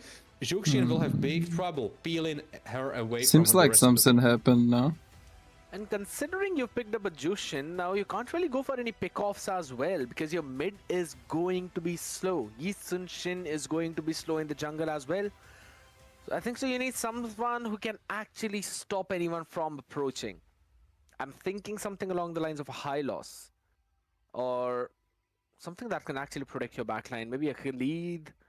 But I don't think so Khalid would be really good in this case. You can actually pick it up, but we'll have to see. Cho seems to be a pretty good idea. All right. But again, it's going to fall down in the same category, right? I think so. If you're really going for a pickoff, a Kalia would have been a better choice instead of a Cho. I feel like it really comes down to preference because we saw many roamers go either for Cho or Kalia in those specific scenarios. So I'm feeling like it's more not so much as to who is better there, but if one of them is good here, all right, we choose the one that we are more comfortable on. So I feel like since what we saw from Aisho Isaac, he wasn't really comfortable on Kalia, if I remember correctly. I feel like many times he was taking the Tsunami Slams on the wrong targets and not really picking the backline so often and go, oh, wait a second, we were just talking about it. Do you see what I see? Because this is Tamus. This is Tamus, the Fire Lord himself, after those crazy buff that just happened in the latest I'm just amazed they actually pick heroes, and 600 HP on it top seems of like what game he gonna had start before finally. in late game, and also he got more scalings. Are the guests are getting paid or no? He will be a menace. They His should be. ultimate, where he gets more damage on his auto attacks, will be doing even more. And I quite like the composition that Void Kids made for themselves, because if you look at what Fake Time have, if you look at their comp, they are kind of squishy. Even if Cho goes full tank, he is still not being that tanky because his hero doesn't have any defensive stats built into his kit. He doesn't have passive like Tigreal, he doesn't have anything like that, he doesn't have passive like Gato, it's not there. So if you have Tamus, he is really free reigning over the opponents. You need some fighter EXP right now. Dazai, you look so gay. But at the same time, you can't really fully rely on Jushin to deal all of the damage for the team, What? right? Yes, she's going to be a good poke, but look at the amount of heals on the other side. You've got Ruby, you've got Thams, you've got Gato. The poke is not going to cut it, so you're kind of in a precarious spot where you have to go something that can deal a decent amount of damage. Independent. Harriet's been banned out. The only option I can see that can kite around well is going to be Granger. I don't really see anything else that can work out in the early game either.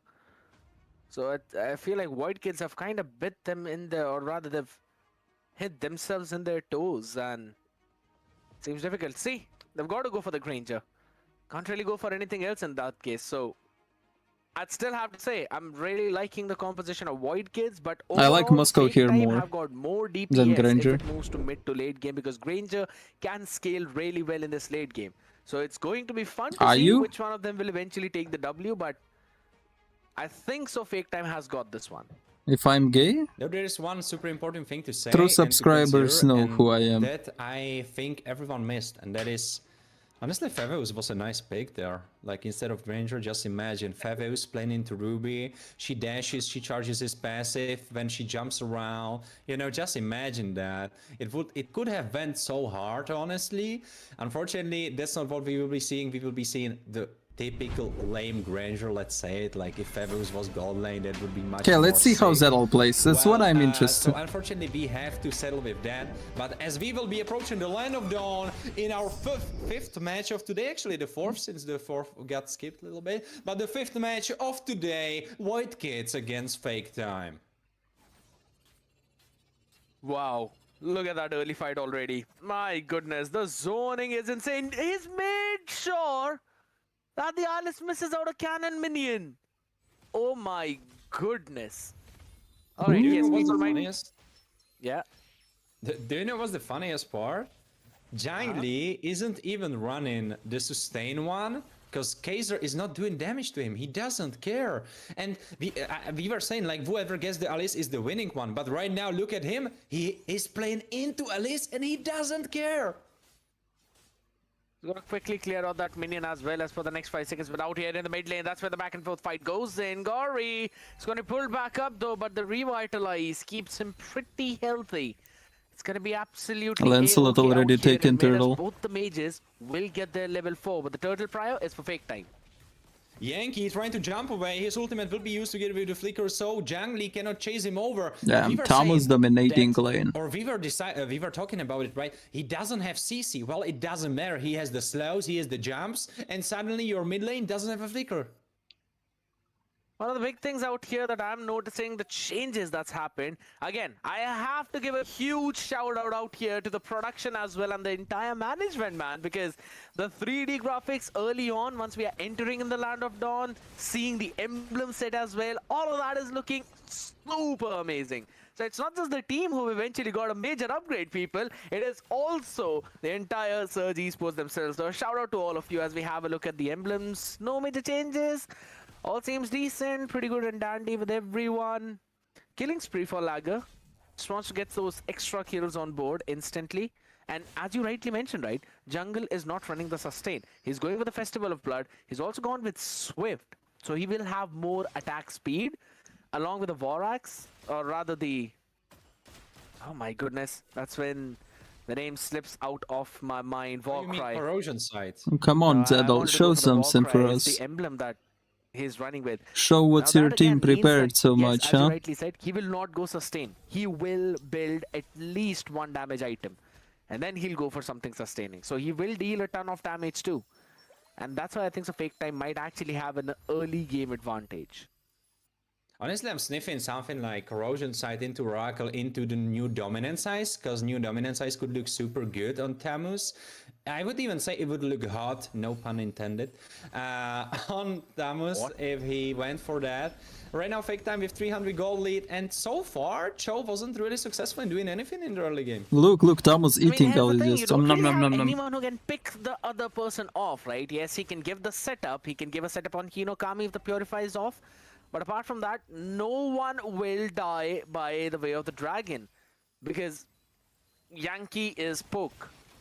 Zedel does not have his items right now, but there we go, another early fight. Ultimate for me. Well, Jangli doesn't believe in poke. That's such a nonsense. When Zedel you can just dead. go in, press vengeance and kill everyone. Oh wait a second, Jangli could be. He's just destroying Ellis with Tamus. He's just destroying Ellis with Tamus. He's just passive. Has slain the turtle and suddenly Fake Time. With And he's fat as fuck. With new items, this Tamus is fat as fuck. And there's the big thing, right? If you're going for the pickoffs, you need someone who can at least take the other person down with an early burst of damage. You don't really have anything. With the poke of the Zushin, yes, Kaja? good, If Kaja is good roamer, yeah, Kaja is good roamer, but not for every draft. Or even those constant stuns. That's why Fake Time, they can do whatever. Yeah, it's just one game, just one game. Opening out there in the And they already have 3k farm lead. That RM will not be dishing out the damage, but is more on the sustaining side.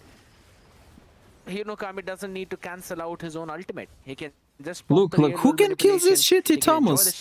And he can do whatever. Look that skin, it's actually a really great skin, by the way. Participation out there, Lager and Zedel again. Lager being way too ahead in all of that. With the Lancelot as well, he was able to steal away that turtle. But look at the amount of damage dealt. Oh, remember I told you about Garmadon hero pool? On top. Remember I told you that Garmadon is playing fucking everything on gold lane. He can play Ruby. He gets destroyed. Well. If he is alone in a 1v1, it's not good for him. But of course, Xenox will not be the XP laner himself. He will be the gold laner. So let's just refocus on that, because I believe we were. I just don't know who can penetrate this fucking Tamus. It's impossible. XP, right? Literally. So RM is the one on the list right now, not looking so hot for him. Right now it looks so much better for Jangli and the rest of the squad. Of course he's just 0-0-3, but so far the Tamus has been super strong and there's nothing to shut him down yet. As of now, yes, I absolutely agree, but there we go in the mid lane. Oh, that could be a pick off. No, Lager says he will be just forcing out the Crimson Beacon of Yankee, and that is a big tool now. Oh, ultimate from Garmadon! Oh, talking about big tool, Xenox is get put down, killing spree for the Fake Time. Total destruction! Total is destruction! No, it's GG's, it's GG's. He doesn't mind, and he goes for more. Zelda Ackerman trying to defend his own jungle. However, he already gone, using up the Mountain Shocker, and probably will try to defend the tower, but he decides not to, because it could take his own life. All he can do is just go down towards the bottom side and maybe clear out the minions and get a few things, because he's already lost his purple buff. Fake Time has been going in for the constant invasion, so you could say the Eastern Shin needs farm, and he's not getting that. Isaac as well, not yet. We've not yet seen a single way of the dragon coming in for him that could set things up for his team very well, because Gory has been on his face. It's Zedal, yeah, it's Zedal. Making sure he's giving all the vision Playing out to his Kisanshin. team. Working overtime with all of that, and quickly went in with the dominant size too, just so it's gonna be even more easy for Jungle to build up on his own items. And guess what? He's going with more attacking items. He's going for a War Axe on top of a Corrosion Strike. Corrosion Scythe. That's going to be big. That's a lot of damage. I agree, but there is one super important part. Oh, they want to kill. They want to kill Ruby. Cho misses ultimate, and they can't kill Ruby. They can't. Isaac, you did not hit that. But unfortunately for White Kids, they can still get the tower. Wouldn't really matter though technically, because that's a tower for the turtle as well as the top tier 2 being chunked down a little bit, and all the buffs now going to be invaded one more time out here as we have another fight in mid. Oh, it's L not is really dead. fight. It's more of an execution. Kaiser gets executed in mid lane as the rest of the team make their I really like Zedal Tamu's skin. I mean, for Tamu's players, the skin is actually insanely good. Ooh, another ultimate from Garmadon! Happening. Legro trying to play it out. Zedal running away now. Garmadon setting so good ultimates, literally all flickers used there. Because he's just chilling, lying there. Cho flicker, Granger flicker. In the ward as Fake Time are taking this game by storm. 7,000 gold. This is the most dominant game that we had today, possibly, because even Jackpots were struggling a little bit against their opponents. What is this telling us of this matchup? Fake Time are destroying Void Kids. Outdrafting, that's the main thing. It's clear. Yeah, outdrafting is insane in this game. Time. Oh, another pull coming in. Garmadon is just annoying the heck out of everyone on the other side, and Isaac is lucky he's going to be left alive onto that one, just to make sure he sees the sun for another evening, because it still is setting for Void Kids. There's no way they can save this game hopping in right now unless Fake Time make a mistake. Honestly, looking at their composition, they shouldn't own. And speaking about mistakes, Isaac is the one to do it himself. And now but still, they just destroy. They're just too tanky. Yank from Yankee, but unfortunately for him, Xenox doesn't have damage at all. He just built his Blade of Despair, but I believe that's his second item next to Hunter Strike. If you compare it to the rest of the squad, and they just wait for creeps in the middle. Oh, Zedal get caught! Big pull going for Zedal. Holy shit! It's just a 10-minute game. But doesn't matter. As they will try to finish the game off in the 10th minute mark. Is that real? Cho will try to defend. There's Kaiser, there's Xenox. Can they defend Isaac? Quarter of his HP is already They don't down. want to stop. They have all skills on cooldown. Eve has ultimate for ending a game. Doesn't matter. They're going to take all the inhibitor towers. 50 more seconds. The only thing that's happened is that the end has been inevitably delayed only for 1 minute 30-second max. 3 towers, all towers taken. That's the amount of time it will take for the Lord to hop in from mid to the other side after they pick it up. You can look at the itemizations as well. Anti-Curious locked in after that War Axe. No, that's, apart from that, that's just armor, total destruction now. Tank, anything Yankee's gonna deal. And I like the itemization from Jungle again. He just made sure that all he has is tough boots, so the CC is reduced. And apart from they're gonna end with next Lord. There is no way they're not gonna end with next Lord, because it's mid-game and Tamu's got his items and you cannot penetrate him if you don't have all items. Just I like the itemizations from him. He's just gonna solo in this game. I don't think I quite like what Isaac is building, because right now I believe he is going into that dominant size, but I believe he could have had it so much sooner, and since the rework that happened to dominant size, it should have been definitely his first item, as you saw, I believe, on Gorinich, that went for it immediately. Right now Lord will be taken for the side of Fake Time as they march into I don't think Tamus needs War Axe though. Looking for an end. He can go only Horizon size. Because of the expanding river buff as well, they can't really stay far ahead and clear out the minions in tier 2. Everyone's going to be rushing towards that part very fast. Cho is not even good in this draft. I mean, just like a hero. Cho is useless in this draft. Now as the Lord marches down out here in mid, the waves not perfectly synced, but I think so that is still pretty fine for Fake Time considering how high they are up. Oh my god, Zedal, what are you doing down in bot? I mean, he's just trying his best to survive because he needs to get some time for his team, for them to survive. Kaiser defending Kaiser dead, Zedel dead. Jumping in 4. I don't think that was the play, man, because right now your base will explode. Base Crystal is basically gone. Nah, I would be so tilted after losing a game like this. Just, oh my god. What do you think it's so tilting. Because we are here to battle it out, and we think not even like equal game, 28 minutes, losing in late game because of mistake. No, it's just total destruction of S. This is absolutely maddening. Fake time, just obliterate Void Kids. And this is what I also mentioned even during the drafting phase, right? You need someone that can protect the backline, yes, but for the first thing, you've got a Zushin, you pick up the Yi Sunshin into the jungle. Now that is a very slow mid already.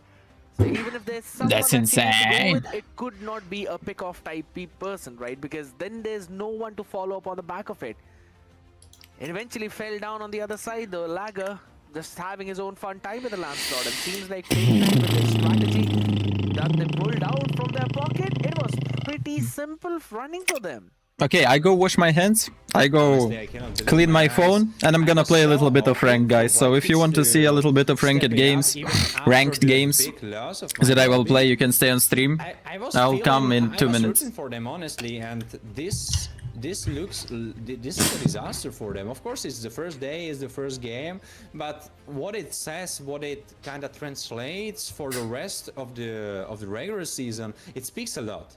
Because if this is how Fake Time were able to beat you, Fake Time themselves, that of course we heard big words from them, but they didn't really, they weren't able to deliver before on those words, because as I said, you can look at it, they barely got qualified through promotion relegation. Of course, we don't know how they would match up through last chance qualifier, right? Because they didn't need to, but looking at how they got through, I was kind of expecting that this would be more even battle. But Fake Time took it by storm, and they deserve the credit because their performance was up there for sure. Fun fact that the only two people who eventually fell in that game were the EXP Rena and the Roamer. Apart from that, everyone else survived. Garmadon was just waiting every other time for Zedel to make his move. And the nerves on the Yi Sunshin, you could clearly see that. Instantly, I could see he dashed in at the very last fight. But the anti-CC only lies for 0.3 seconds instead of 1 second. Yeah, ML Injure, good night. Good night, good night. Dashed, I will just... after 300 milliseconds, I'll just play a little bit right now. And that's what Garmadon was waiting for throughout the entire game. I'm kind of... it's enough for me. I wanted to see that all game. I wanted to... Like, Jackpot's still strong. Okay. Minerva Fury strong. Meta Shift strong. Zedel team disappointed me. The draft, the gameplay. That eventual damage is still going to be less of Kami and disappointed. Lagger, so they have to go one extra. I'm really disappointed. And on top of that, they can go in for the defenses. I'm loving what Fake Time did here. Also, there is one important thing to be said, and that is, if you look at the composition of Fake Time, of course not Gorinich, but everyone on that team comp other than him is dealing damage. So if you are even, you cannot really pinpoint one target and just kill him, because you need to kill everyone. If you leave Lager and Hinokami, for example, alive, they will try to finish you off and they will do a lot of damage. If you leave Garmadon and Jungli alive, they will do the same, and any other combination would still do the same. So you are in this very complicated situation where even if the game was even and you were on the same footing, you still need to go for multiple members to play the fight out. What the fuck is wrong with this finger sleeve? Alice, well, you are probably not focusing her first. You are always going for Juxin, you are always going Jishunshin, you are always going Granger. And those three are ranged heroes, so they are kind of easy to kill comparatively wise to Lager, to Garmadon, to Jungli. Of course, Hinokami is ranged as well, but those three, they are melee heroes. Extra defensive stats, and on top of that, so much mobility. Garmadon, Jungli, and Lager, they are so mobile. Even if you catch them, are you sure you caught them? Because they are, look at that, they are 2 flickers away. And one of the big things out here in this game was, again, the fact that there's way too slippy people on the other side. So, Way of the Dragon, yes, understandable tool with which you can catch them, but it becomes difficult to find that perfect angle to set your team up for success, to push them towards your team. And let's be honest, we did see some of those struggles from Isaac. I really would have rather seen the Kalia in this case instead of the Cho if he really wanted to go for the pickoffs. If not, I think so. Matilda in this case would have been a pretty solid option. And instead of a Granger, you could have ran another fighter into that gold lane position. Not like we're not seeing it. You could have gone in for a Yu Jong there if it was wait, available. we should play. I think so, it was available. Archangel, are you on my stream? That's true. That's something they could have went for. But honestly, what an answer from Fake Time. Jungly, we spoke about, or I mean, everyone spoke about his Elise. Let's be real, like your mom, your dad, your grandfather, everyone was speaking about his Elise. And it looks like he knew that everyone saw that and he was super ready because he was like, oh, you want to take my Elise? Yeah, no problem. I have Damn, I wanted to play Rising. Look at you, what you gonna do? Nothing. We saw it immediately level 2. I believe RM had like 15% HP and Jungly was 4 HP. He lost the first cannon itself. And the fun fact is, the EXP crab was taken by Zedel and was not. Поспить. Reset wins and loses to handle. Please. We are better and great. Na na na na na na na.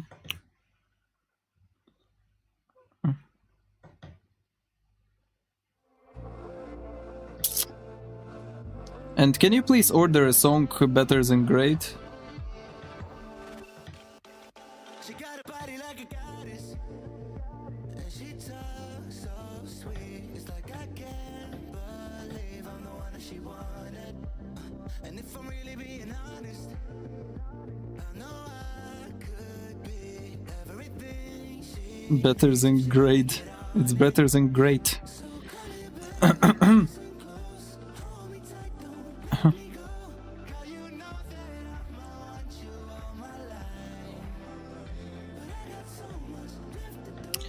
We are better than great. Na, na, na, na, na.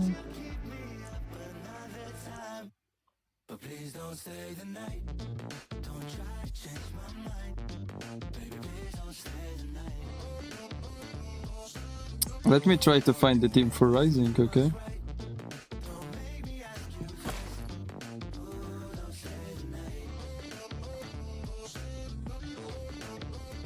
You said great? Maybe I just said great. Accidental. I meant great.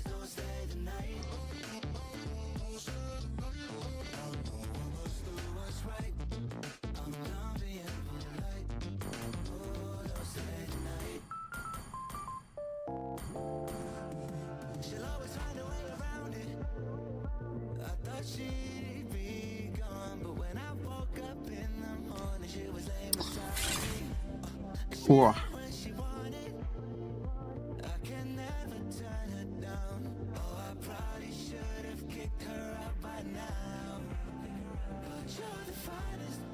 That's good. We have a team.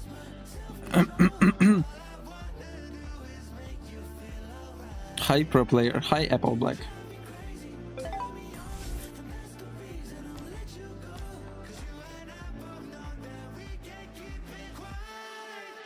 Please don't stay tonight. Change my mind. Please don't stay tonight.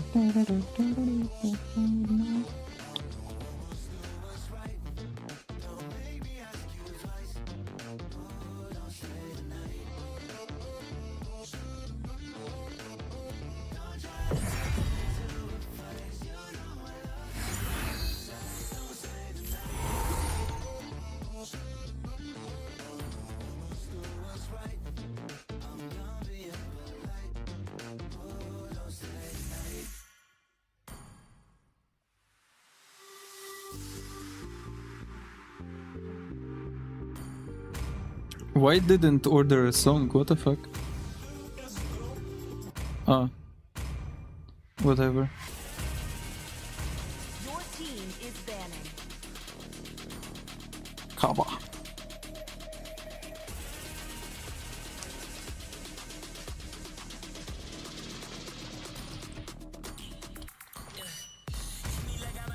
I don't even know what you play, guys, so... The enemy is banning. Your team is banning.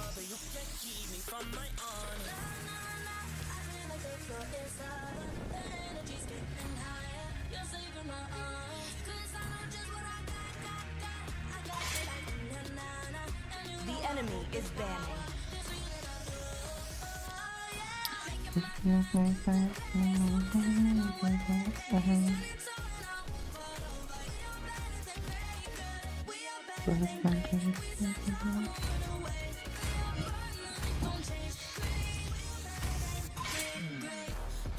Your team is banning.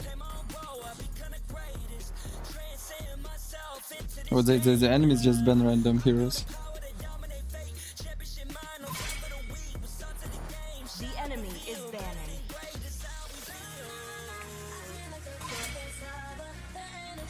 Your team is picking. Friends, fighters, The enemy is allow me the honor of introducing the Royal Matador.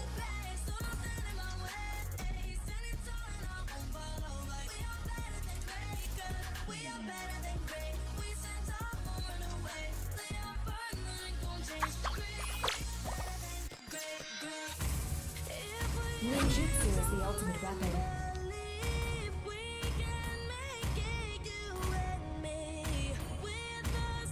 The hunt begins. Your team is picking.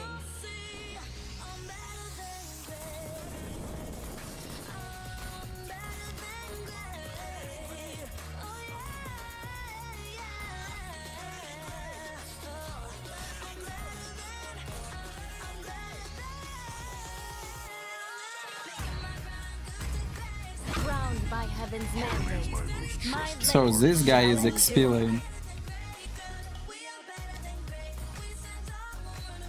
What do you play on XP lane though?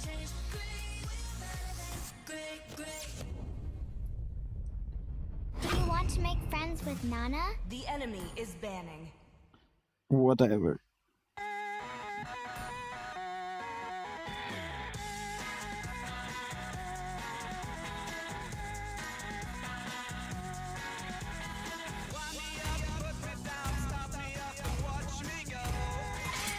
Savage this game, please. The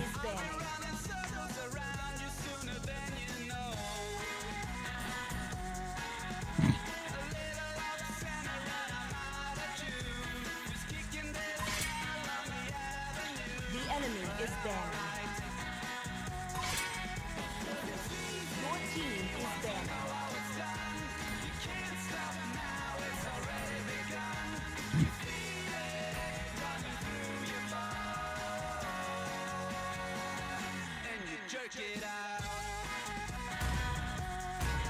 Who's gonna pick Alice, bro? They pick Nana and Hanabi first pick, they're not gonna pick anything. The enemy is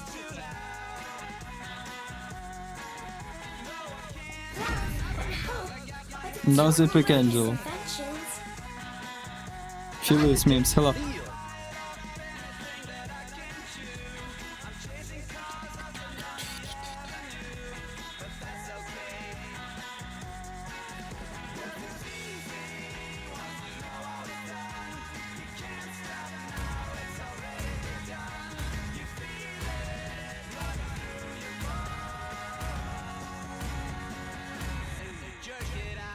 Muscle of iron, bones of steel. Yeah, it's rising. Bah.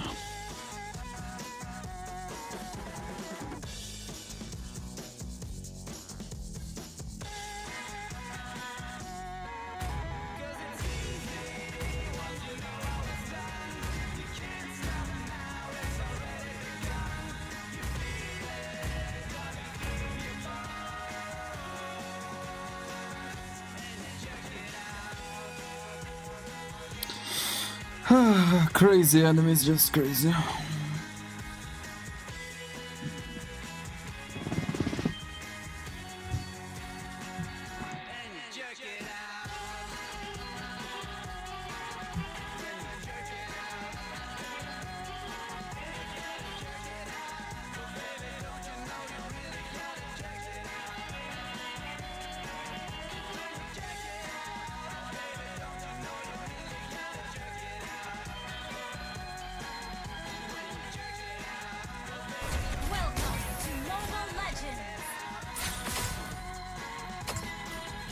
You see, in Rising, those builds were great.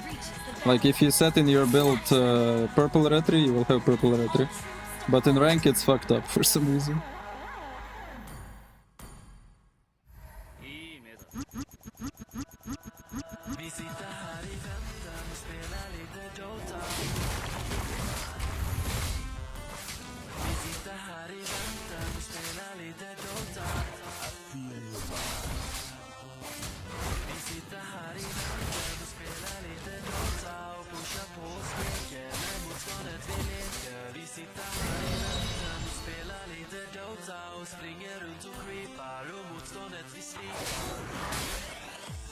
Fucking Nana and Angela midline, voila.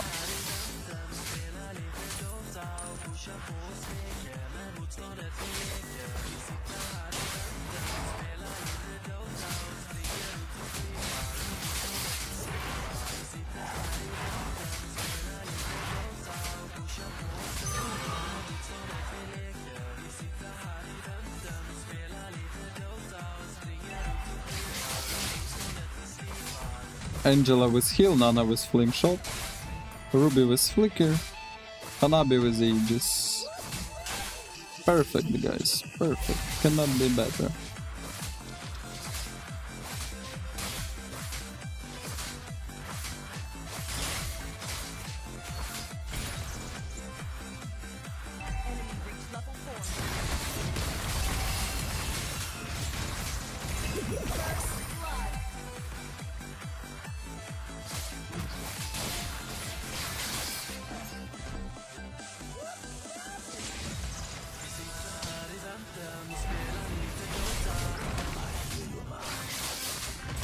I mean, Lucas will come right now with an ultimate, but I already, yeah.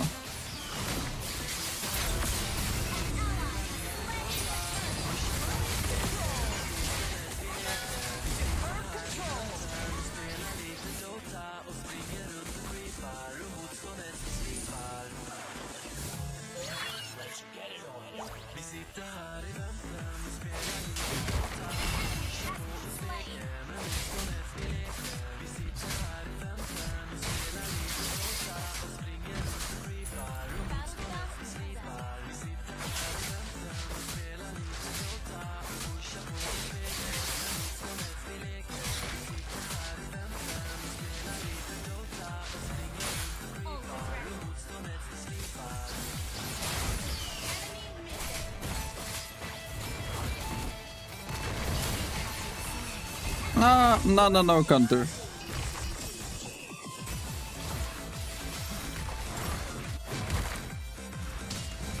By the way, my screen was lagging and I used 2 first skills when it was lagging. I mean, who can counter Nana? I mean, Immortal hero, like, what the hell is that? With Molina.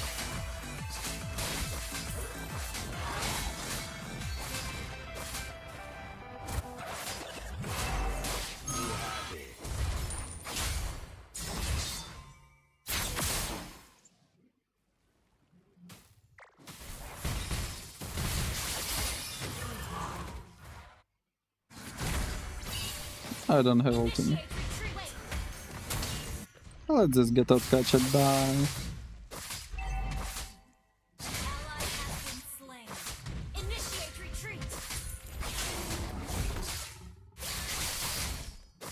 Where is the music now?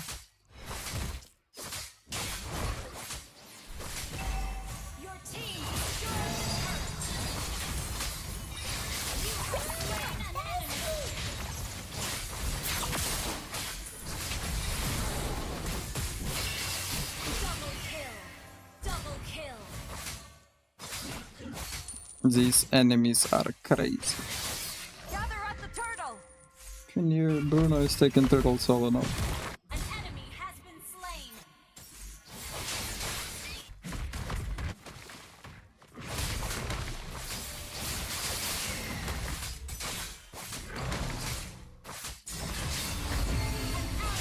Slain the turtle.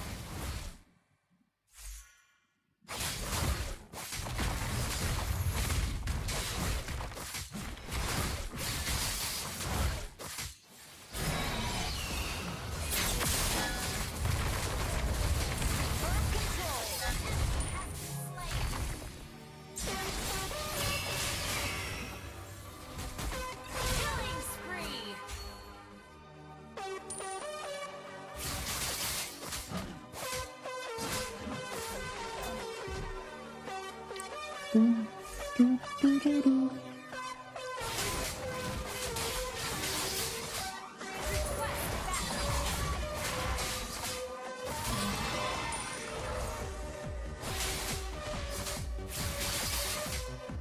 Team destroyed the turret. Not ready. How is Lucas with Angela and ultimate cannot kill...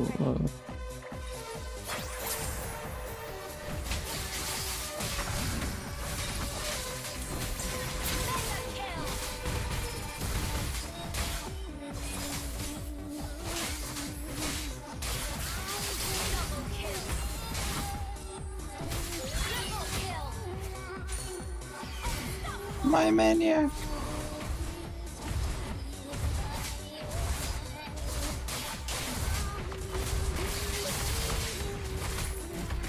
Team destroyed a turret. Enemy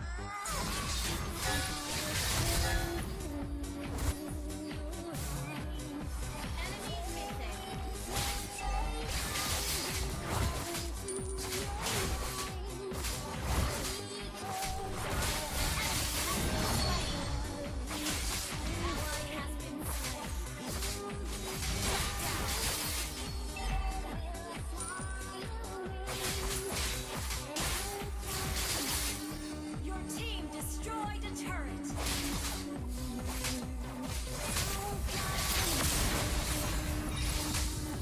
Why do you have so much shields, bro? What the hell?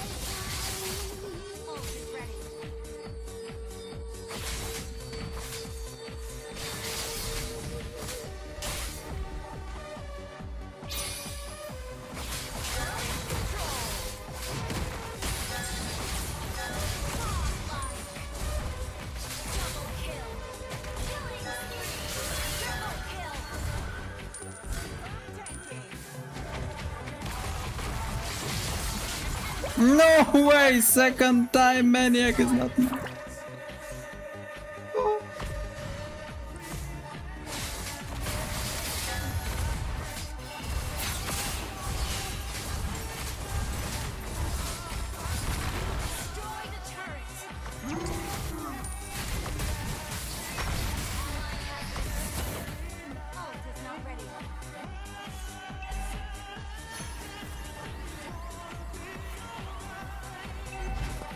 It's fun to play though.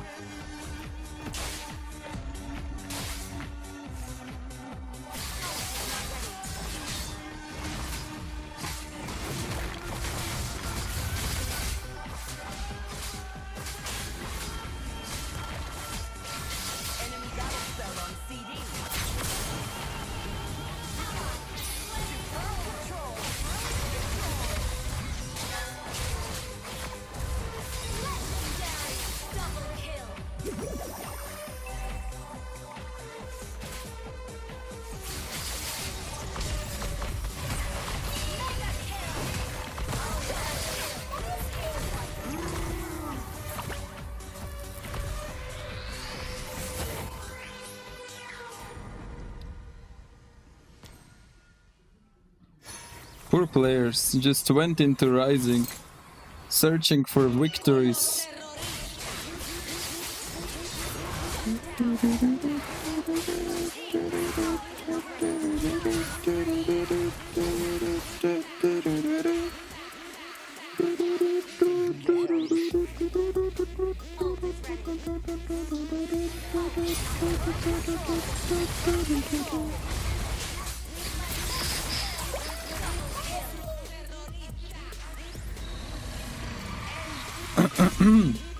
Brother, what color are your eyes? Blue?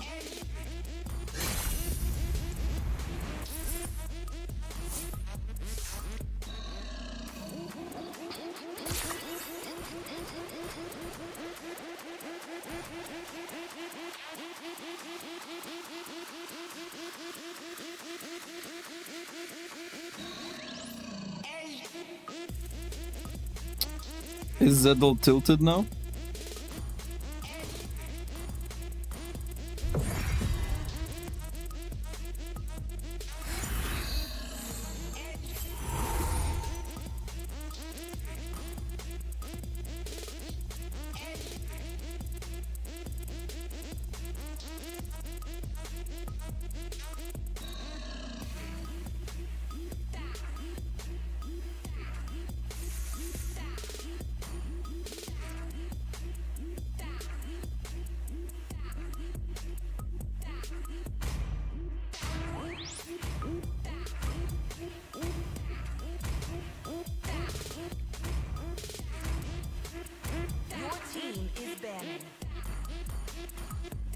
I don't. I forgot. My mage was playing some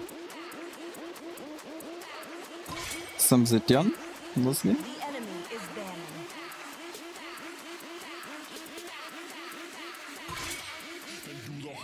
Your team is banning.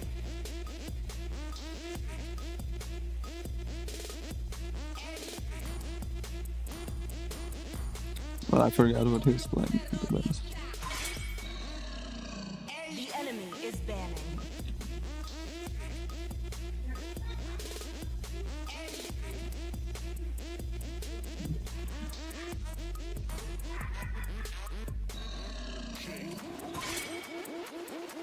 Your team is banning. And you can ban this shit, man.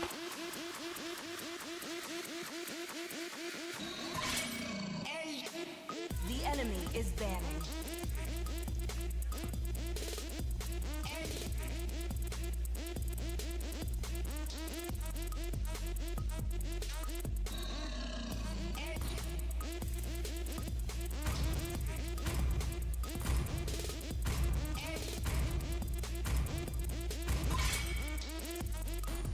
Your team is picking.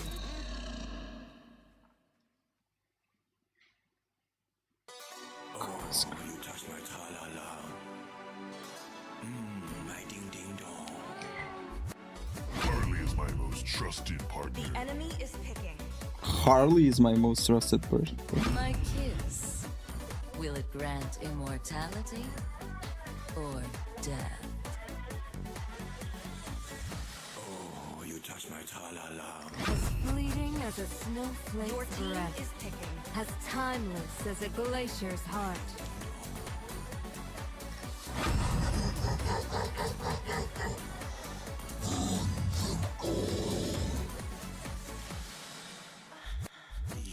Let's hear those cheers! It's time to set this celebration ablaze! I'm looking for some love. In the night, I'm looking for some fun. In the night, I'm looking for some.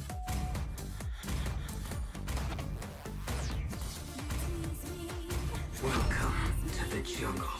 The enemy is banning.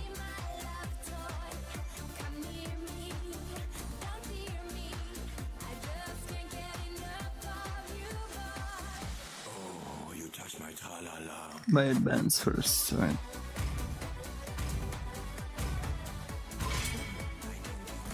Your team is banning.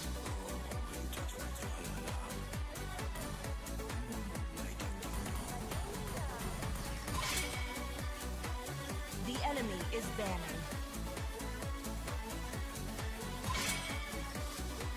Your team is banning.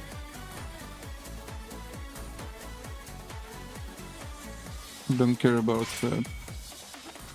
The enemy is picking. Let's make the whole world green and lively. Brother, stupid as fuck.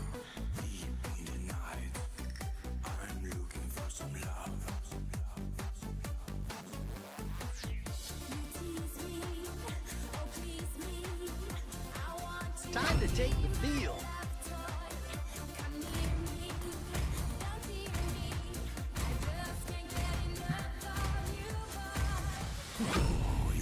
Payback. The enemy is picking.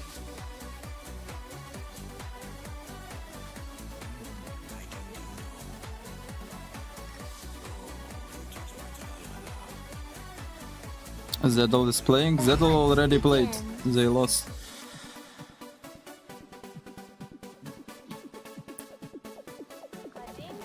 You're stuck in Legends?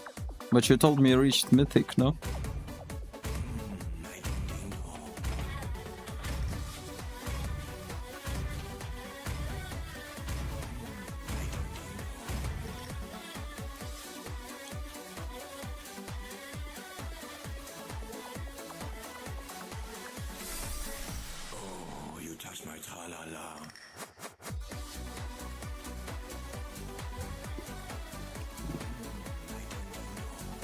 Welcome to Mobile Legends. 5 seconds till the enemy reaches the battlefield. Smash them. All troops deployed.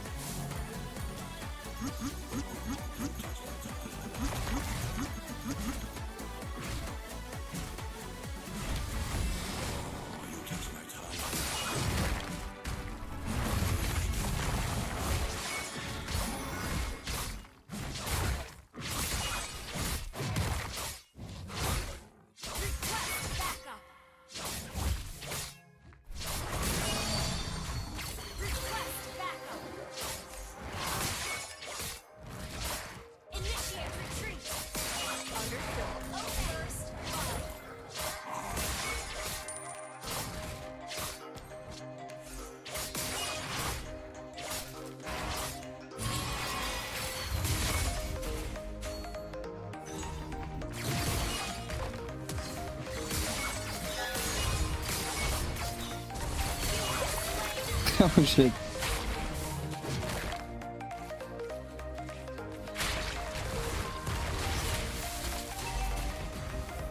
At least it's kind of stuck there, no?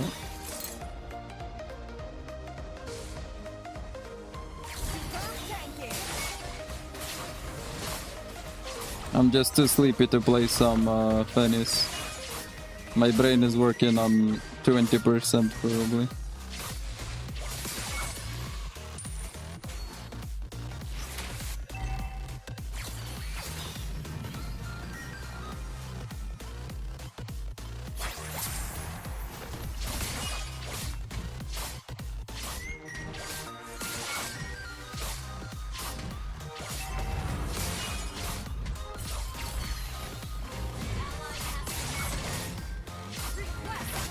What the hell are you doing while you are level 3, bro?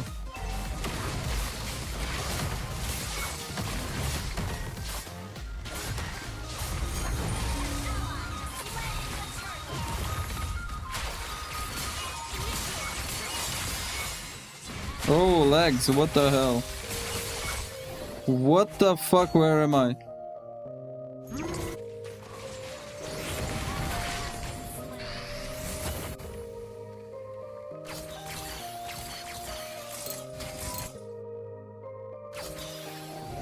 I hope I'm not the only one lagging here, to be honest.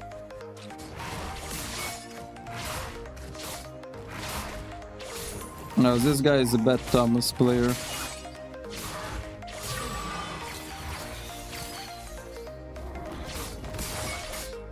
Change him for the next game.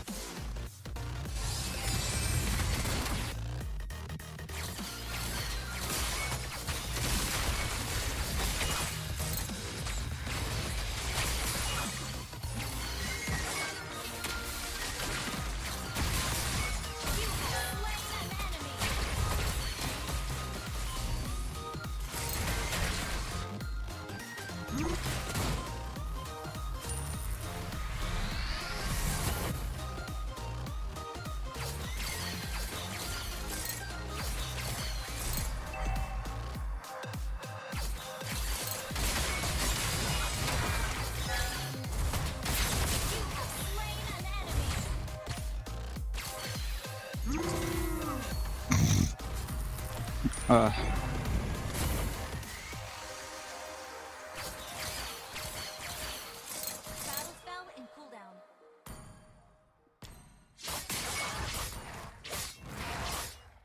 The fuck repeat boots for...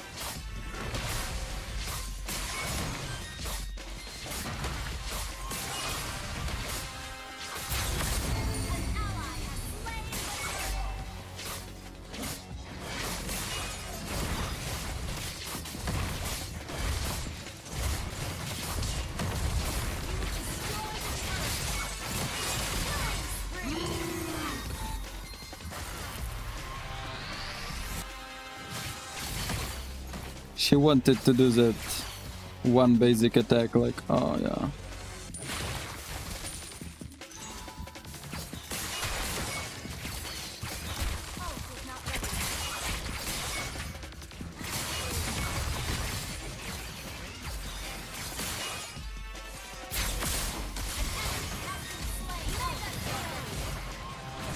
I'm just chasing heroes.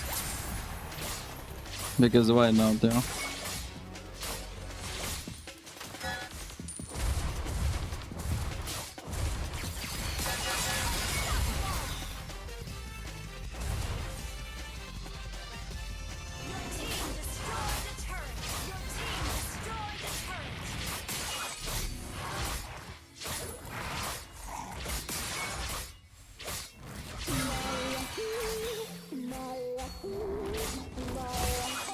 Recroy, hello.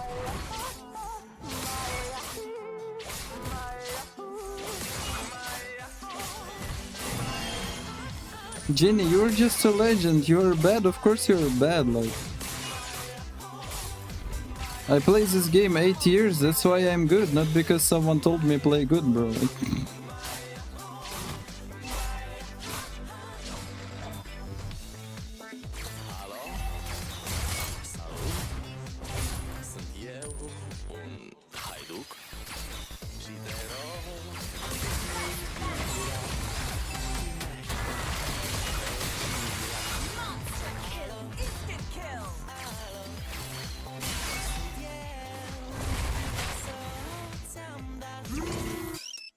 Și sunt voinic, dar să știi, nu-ți cere nimic.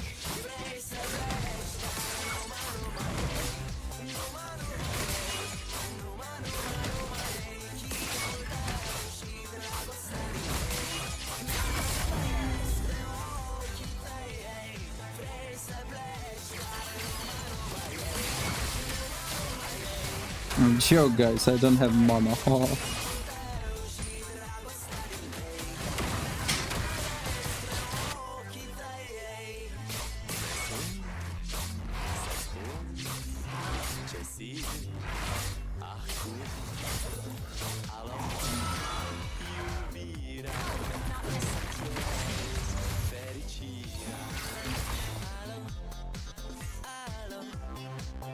Sunt iarăși eu, Picasso, ți-am dat dar să știi, nu-ți cer nimic. Vrei să pleci, dar numai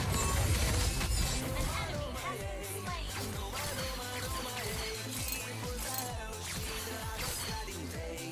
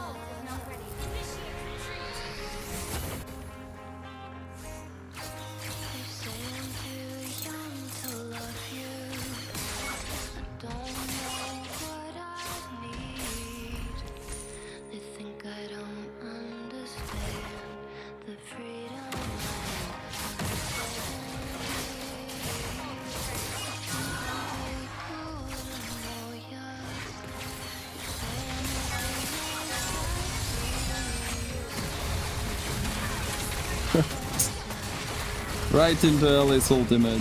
Die!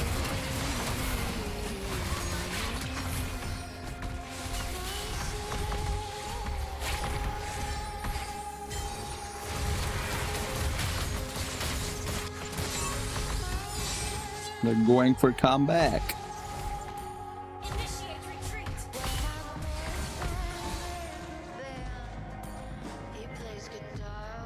Why the fuck Bruno has Dreadnought armor?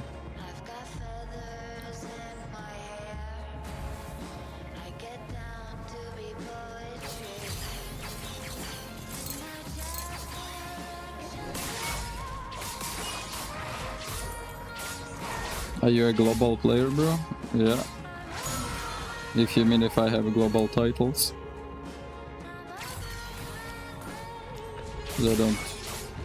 I don't really know what you mean.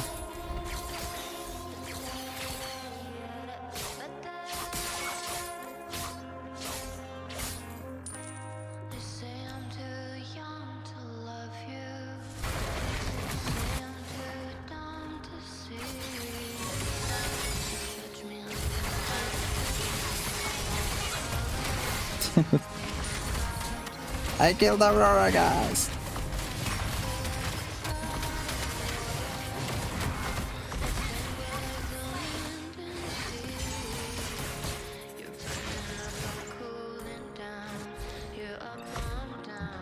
This just drag me under tower. Like a bitch.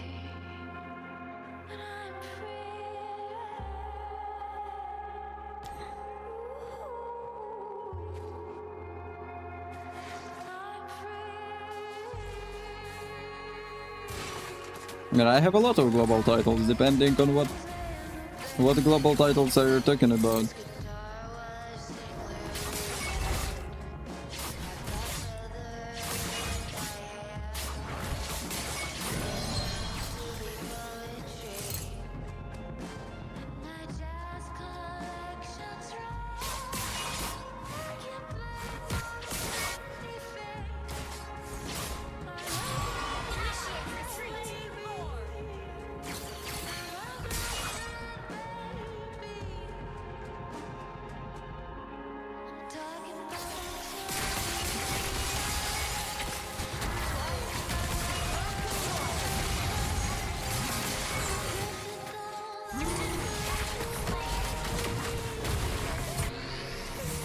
Really good, guys. Really good. And I didn't even die.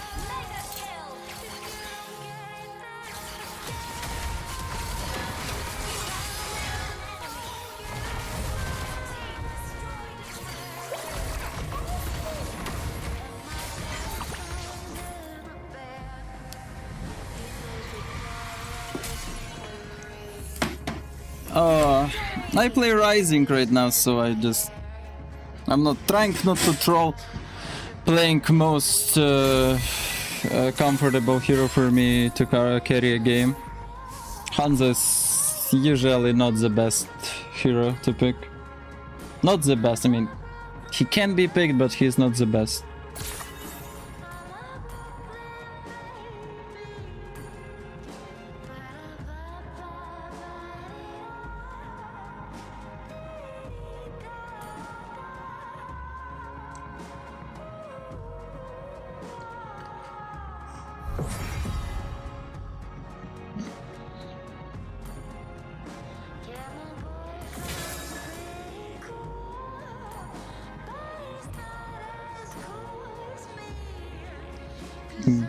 Global number 261 jungler right now.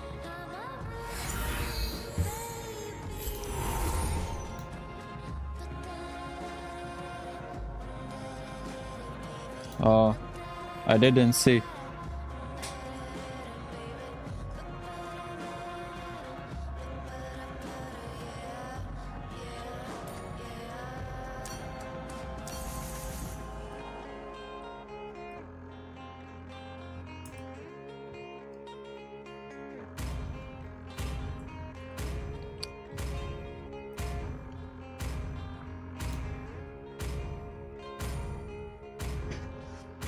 The enemy is banning.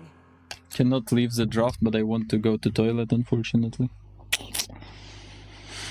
So yeah, ban Lancelot.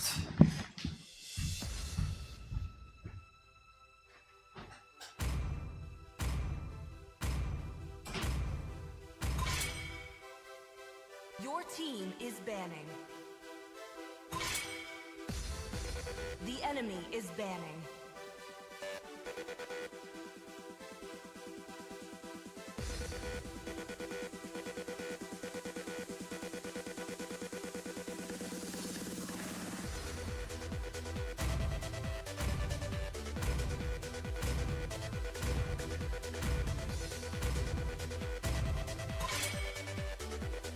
Your team is banning.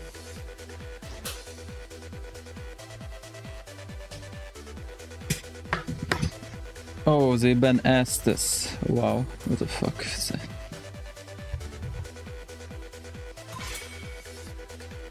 The enemy is banning.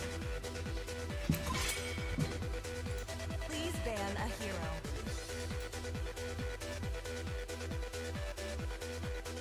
Oh, I ban a hero. They ban Gushin. Holy shit, what do NPCs play? No, NPCs should play some NPC stuff. Sylvana, they certainly want to pick Sylvana. The enemy is picking. They certainly play Sylvana.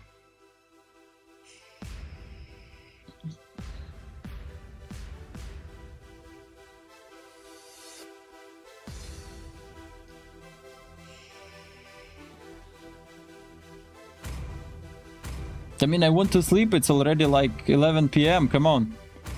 I woke up 6 a.m. Sir, what's your command? Your team is picking. Do you understand it?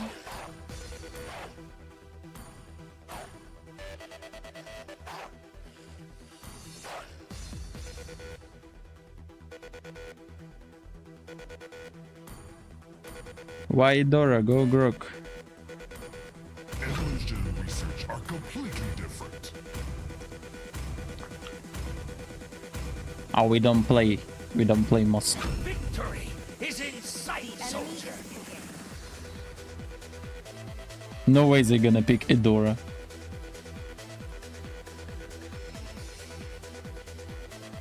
Why Sylvana ban? Because enemies are NPCs. They play Sylvana.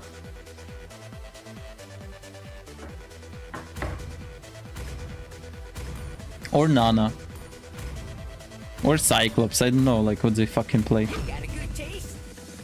Please pick a hero.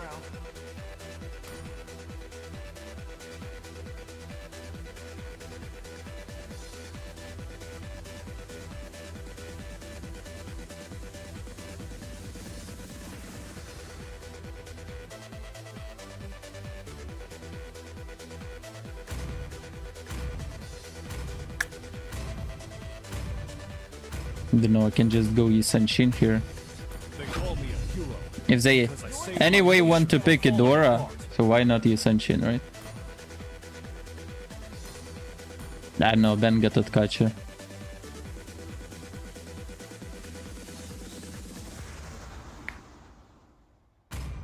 NPCs play Gatotkacha because Gatotkacha is actually really NPC hero. No, go fucking Bangato. The enemy is banning.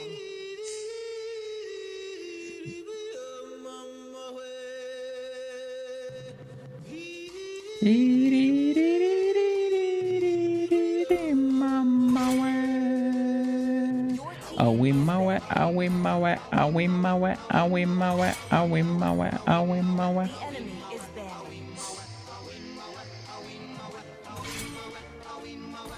Your team is picking. In the jungle, the mighty jungle, the lion sleeps tonight. In the jungle, the mighty jungle, the lion sleeps tonight.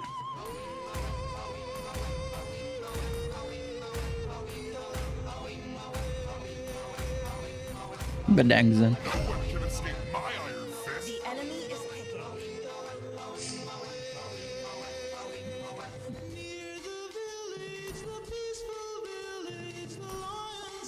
sleeps tonight. I do what I want to do.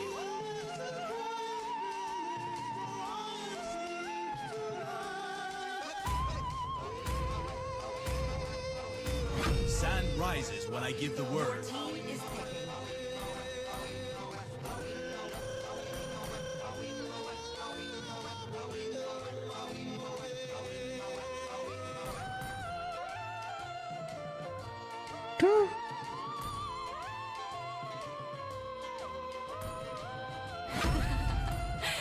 The southern seas are my domain. What should I buy with promos? Whatever you like, bro.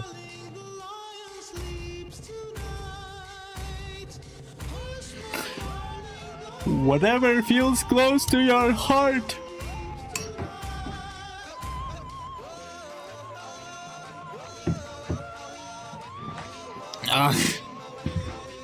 A light skin, yeah. Easy price. Welcome to Mobile Legends. 5 seconds till the enemy reaches the battlefield. Smash them. All troops deployed.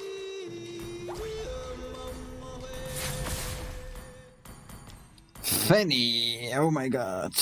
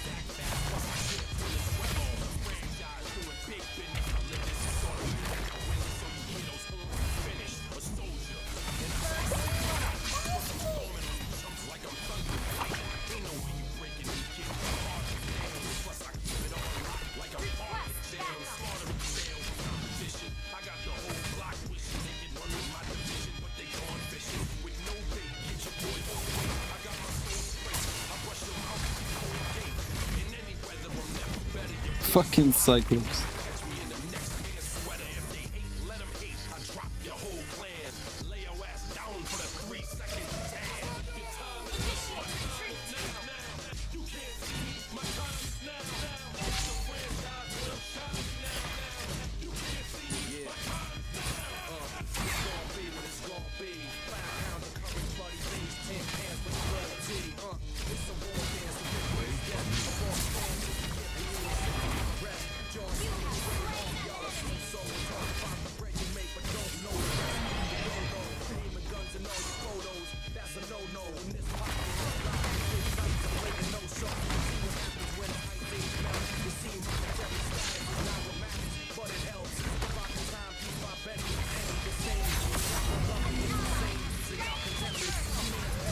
Oh no, he has shield, what the hell?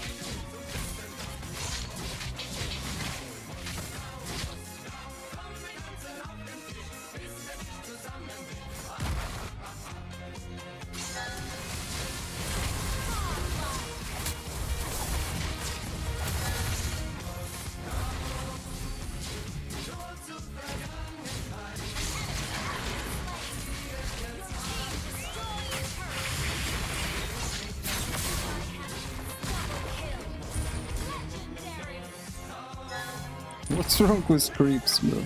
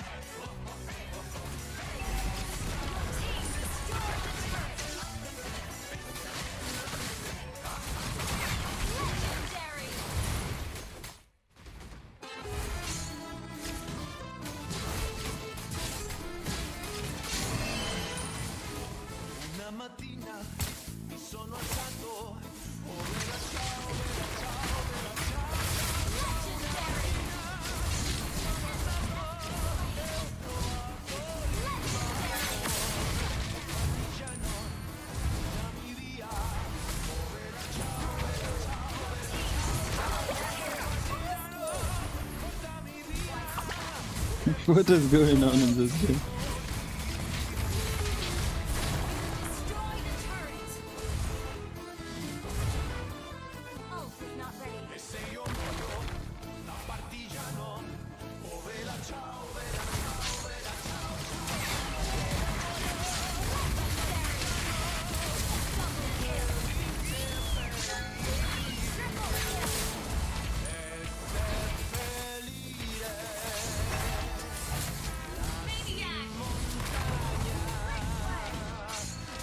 Ah.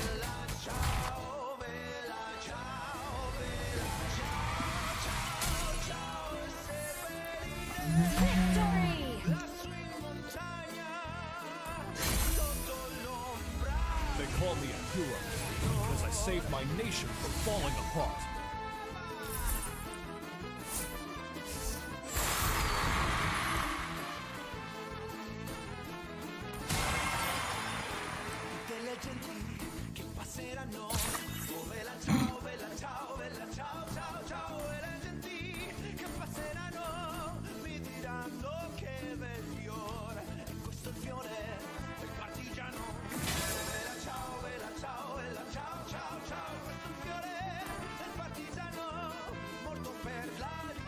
Two more weeks and finals then.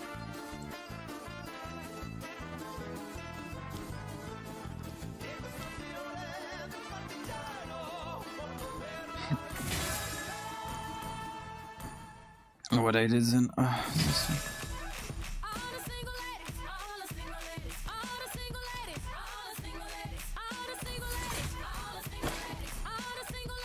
It's not bot enemies, it's real enemies. You can see. They're just slow as fuck. another brother notice me. I'm up on him, he up on me. Don't pay him any attention. Just crying my tears, here's 3 good years. Can't be mad at me. 'Cause if you like it, then you should've put a ring on it. If you like it, then you should've put a ring on it. Don't be mad when you see that he want it. If you like it, then you should've put a ring on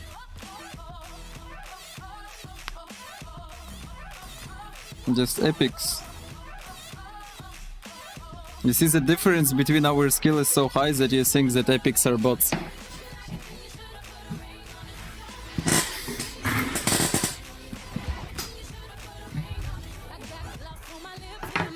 I will be playing finals for the first time, gonna get first place. No, you're not gonna get first place. I will get first place. Is it gaming chair or just a single sofa? No, this is a sofa, and this is a sofa, and this is a chair.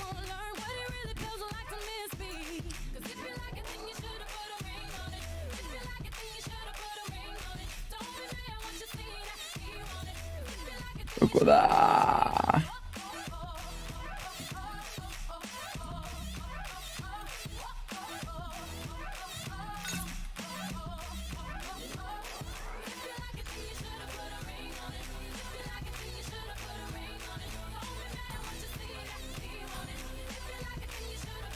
You lie? No, I don't lie. I literally didn't add anyone in this season.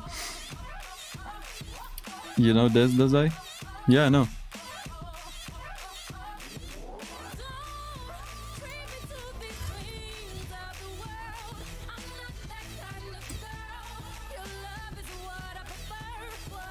The fuck?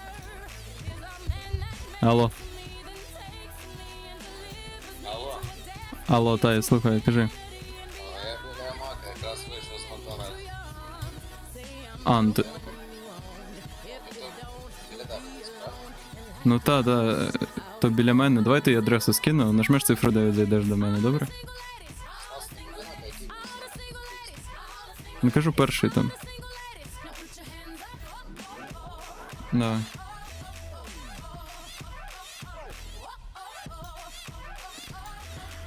Ох.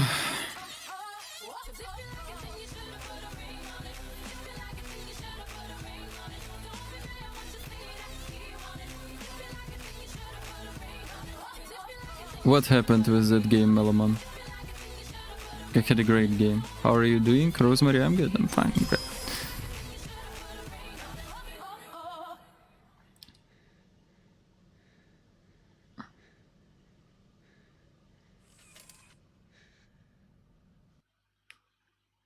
I will eat right now on stream.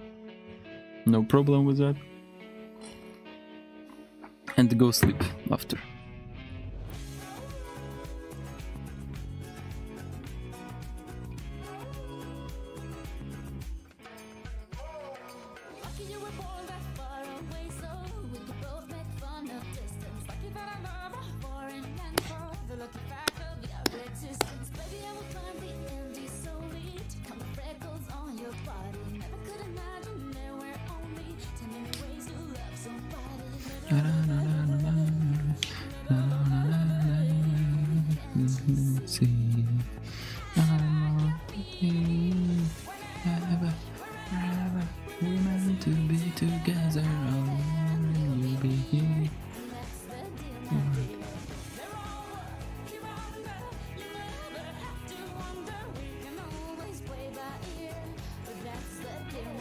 Ah, how did you know that, Meloman?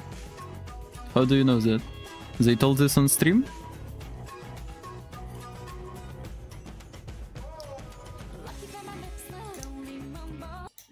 Okay, let me go back to tournament, by the way.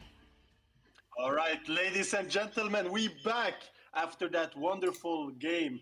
And with me is not scared yet anymore, Warren. Hello, Warren. How are you doing?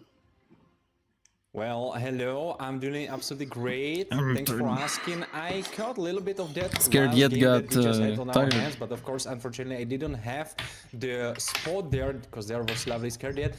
So I hope you enjoyed the game. It was definitely back and forth, but in the end, Prevalent Order were able to come out on top.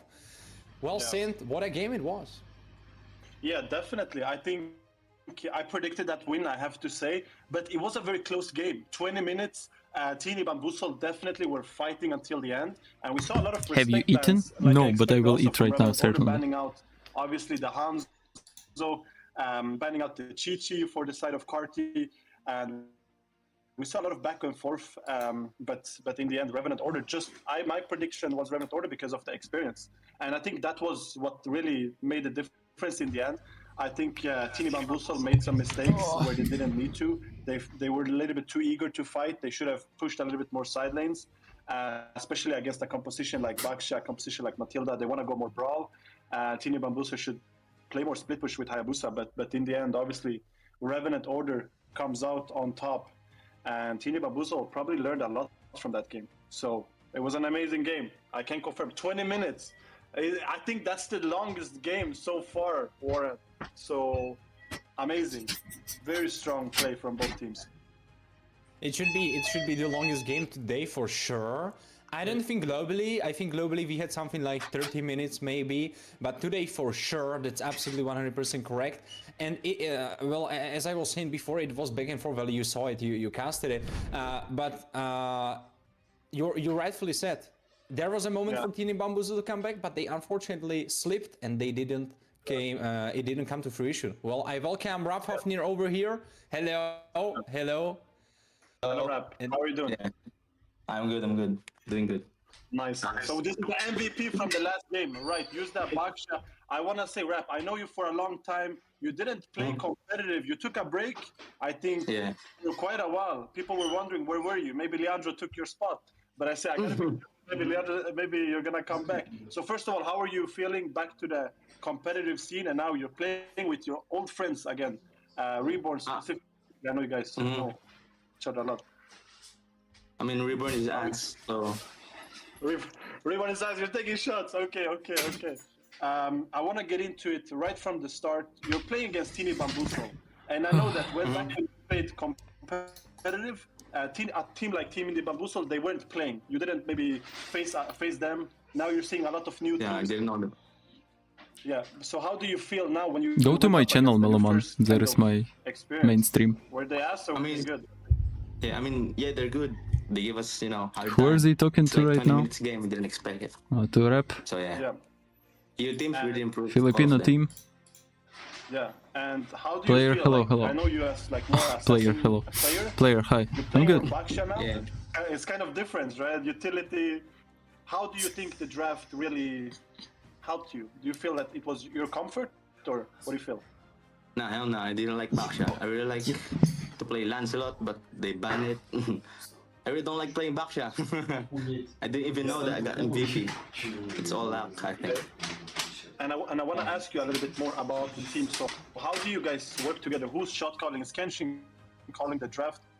Who's calling the shot calls? What's going on? It's just all of us, we just communicating to each other. Like 20, something like that. Okay. But Brand, Reborn. Yeah. Reborn as. Okay. Yeah. Reborn as. So did Reborn, would you say, one thing that I commented on when watching the game, I said, Reborn is making a mistake right now when he's rotating. He really gave Nikki 3 towers, 3 gold. Why did he give so much space to Nikki? Did he get diff there? Can we say Reborn got diff? Yeah, hella diff, bro. Reborn got diff. Okay, but I want to get right ahead and talk about upcoming stages of the tournament. You won the first game. Who do you think right now that is playing the tournament is your biggest contender out of all of the teams that you've seen? I think it's Lightos team. They're really good. Jackpot. This Ukraine team, they're really good. Which one? The one with Metronio or the one with... Yeah, Metashift, yeah, that team. Metashift, okay. And have you watched... All of them are good. Yeah, not everything, not all.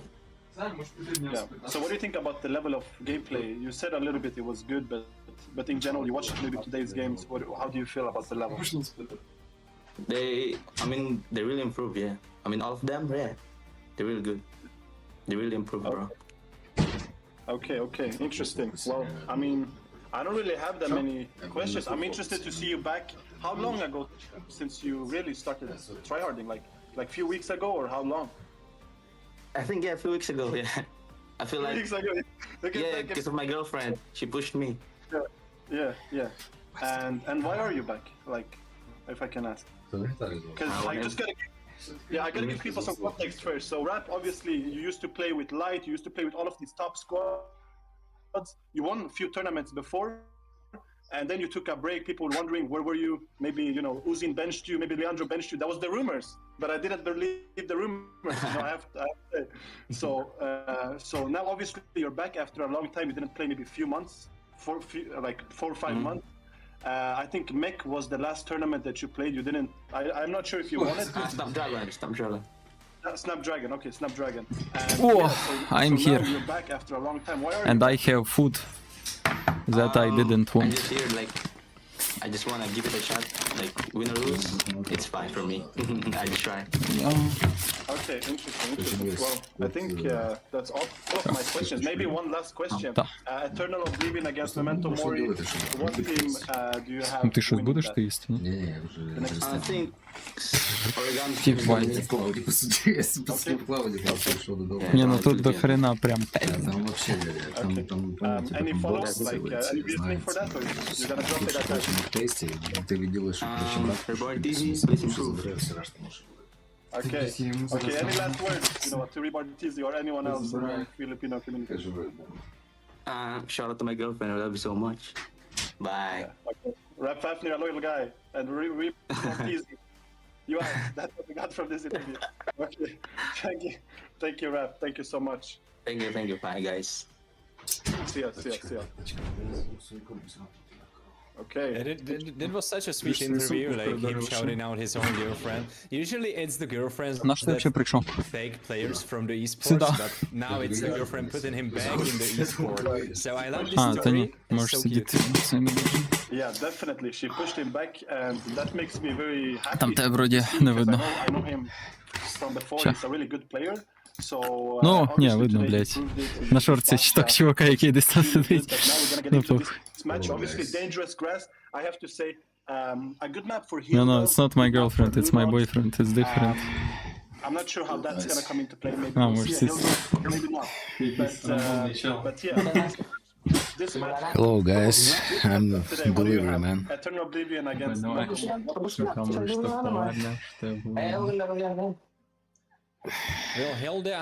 You can ask all questions you want. Yeah. Right?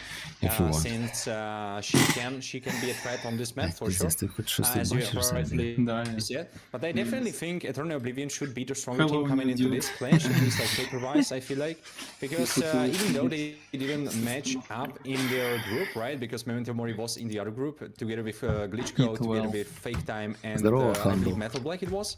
So this is the first time we will see them, but Eternal Oblivion were very firmly on the top of their group, whereas Memento Mori was more so... I believe they were second, but people were saying, or at least it's Snoopy from chat. Group where Eternal Oblivion was the stronger one. So I believe that based on those facts, we should expect that Eternal Oblivion, since they were the first in their own group and it was supposed to be the stronger one, I believe they should be taking it home. That's at least my opinion. That's true, Warren, but you have to look at the lineup also a little bit changed from Memento Mori. They have Samo now. Samo is actually a professional player for Twisted Minds. So they changed their XP player who, I mean, I didn't know him personally, but now to a professional, like legitimized professional player that paid to play XP. So that's going to be very interesting. And yeah, Hayabusa, really respecting Noel. I think Noel right now is one of the best jungles in my opinion. You have two of the best junglers in Europe, I would say Zian and Noel, both here. Lance being banned, Hayabusa being banned, jungle really being respected from both sides. Well, maybe they will need to do the backshot duty. Same as was last game. They won't be happy about it, but they will have to do it, looks like. Yeah, I think they have to. I think they have to ban out backshot. You can't leave backshot open, especially because of that flex potential. That I think Scared Jet was talking about. Before he said that the backshot is very flexible. Grok being banned here, okay. So think has to be banned. Another one you can maybe Ні, він ж львівський, ми з ним спілкуємося, через спільну знайому можу познайомитися. Я зробив їм повністю, типу, ту всю тренінг. Oh, you weren't. Well, now it kind of opens up, right? Well, depends how you look at it. Maybe closes out because right now, if you want to go for a fighter gold lane, your only choice that is left is Ruby. So, and you cannot really confront that with a CC which you would usually go for. So it kind of depends, right? But typically, you wouldn't go for Ruby if you're Eternal Oblivion. Probably you want to leave it as one of your last picks. So possibly Memento Mori are very well fitted for that to come to fruition. На якийсь момент просто ну, я йому скидаю всю ту хуйню, все, я відправляю, йду домовлятися. Він мені через тиждень пише, типу, блядь, коротше, у нас щось тут все піздець, блядь, ми розвалились, блядь, рік, типу, іграв, з того, що я знаю, разом в якійсь паті він там грав. Ну, типу, да. І вони, коротше, просто взяли і... Так, а це була команда там, де чекай, там, де був Вокі, чи хто? Там був Панкрат, мав бути Сайленсер, мав бути... Ну, я, типа, не знаю просто про який точно час ти говориш. Півроку назад. Перед тим, як вони мали вибиратись на ряд. Коли ряд. Тоді? Бля, от не пам'ятаю, яка в них тоді фулка була, давай розкажи. Я щас тебе щоб... Так буде видно. Хто розказує історію, їбать. So Baksha, I'm expecting to see here. Another one is maybe Harrit. Harrit is one of the strongest marksmen right now, Ranger. And Harrit is insane damage in the mid stage. So I'm expecting those two. And those two are the ones that are being picked. Don't call me the prediction king. You're absolutely on point. I'm not sure Да, чат, якщо що, в нього тут 3 пляшки по 6 літрів. Ви почули, що він сказав? Ви взагалі чуєте, що він говорить, чи ні? Oh, wait, you were? Alright, yeah, well, I have to hop on the train. Yeah, you are the prediction king indeed. Lapu going over here, of course, Sissy and Yuzong bands, so they kind of made the floor ready for that, Body shaming. Pickup. So far, Lapu has 100% win rate. Of course, we will see if that changes. But right now, you can pretty easily, for the side of Eternal Oblivion, go for Uranus or something like that to really mitigate the impact. Lapu can have true lane wins. Definitely. Uranus is definitely... I mean, Lapu is definitely not going to hurt Uranus in any way. But I think if you want some kind of more annoying, maybe you could look at potential, like... I don't know. Alice, maybe? Even though the anti-heal... Універсальний гравець. Да. Надо було якось написати, Maybe it's not like a team fight, not really sure. Uranus is another opportunity, but all... Ні, ну я пам'ятаю їх, так. Це ж тоді було, коли цей... ISF, так? От вони мали відбиратись на це все лайно. Я можу вам чел зробити так, щоб ви чули його повністю.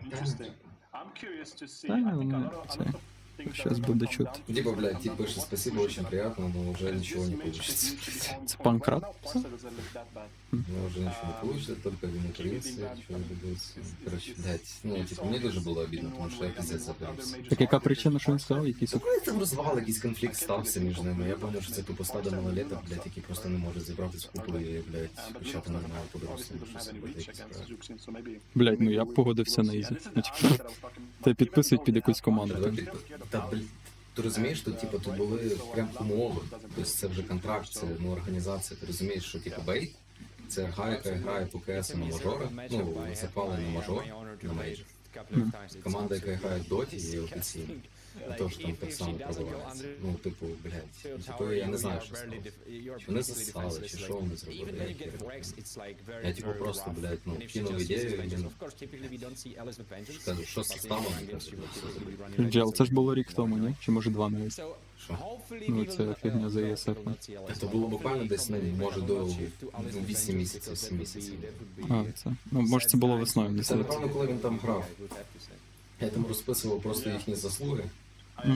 А наступні турніри я там розписував трохи вище, які будуть. Тобто, по факту, мали відбиратись на сраний ряд. По факту, на ряді бейтинг було класно. Так, але ж вони все рівно були в ряді, ні? Хто? Вони. Бейт? Ну, по КСу. Ні, я маю на увазі Русік, Панкрат. Вони окремо, ну що там. А, ти маєш на увазі... Блядь, на сам турнір. Щоб пробиватися. На саму цю вараду. Ну хіба я грав? Блять, мені здається, що грав. Типа я щас гляну, чекай.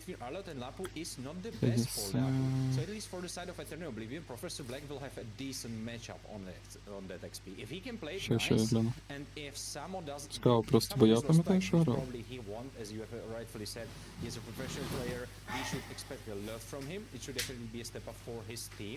Да так получается, це вот So Memento Mori should be a stronger team. No, of course, not compared to Eternal Oblivion, but compared to last time we saw. Це діалог десь був після цього року, десь перед літом. Буквально перед літом ми спілкувалися. I don't think so. Personally, I think there is play for both teams. I would say if I have to choose, I think I prefer the side of Eternal Oblivion as a mage player. Zuxin against Linux is kind of easy for Zuxin. You have more range, simple as that.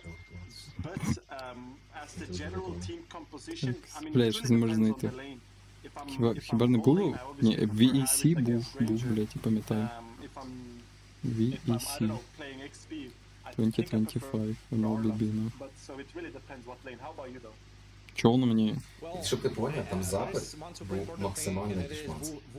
Тобто, типа, запит був буквально, нам треба було просто платити тренд, буквально $500 команда коштує. Нас навіть на зарплату не працювало.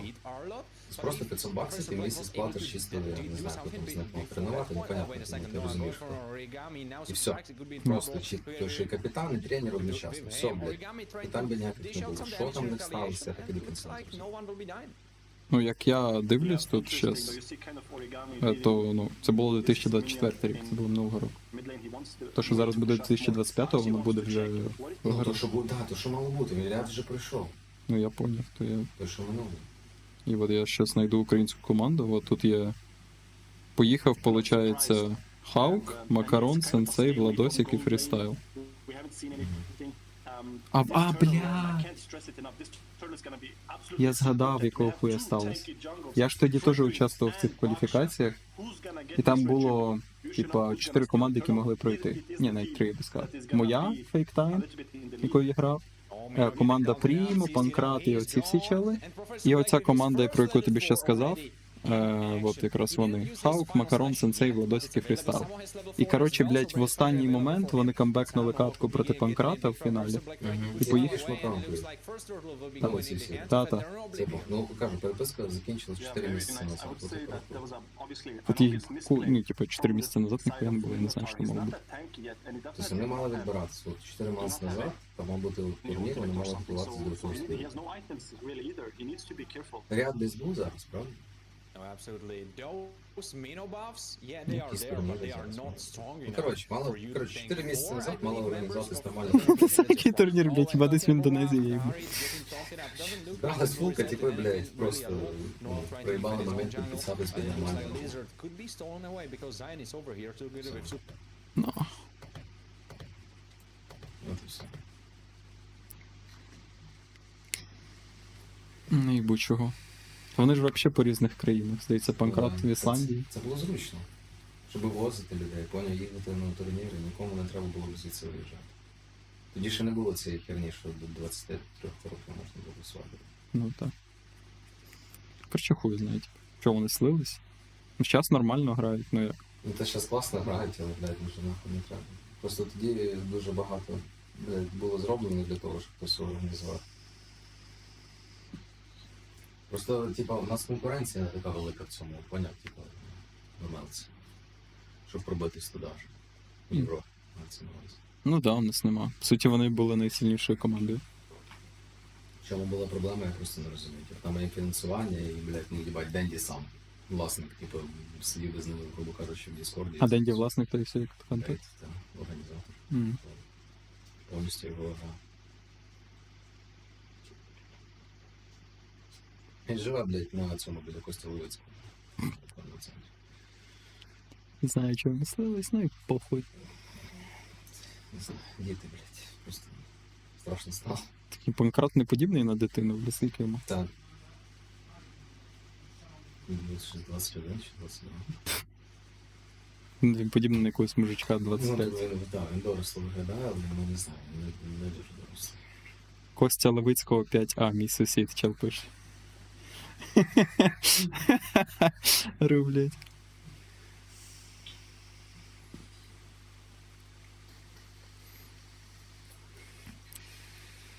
Так що да, така от історія. Типу мало шанс. Підписатись під нормальний тег. А хто там, блядь, зараз ще катає, я їх не знаю навіть, блядь. Ні, ну я їх знаю, але вони не цікаві, блядь, вообще.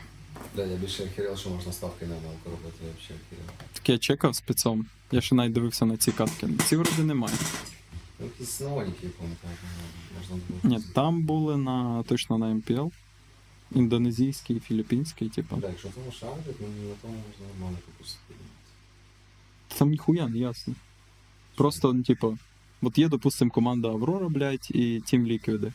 Пиздяться у фіналі. Аврора просто вигравала весь час, блядь, нормально драфтили, все заєбісь. Ідуть в гранд-фінал, блядь, драфтять якусь хуйню, сосуть член.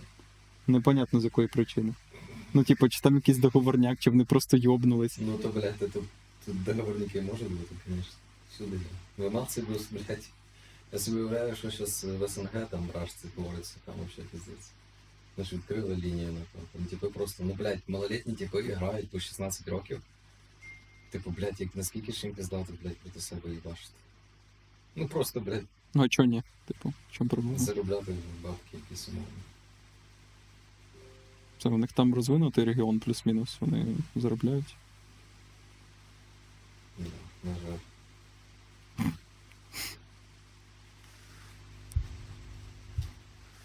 Знаю, щас додивлюсь цю катку, та й пиздую спати. Що вже заєбався. Нехай там пошвидше закінчують. Тут був момент на туріку, я дивився цю херню. Коротше, десь драфт у них поламався, щось люди не прийшли, чи гравці не ті, я хуй знаю, мені сказали. І тупо десь з півгодини ми дивилися табличку з таймером, який весь час поповнюється. Типу ніхуя не відбувається, я просто сидів на стрімі і розказував анекдоти, які мені батя надсилає. Такий, ну, штук продакшн європейський хуйня, але їм і не платять багато, так що... Ну я розумію, що там технічна поразка була. Що це взагалі за його турік? На що він? От я так і не дізнався. Я писав ще раніше в чаті. Ну, типу, а що? Куди вони, ну, фінішно, от виграє турнір. Що далі? Їм дається якась карта або ще щось? Ну, бабки дають. І все?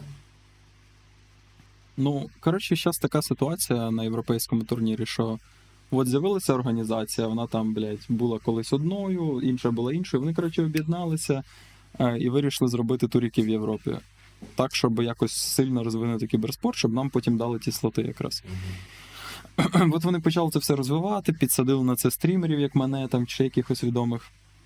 Ведуть там всякі соцмережі, оце все реально з Монтунами співпрацюють, типу, офіційно цей турік Монтуни про нього знають, вони їм дали оцей весь софт, щоб воно гарно драфти показувало, і ці ігри теж. Але Монтуни сказали, що, ну, коротше, ми глянемо от по цьому туріку, якщо буде багато людей участвувати, цікавитись цією хуйньою, то, ну, завершуєте цей турік, і на наступний рік тоді вже слот, ну, wildcard тільки на MSC. Ну, типа на Mid-Season Cup. Вот. О, там тривога, кстати. І я їбу, типу, чи в нас щось буде, чи ні. Так то цікаво, дивиться, я не спорю. Я просто не знаю, чи люди цим цікавляться. Просто не їбу. Поки, напевно, десь там. Ну, там в середньому 4000 переглядів на стрімі. Ну, та і Єврорегіон, в принципі, мав би рано чи пізно поцікавитись. Просто, як правило, на Єврорегіоні грають якісь, блядь, інваліди їбані. Ну, типа... Якась спілка іспанців, з того, що я знаю, і все. Так, прикол в тому, що в Європі це все тяжко зробити, того що, ну, в Індонезії ти, блядь, дивишся турік, індонезійці грають, ти весело. В Росії дивишся турік, росіяни грають, да? А в Європі, блядь, ти дивишся турік, а там нахуй. Ти прапор, блядь, не знаєш? Що це за хуєсоси, типу, вообще? Звідки там, блядь, половина філіппінців грає, типу, ніхто не відчуває оцеї, ну, цілісності. І... Треба, щоб організації входило просто відомі і все. Бля, я, до речі, не знаю, чому ті всі. У нас багато європейських організацій, але чому на це не підписується, що, ну, типу, так легко. ті самі Наві, блядь, вони підписали просто азіатський стак. Ну да. Вони ж хотіли наш стак, але потім почалась війна, коротше. Тоже дивно.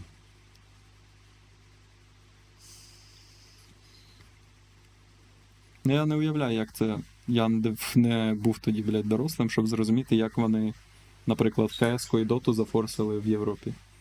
Я хуя знаю, як це сталося. Тоді тут були перші ігри, по факту. Такі онлайн, масштабні. Тому вони і пройшли. КС грали всі, Дота тоді була взагалі дуже популярна на той час. То мені здається, у нас навіть по якомусь там, блядь, обоссаному Rainbow Six Siege, блядь, ця штука. Подібна на CS-ку і на Valorant, чи що там, як воно називається, я забув. В общем, і по ній теж є турніри в Європі. Ну, очевидно, це комп'ютерні ігри, але, блядь. Все рівно вони якось зробили такий вайб, що половина там за Сімпла, і навіть українці знають, хто такий Зайву, типа. А тут хуй пойми, хто грає. Типа, мабуть, я знаю і мої підписники, хто такий Зедель. Типа, ти не знаєш, нахуй. Якийсь чувак. Типа, якийсь чувак, нахуй. І Так, от... ти вже тільки на стрімі тут почув. А ми українці, ну ми знаємо, там, типа, Панкрат, блядь, Лівні, чоткі чели, Бобер Русік, сильні, заєбісь. Підійдеш до якогось чела, який тупо десь там на лезі грає, він такий, блядь, тут турніри є, нахуй, типа. Ти просто пішов собі після роботи, блядь, регнув з якоюсь мовчалкою, блядь, йому взагалі по кайфу, він сапає собі міфа. І думає, що, блядь, на лейлі можна грати, блядь, все життя. Типа кайфують, нормально. Ну, типу, хтось грає просто гру, знаєш, для розваги, а хтось вже щось більше бачить там. КС так само ж. Люди там теж на фейсі тяпають, там, десятки і так далі, просто собі клікають. Я щас, типу, не уявляю, як вони мають... що вони мають зробити в Європі, блядь, щоб люди прям реально зацікавились цим повністю. Ну, Дота, наприклад, вмирає. Ну, типу, їй піздець. Рано чи пізно це перейде на більш доступне таке канал. Просто до популярність треба заводити. Треба, щоб спонсори заходили і все-таки фінансували це все вперед. Ну, умовно. Прийдуть організації, будуть з'являтись гроші, будуть з'являтись команди, відповідно будуть з'являтись турніри. Турніри це рекламу роблять, все, про це все дізнається. Типа, але як... Ну, як ти заставиш людей прийти на турік? Добре, ти даш командам зарплату і заставиш їх файтитись на туріку, от як щас, по суті. Ми їх заставили прийти на турік. Як ти пояснюєш людям, що це щось ухівав, блядь, і їм це треба дивитися і заходити? Щоб люди теж могли розуміти, що вони так само можуть туди попасти або зацікавити. Ну, тут це ж маркетинг, типу, вони мають якось просувати це все. Реклами, в Азії як. МЛК на пляшках з-під газіровки. Умовно, люди грають. Блять, розійшли газіровку по цим всім країнам, нахуй, в Європі. Ну і все, типу, бля, що за хуйня? Що за лейла на бутилці? Все, QR-кодик на ссылку на App Store і все, ти собі скачав і граєш. Ну, так вона працює. Там, блядь, панкрата, нахуй, на цю, на бутилочку. Захоплює чела, нахуй, він на бутилці ще. Я був просто... Навіть всі теж люблять. Ну, ті самі Наві. Підпиши український склад, добав сюди, нехай вони там форсять на своїй сторінці, і вже якась частина ком'юніті буде дивитися на. Типа, я думаю, якщо отак зробити якусь одну українську, ну, можна навіть не одну, можна пару команд українських, дуже сильних, щоб вони прям показували людям, що от, блядь, ми там ідемо на туріки, ми їх виграємо, блядь, зайдись. Ми, типу, українці, то я думаю, українські фани до тої української команди приєднаються. Звичайно. Типу, якщо так зроблять ці країни, блядь, а тут виходить так, що от є чели, не знаю, якісь, блядь, хуй пойми, там філіппінці наполовину, хтось, коротше, хтось з Норвегії, я не знаю. Типа, і як просувати цей склад? Ким мають бути його фани, я йду. Філіппінці чи норвежці? Чи норвежці, яким? Ну, це Simple грає якихось умовних, там, BC Game. Рандомний состав з Європи, просто, блядь, букмекерська контора не підписала. Дивиться все на СНГ. Ну, там Денді, блядь. BC Game то це інша арга. Ну, Simple то можна назвати. А, Simple можна? Simple, да. Він не грає в гамняні якісь, він не в Навіж. Він зараз грає за якусь рофлу хуйню. Що похуй там ж Simple. Але все одно, блядь, да, всі весь світ дивиться. І все, просто... Ну, але, ну, Simple це, блядь, виняток, він нахуй вже... популярний, йому похуй де грати, всі будуть Нам мені тільки дивитися. через теги вилазить. Умовно, якщо буде тех якихось відомих організацій, Vitality, Mouse, там BHG, ті самі німці. Якщо вони зайдуть в цю шляпу, але бачиш, вони заходять на азіатський ринок собі. Ті самі фалькони, ну, типу, що, вони підписали азіатський склад, правильно? Тому що на араби грають. Ну і там є і арабська, типу, і це. Ну от, у них там є купа бабок, тому вони купляють всіх підряд. І все, вони в Азії популярні. Але фальконів всі знають. Всі знають фальконців. Як в Доті вони то зараз топ-1, так і в КС вони зараз претендують на топ-1. Та й Team Liquid всі знають. Ну, вже такий то, Америка, блядь. Просто, блядь, їм дуже легко, наприклад, наші ЄУ регіони України підписувати це взагалі до пальця басати. У нас люди готові, ну, типу, грати просто ігру за умовних там $300, блядь, зарплат. Тому що, ну, типу, тип сидить вдома, мелка це що? Тип, блядь, в школу там в університеті грає, пішов повчився, блядь, регнув МЛ, блядь, і він грає якусь хуйню, блядь. Він нічого не втрачає, йому що плюс може там $300 капати. На карман. Ясно, що він підпишеться під шляпу. Там мені пропонували, блядь, за $100 нахуй. Я був готовий, бо мені похуй. Да. Я вчусь в університеті, я ніхуя не роблю, типу, я граю нахуй. Да, тому... Ну, типу, от, блядь, чисто глянь, їх єбальники, типу. Якийсь афроамериканець, Я не знаю, я коли побачив там якусь фулку з дівчинкою, що там дівчинка в составі шпілі, я думаю, їбать мій хер, блядь, що? Ну, типу, прикол. Я кажу, просто рандом цього, я хуй знаю, хто це. Ні, ну може вони ще просунуться, тільки почався турік. Да, ну так. Не треба на це. Кеска теж з'явилася. Зараз вона вже масштабувалась так, що там просто О, блядь. шалені бабки. Їх зазвичай двоє сиділо, тепер, блядь, звільнили. Ну, типа, блядь. Турік так довго йде? Ага. Ні, що мається на увазі, просто чели відрубаються, йдуть спати, і один лишився вже, блядь, воїн, нахуй. Кеска і стрімить, кайфує. А він, до речі, оцей Варенікс, він насправді був проплеєром в Honor of Kings. От. І він, типу, щас кастить ігри для mlbb. Це саме фактично. Ну, йому, типу, зручно, він був проплеєром, він знає всякі ротації, файти, він, типу, все розказує.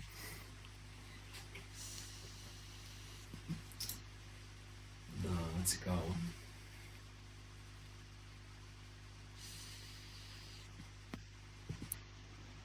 Ладно, тут катка вже закінчилася, напевно, пиздує це їсти і спати. Що, дякую, що колу розлив, блядь. Та нема питань. Вона ж нагодувала. Надіюсь, брат задоволений. Надіюсь, що брат вітання йому передаш. Ага, я їм скажу, що це пити.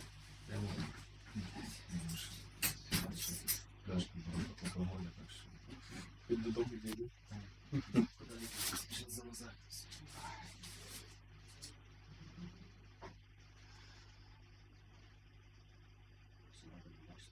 Сказав, що ми, блядь, останній раз бачиться. Конечно.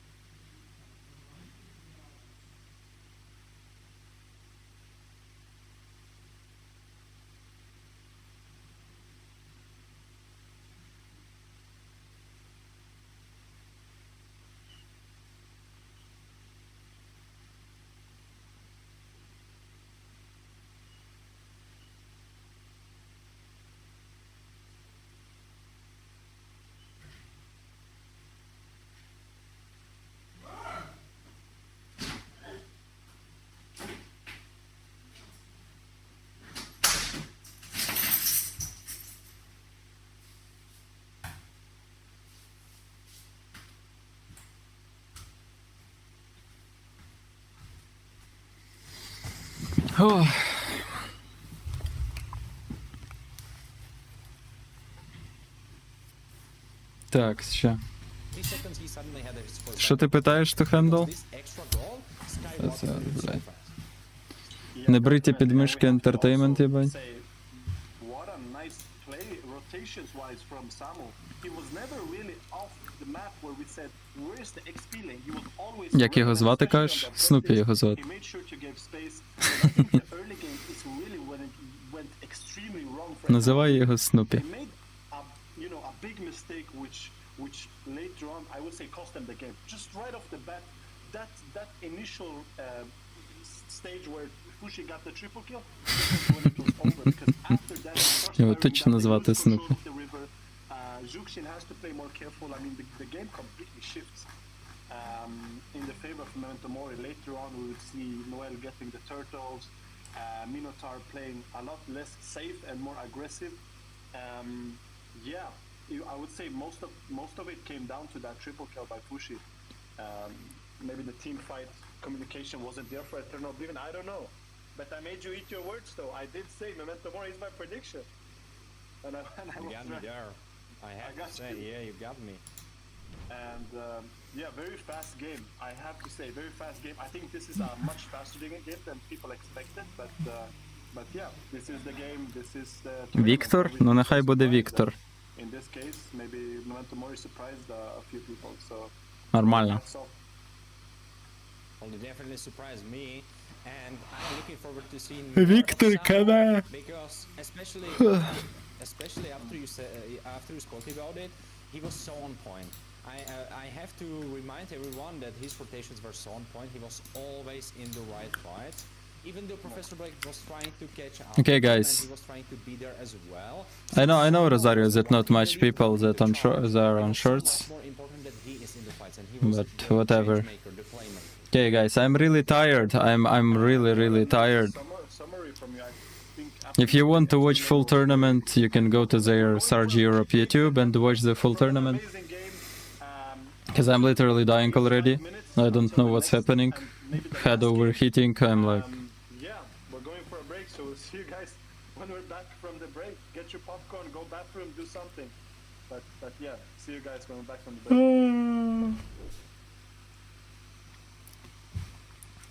Yeah, Memento Mori won the game. So yeah, good night, guys. Good night. See you tomorrow. I will start stream a bit later so I can play ranked and then watch like games on tournament. О, до речі, там тривога, блядь. Чекай, дайте я гляну, що летить, мені пиздець цікаво, блядь. Ну шо, ну нахуй.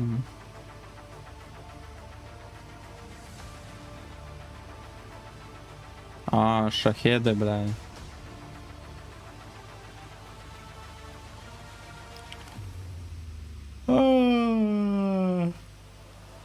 Понял, якась залупа. Okay. Bye, guys. Have a nice sleep. Have a nice games. See you tomorrow.